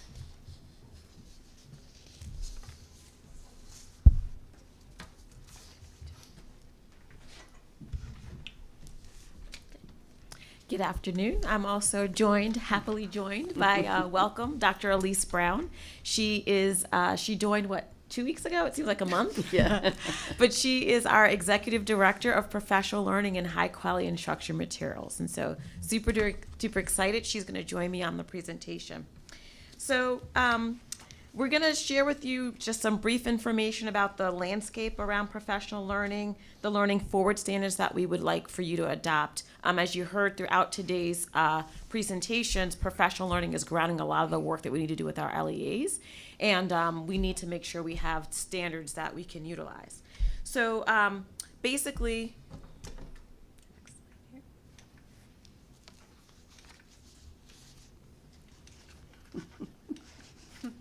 There we go. In order to meet the outcomes in the blueprint, support the needs of LEAs around professional learning, and to ensure we're providing high quality working with Kelly Meadows and looking at some of the regulations that point to professional learning. Maryland has not had standards in quite a long time, some dating back to like 2008, and then some changes again back in 2015. We want to make sure that the resources that we're developing and building are aligned to the professional learning standards that we'll go into a little bit of detail with you today. And also, there's an analysis that was done on the professional learning standards that we're going to present to you today that shows the correlation to high quality professional learning that is provided to constituents, that really provides what teachers, leaders, paraprofessionals, any educators need in order to align with the outcomes we want to see for students. So I'll turn it over to Dr. Brown to talk about the standards more deeply. Thank you. So we know that professional learning is a lever for teachers and students to improve, but not all professional learning is created equally. So it is really important for us to signal as an agency the value of high quality professional learning that is grounded in standards, evidence-based. And so when we see that happening, what we're also going to see is growth in teacher practice and their knowledge, which in turn will impact student outcomes. Dr. Collins mentioned the meta-analysis. So in 2021, AIR conducted a meta-analysis of professional learning research that has taken place between 2010 and 2020. And in this study, they looked at K-12 classrooms that were studied to look for links between professional learning characteristics and outcomes for teachers and for students. And overwhelmingly, what they found was the standards for professional learning from Learning Forward showed to have positive outcomes on teaching and learning. So as we look at teacher instruction, you'll notice 11 out of the 11 standards for professional learning, 10 had statistically significant outcomes for teacher instruction, meaning they were applying what they were learning in the classroom, which is what we want to see, right? We don't want to waste anybody's time. Only one of those was not statistically significant, but it did have a positive impact on teaching practices. And then when we look at student achievement, again, we see that all 11 had positive impact on student achievement. 10 of the 11 were statistically significant as well. And so as we look at the Learning Forward standards, those 11 standards are broken down into 3 categories. I like to think of those as the what, the how, and the who. Not the band, but what we're looking at is the content that is delivered, the process in which it is delivered, and then the conditions that teachers or educators are left with to be successful in moving forward. Just a real high-level overview. The rigorous content for learners, that is the what, that's the meat and potatoes that they're getting in the training. So this is connecting the learning to their curriculum, to the high quality instructional materials that they're using, and understanding those high leverage instructional practices that they are using in the classroom. So this is where we're really building their capacity as educators. And then we move into the transformational process, which is the how. So how are we developing them to make this transformation in the classroom? So this is where we dip our toes a little bit into adult learning theory. We're making sure that there is a purpose behind the learning, that it is relevant to them, and they are digging into real problems that they are facing in their classrooms, and everything is rooted in data and evidence. So they are following the data, they are tracking it and applying their learning on the spot. So we get into a little bit of coaching there as well. And then the last piece is the who. These are the conditions for success. And this is really developing our educators as leaders. So having them have some ownership of the learning, knowing what they need, being reflective in practice. So what do I need? Where do I find it? And how do I build a community of learning within my building? So we are branching out so that the learning doesn't stop at the teacher when they leave the professional learning. It's continuing in the building as they grow as a school community. The last piece I should mention too is the great part of the standards is, as you know, we try to move away from one and done professional learning and utilize evaluation data to determine how do we make some changes and tweaks and, you know, continue the learning. And so having these standards will allow us to look at the results from the learning, look at the feedback, and then go back to the standards as we continue to plan the next level of learning. What do we need to include, but make sure, again, whatever we include is still aligned to these standards. So it's nice to have a framework to learn from. And not only will we be doing professional learning on the standards within MSDE, but we'll also be doing some professional learning with the LEAs around the standards. So as they are designing their LEA professional learning, they are grounded as well. As I mentioned, we want to incorporate the learning standards into our professional learning. Induction regulations that Kelly is so versed on and we're all learning about. As we think about any guidance or resources that we are providing, we want to make sure it's aligned to the Learning Forward standards. As I mentioned, we'll be building capacity on the standards. We'll also be developing any frameworks or structures to support our local education agencies. We have developed really strong relationships with many of the LEA points of contacts that are sort of the leads for professional learning, and so we'll be starting with them as well, and then providing systematic support around the standards to all of our LEAs and anywhere else. And so also, even though a lot of the professional learning happens in the Office of Teaching and Learning, it doesn't mean that only the Office of Teaching and Learning would be utilizing these standards. It would be across the agency, and Dr. Brown and I have already started some work in terms of norming our practices around the professional learning so that it is high quality for the agency. So that concludes our presentation, and I'll open it for... The floor is now open for clarification questions. Ms. McCusker? I don't have a clarification or question. I do just want to mention that Please, this also absolutely. came before the Ed Policy Committee, and the committee does recommend adoption of these standards. Excellent. Any discussion of this? If not, then the floor is now open for a motion to allow the state superintendent to adopt the proposed professional learning standards. The floor is now open for a motion. Ms. McCusker, and seconded by Dr. Golson. The floor is now open for a discussion of the motion. Seeing no discussion of the motion, the floor is now open for vote. Those in favor, please say aye and raise your hand. Aye. Aye. I think that's unanimous. Very good. Thank you much. Thank you. Thank you. Excellent. We now have, the next item is the update on the diploma and certification endorsements. Yes, I'm going to ask Dr. Collins to return back to the table, and joining her will be Richard Kincaid and Molly Connor.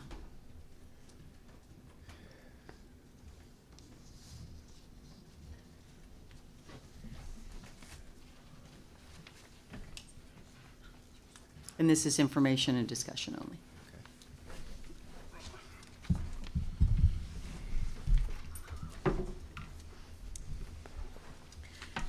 Okay, so we are here to provide a brief update on the diploma and certificate endorsements. We're going to give you a quick update on where this all came from in terms of COMAR, what the requirements are, some of the background information on the planning and convening of stakeholders, endorsement models that were reviewed in other states, and then the endorsement implementation phases, and then some competencies and rubrics. And so I'm joined by Mr. Kincaid, who you know, and you might have met Molly Connor. She works as one of our branch chiefs in our early intervention and special education branch. So we wanted to quickly start with what is an endorsement. And so an endorsement is for high school students to complete, to recognize their work. It's added to their diploma. One of the conversations that will not stop today, but we've been having is how do we add value to an endorsement, right?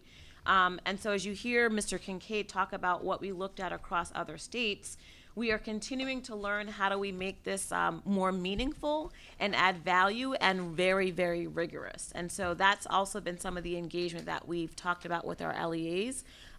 What would they recommend as we continue to make sure that these endorsements are very rigorous? They really highlight student skills and knowledge in a particular field of study, which you'll hear more about, and they're supposed to make more competitive for post-secondary work. So I will turn it over to first, I think it's Richard.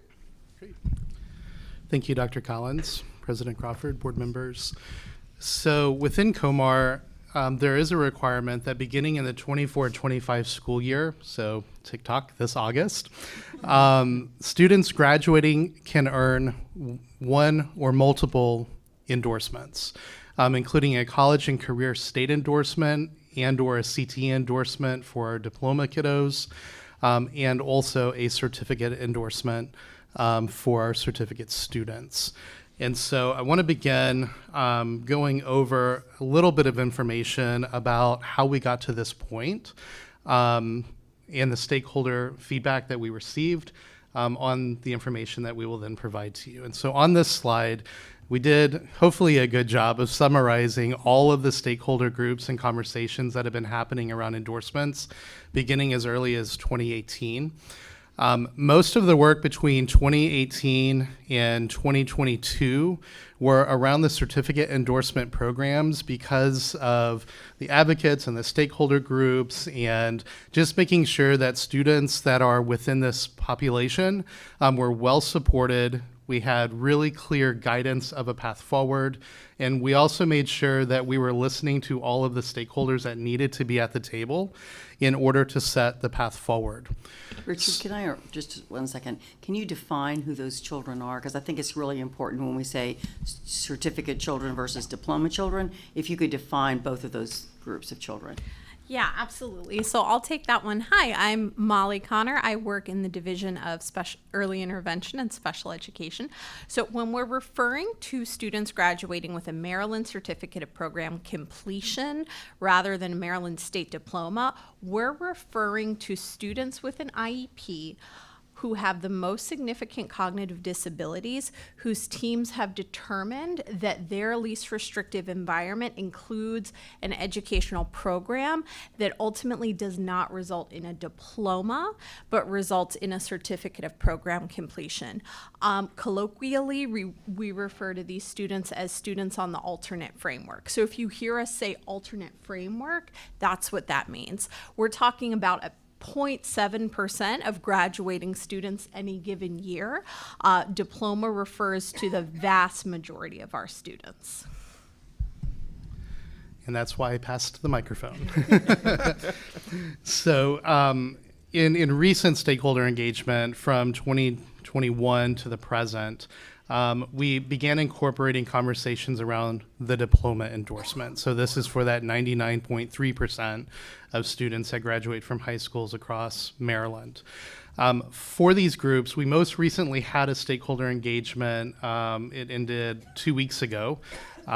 We had a series of engagement opportunities where well over 200 participants joined on the call. There was a mechanism for them to provide feedback, and some of that feedback has been incorporated into these next steps.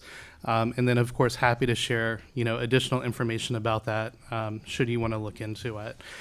We have also had these conversations with chief academic officers through the monthly meetings that Dr. Collins and the Office of Teaching and Learning put together so that we can also have feedback of how this would impact them within the school system so that we can take that into account as well. Next slide, please. So there are a number of states that we looked at who have implemented endorsements as well, just to see the various ways that they've done it. And there were really two that rose to the top that have really what I would call mature endorsement systems. They've been in place for quite some time, and those came from Mississippi and Texas. And within Mississippi, for example, we saw a lot of alignment, CTE endorsement. It was tied to some very specific individual success plans that began in middle school, ensuring that students were well guided through into high school and into career pathways and CTE programs all the way through graduation. And in Mississippi, there was also this alternative route, so the certificate route that Molly had spoken to as well. And it seemed to mirror a lot of commonalities that we have here in Maryland. Texas took it a little bit of a step further through what they call House Bill 5 that was passed in 2010. Texas actually developed several different graduation diplomas. So in Maryland, we have a single high school diploma. And in Texas, they have 3 different high school diplomas. This is where we saw the vast majority of rigor built in, because as the progression of coursework happens, layering in dual enrollment or dual credit, layering in advanced academic programs, determined which diploma you would be on, and each one of these aligned with an endorsement program. And so in Texas, that's how they built in. One of the things that in talking to both of these states and understanding the value of an endorsement, the conversation has to start early. It has to be communicated clearly to your communities. And the way that endorsements roll out in both of these states incentivizes kids to earn it because it gives preference into post-secondary enrollment. Your workforce programs within the state understand what it means when a student comes with a particular career endorsement, and it gives them preference in hiring. It gives them preference in a number of things that I think, Pillar 3 on the career side in Blueprint really speaks to as well. And so while you won't see plans for that particular element in this presentation, I do want to give a nod that that's still work that needs to happen so that we're able to build in the why of why these endorsements are necessary for students. So on the next slide, this is where we get into the college and career endorsement for diploma students. Remember, there are 2 endorsements that are possible, the CTE and the college career readiness. So this is the college career readiness. We're taking a 2-phased approach, again, because August is coming up very quickly, and we want to make sure that we can implement to meet COMAR, and then give us a foundation to build on as we move into the 25 school year, which is what we would call phase 2. In phase 1, we're offering an opportunity for students to earn the CCR endorsement if they meet either the interim criteria or the current criteria for college career readiness. Initially, we had proposed that we would only use the new definition that was passed earlier this year by the board. Some of the pushback from schools, from our school system, they were concerned that it would leave some students out that really should be earning this. And so we took that feedback into account and certainly didn't want to exclude them. Moving into phase 2 for school year 25 and beyond, option 1 and option 2, thinking back to Phil's first presentation today where we had that flow chart of the college career readiness standard, this is what option 1 and option 2 is. So if a student meets the college career readiness standard, then it would offer them this endorsement. Next slide, please. For the career and technical education endorsement, again, taking a phased approach. So for students that would be graduating this coming school year, 24-25, students that meet the current completer pathway graduation requirement. So a number of our students across the state enroll in a CTE program of study. They become a CTE completer by meeting those requirements. For those students, they would earn the CTE endorsement. Beginning in school year 25, though, we wanted to make it twofold, more rigorous, but also we wanted to make sure that it met the spirit of Blueprint to incentivize students to move towards those apprenticeship and industry credential pathways. So beginning in school year 25, a student can earn a CTE endorsement by completing 2 or more classes, so that would be a CTE concentrator. And they have to have earned an industry-recognized credential and or the high school level of a registered apprenticeship program. And so for those students, they would then earn that CT endorsement. Here's where things get a little spicy, right? So there are 5 different categories that a student can earn this endorsement. Those are listed as STEM, business and industry, multidisciplinary studies, public services, arts, and humanities. So here's the method to the madness on that on the next slide. We organize our programs into these different categories. So I want to caution, this is not the final list. Certainly there are, I probably missed something here. So this is a representative list. I wonder why that is. I had the eye contact, I saw you. Additionally, in the multidisciplinary studies area and in the arts and humanities area, we wanted to include comprehensive arts students as well. And so as we are building out pathways across all of those areas, while they are not technically considered career and technical education, they are a post-college and career readiness pathway. And we want to make sure that all students can see themselves in this particular endorsement. Next slide, please. All right, now I'll hand this over to Molly. All right. So we already touched a bit on, hey, what is the certificate of program completion? But just to name that participation on the alternate framework is ultimately determined by a student's IEP team. So we're talking about fewer than 1% of graduating seniors or students in their final year of school per year. Per COMAR, the endorsements that are being offered to students earning a certificate of program completion include post-secondary education, work readiness and employment, and community and citizenship.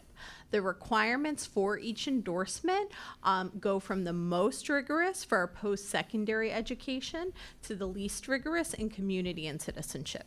The idea here being that there is an endorsement that is right for you.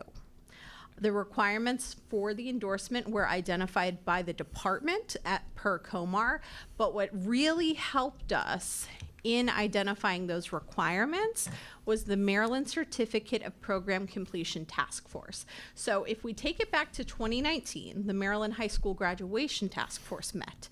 And I don't know who on the task force, but I'm eternally grateful to them, said, wait a minute, there's 1% of kids we are not talking about, and that's those receiving the certificate.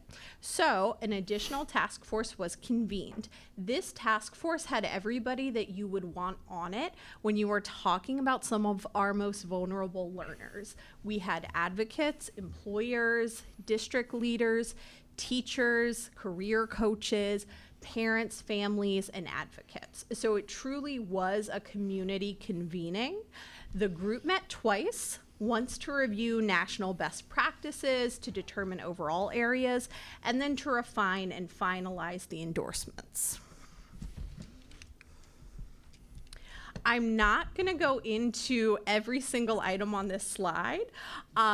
We have a phased rollout strategy. I want to name that for our students who are earning a certificate of program completion, this really does represent new educational programming. So we have to make sure that our on-the-ground practitioners feel supported and feel ready to complete the observation process and the awarding process before we reach full scale and say, yes, every single student with a certification is going to get an observation this year. So we have a phased process. We're in phase 1 right now, which is completing the recommendations, presenting them. We've presented to the Governor's Workforce Board, CSAC, which is a Special Education Citizens Advisory Committee, and a number of other organizations. We've also completed our first training to preview the attainment rubric and the standards. Phase 2 brings us directly into schools where we will be providing on-the-ground training for our practitioners, and we're going to focus especially on the observation process. And then phase 3 starts to bring it into the IEP team meeting. That ultimately brings us to the full vision for the endorsements in fall 2026 and beyond.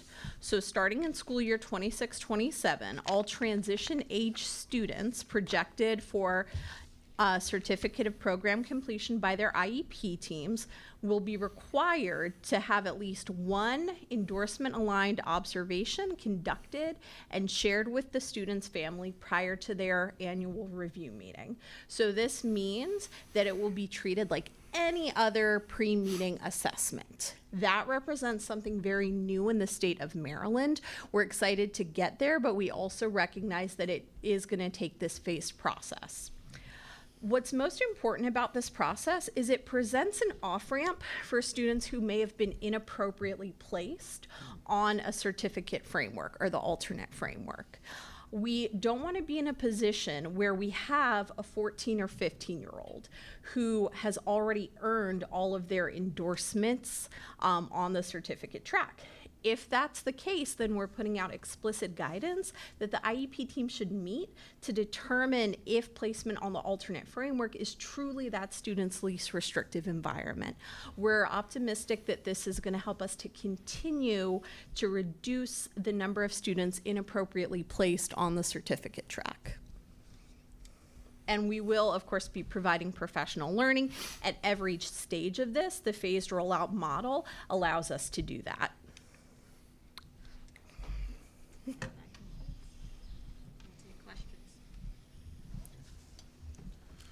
Floor is now open for questions. Dr. Getty?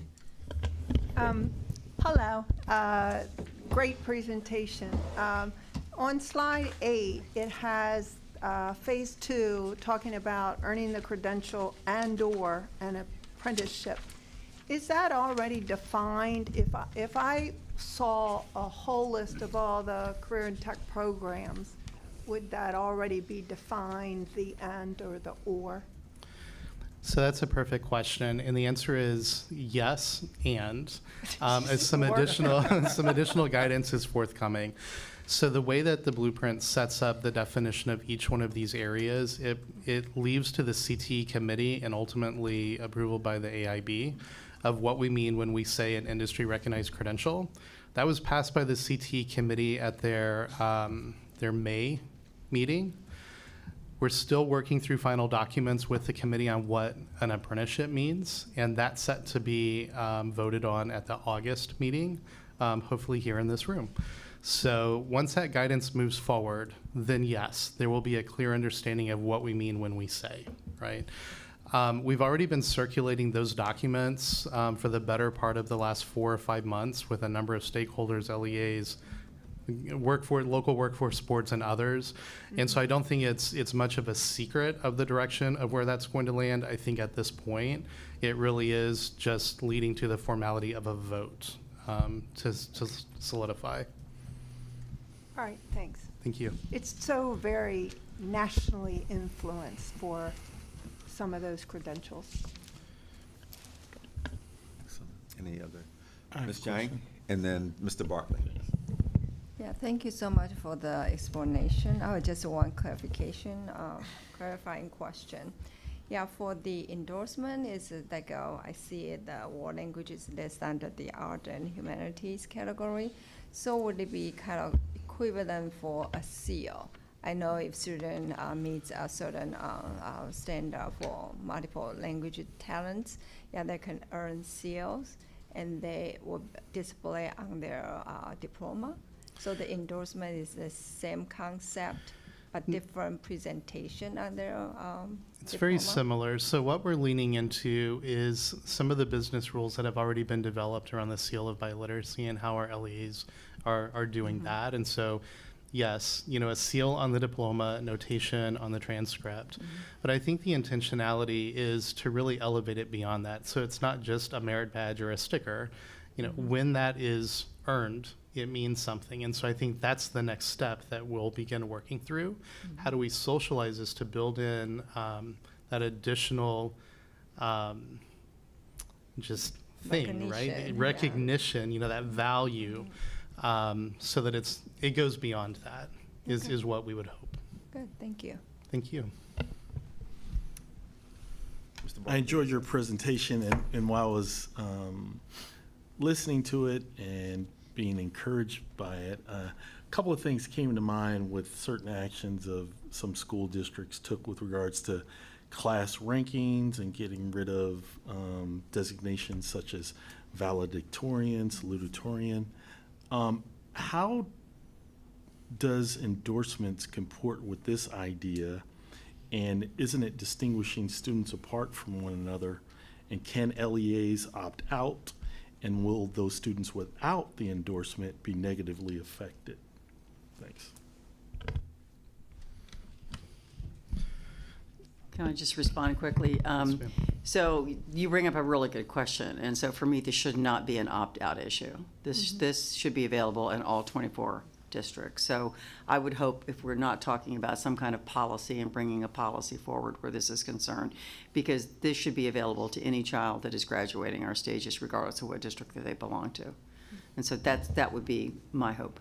Yep, it's my hope also, but is there a way that we can ensure that if this becomes a policy, that we don't allow school districts to opt out? Because you'll get into this, I mean, colleges are gonna rank and make decisions based upon GPA and reputation of the school, and they're gonna determine, and they will figure out what schools receive what kind of endorsement and how many schools or how many students in that school receive that endorsement, and they will put evaluation on that school based on what kind of endorsements that they receive. Schools can get rid of rankings all they want, they can get rid of valedictorian, salutatorian all they want, but colleges have to make a decision with regards to, and employers have to make a decision with regards to who's gonna be the best fit and who will we receive the most benefit from. And so my only concern is if we do an endorsement, is that it is statewide and people can't opt out of it. So I can tell you that that's exactly what we did in Mississippi, and we had a policy around that. And we did a lot of communications to parents, because when we first got the first indication that there were districts that weren't participating, that was a whole conversation that had to be held, because that was not an option. If you have a student that qualifies and earns the endorsement, then they got the endorsement. So it's a work in progress, but I definitely think that there's got to be some teeth behind this. And COMAR directs LEAs that they have to do this, so. Yeah, so I guess your question is what happens if they don't? They have Yeah. to. Dr. Johnson? Isn't it a part of our DEA? Not the That is a endorsement. part of IDA. Not the endorsement. Not the certificate. No, the endorsement wouldn't be. No. No. The completion, the certificate of completion. So I believe that's Komar, but we can definitely, I think there's a lot to be said for where IDA intersects with all of this, and we want to be very, very aware of that as we roll this out to families, absolutely. The federal regulations do allow states to offer a regular diploma and an alternate diploma versus just offering the certificate. Right. So that might be something we might want to look into, which causes, I think, a clearer distinction rather than just a certificate, That's but right. an alternate diploma. It's same qualifications for the alternate diploma, but it's a diploma.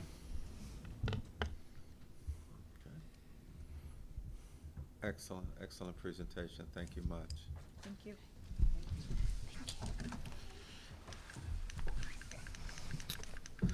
Okay. I'm going to read a statement that would allow us to go into executive session pursuant to Section 3-305B1 and B7 of the General Provisions Article of the Annotated Code of Maryland. The State Board will adjourn to executive session to discuss the following: 4 appeals, personnel matters, and review of procedures for election of State Board officers. We will return at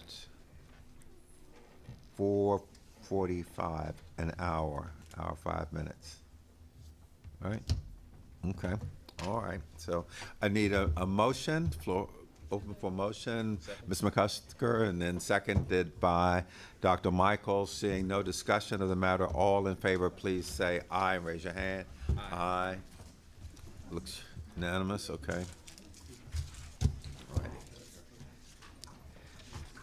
See you in an hour or less.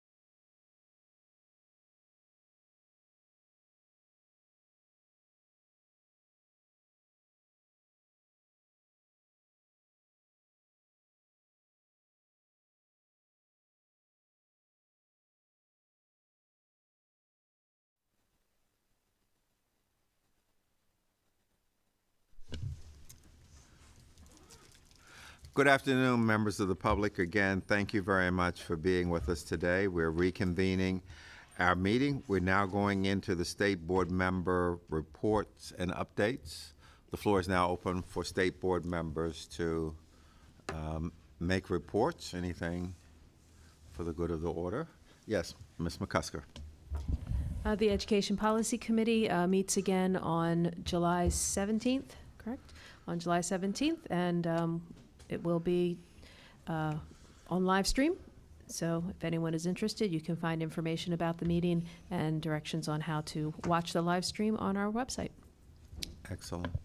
Yes, Dr. Golson. Yes, thank you. The Education Transformation and Accountability Committee will meet on July 11th, 6 p.m. You can also watch it via live stream or watch the videotape. Look forward to having people there. Thank you. Good. Mr. Hans?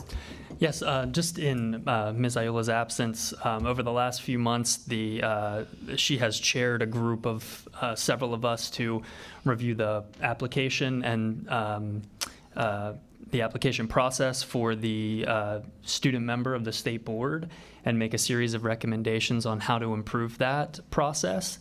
Alongside the Maryland Association of Student Councils, the Governor's Appointments Office, representatives from MSTE, and myself. And they concluded their recommendations, that group, just a couple of weeks ago. And you have a copy of it in your materials today. But it was a really good set of recommendations from a few months of work that Ms. Ayula led. So very, very proud of that group getting together and completing their recommendations. And that group will reconvene next year after some of the recommendations are put into place to see, how efficient and effective they were around outreach and the application process, et cetera. Okay. I would like to take this time to acknowledge outgoing board members, my partner in crime, Dr. Getty. We went through some interesting times. Oh, yeah. we no longer have a blue website. So high five for that one.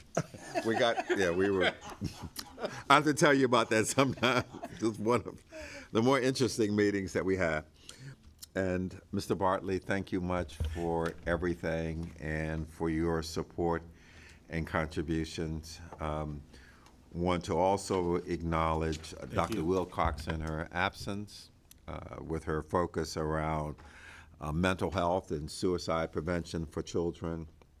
Wish her the very best. And Ms. Ayala, she's in school, I think started last week, right? Summer. Yeah, so I guess she'll come back in 12, 15 years, be president of the state board or something like that.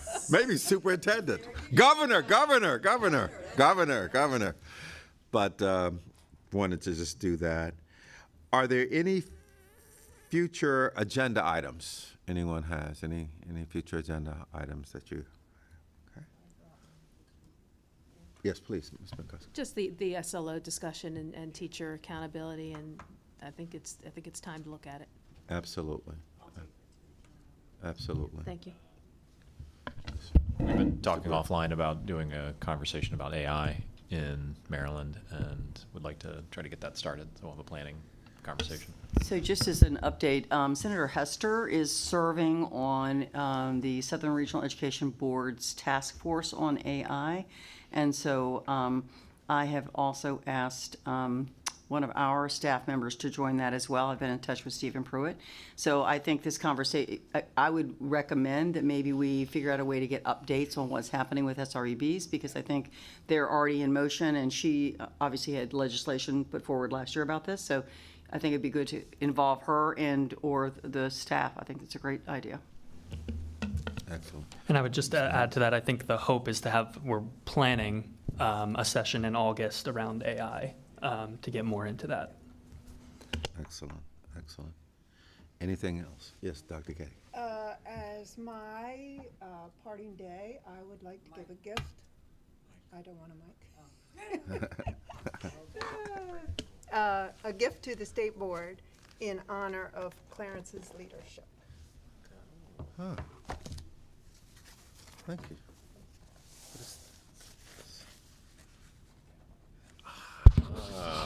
for the board. on the bottom, Clarence. That's so you don't forget me. Excellent, so this is Because I great. can't sing, You're Gonna Miss Me When I'm Gone. We're gonna save that for Excellent. Rachel's last day. Excellent, excellent, When I'm gone. excellent, excellent. Wait, one more thing. Did you get it out? What's that? Oh, What is this? it's to go with that.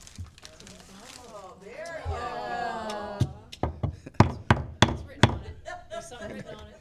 What does it say? That's my name on it. There it is. I'm gonna take this home and I'm gonna explain to my family. I'm in charge. Yes. That's right. Thank you so very much. Thank you. I'd like to make a remark. Please, absolutely, of course. When Governor Hogan's appointment office called me and said they'd like to consider me for appointment to the board, I was astonished, and I was also highly esteemed. And when I came on the board, I was lucky enough to have the guidance of Clarence Crawford as the president, and you're an outstanding role model. I think you are an example of leadership that everyone in the state should follow. It was tremendous to be a follower of you, and one of the best things that I've learned to do as a member of a board is to be a follower so that I might be a leader. And you are outstanding at your job in the state of Maryland. The children, families, the teachers, and the teachers union have benefited from your leadership, and so have I and all the board members. I also like to thank Rachel McCusker. When I first got on the board, I was intimidated by your smarts. I was intimidated by your class, your style, and your attention and understanding of the issues. And I've been on many boards, and I always try to find someone on the board who I could emulate and learn from and listen to. And I learned a lot, emulated you, and listened to you. And thank you for your leadership. And then lastly, I'd like to thank Dr. Getty. I did the same with you. You're so humble, you're so kind, and your experience as a teacher, a mother, a parent, and a spouse of one of the most powerful men in Maryland. Yet you didn't convey that. You always stayed humble. You always participated as a team member, and you didn't exert your force of will or understanding or might that you had. And this is a highly effective board, and Clarence Crawford, the transformation that you led in the board so that the blueprint for Maryland's future could be implemented is a master class in leadership and professionalism and organizational change. And I would hope that someone would examine your leadership here and write a master class on it so that the rest of America and the local education districts could use your leadership and transformation as a model to best influence the lives of all of our children. And thank you for the opportunity to serve under your leadership. Thank you. Thank you. Goodness. Are we early? Are we still early? Yes, as soon as all we have to do now is just do the opinions. And depending on how long it takes Mr. Dunkler to go through the 4 opinions, we could be either early or late. So it's on you. It's on you. I'll be brief. We have 2 opinions and 2 orders to announce. The first opinion is Denise Flowers Brooks versus Prince George's County Board of Education, opinion number 24-14. This case involved the local board's decision to terminate employment as a school bus driver. The state board affirmed the local board's decision. The second opinion is LS versus Howard County Board of Education, opinion number 24-15. This case involved the local board's decision that parents' primary residence was in Baltimore County. The state board affirmed the local board's decision. In terms of orders, the first order is Autoflex Fleet Incorporated versus Montgomery County Board of Education, order number 24-11. The Appellate Court of Maryland vacated the judgment of the Circuit Court on grounds unrelated to the state board's decision and instructed remand for further proceedings. So this appeal is remanded to the local board. And lastly, Chad Edwards versus Baltimore County Board of Education, order number 24-12. The appellant prematurely filed appeal with the state board regarding his disqualification as a school bus attendant. The local board has now advised him of his proper appeal rights, so this appeal has been dismissed without prejudice as it is not ripe for review. That's all I have. Thank you. Seeing no additional items for the good of the order, the floor is now open for a motion to adjourn. I make the motion and I shall second it.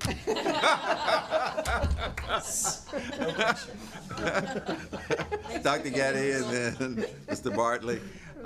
Seeing no discussion of that, we'll now vote. All in favor, please say aye, raise your hand. Aye. Thank you much. See everyone I guess in a few days, I guess a month or so. Most of us. Okay. Thank you.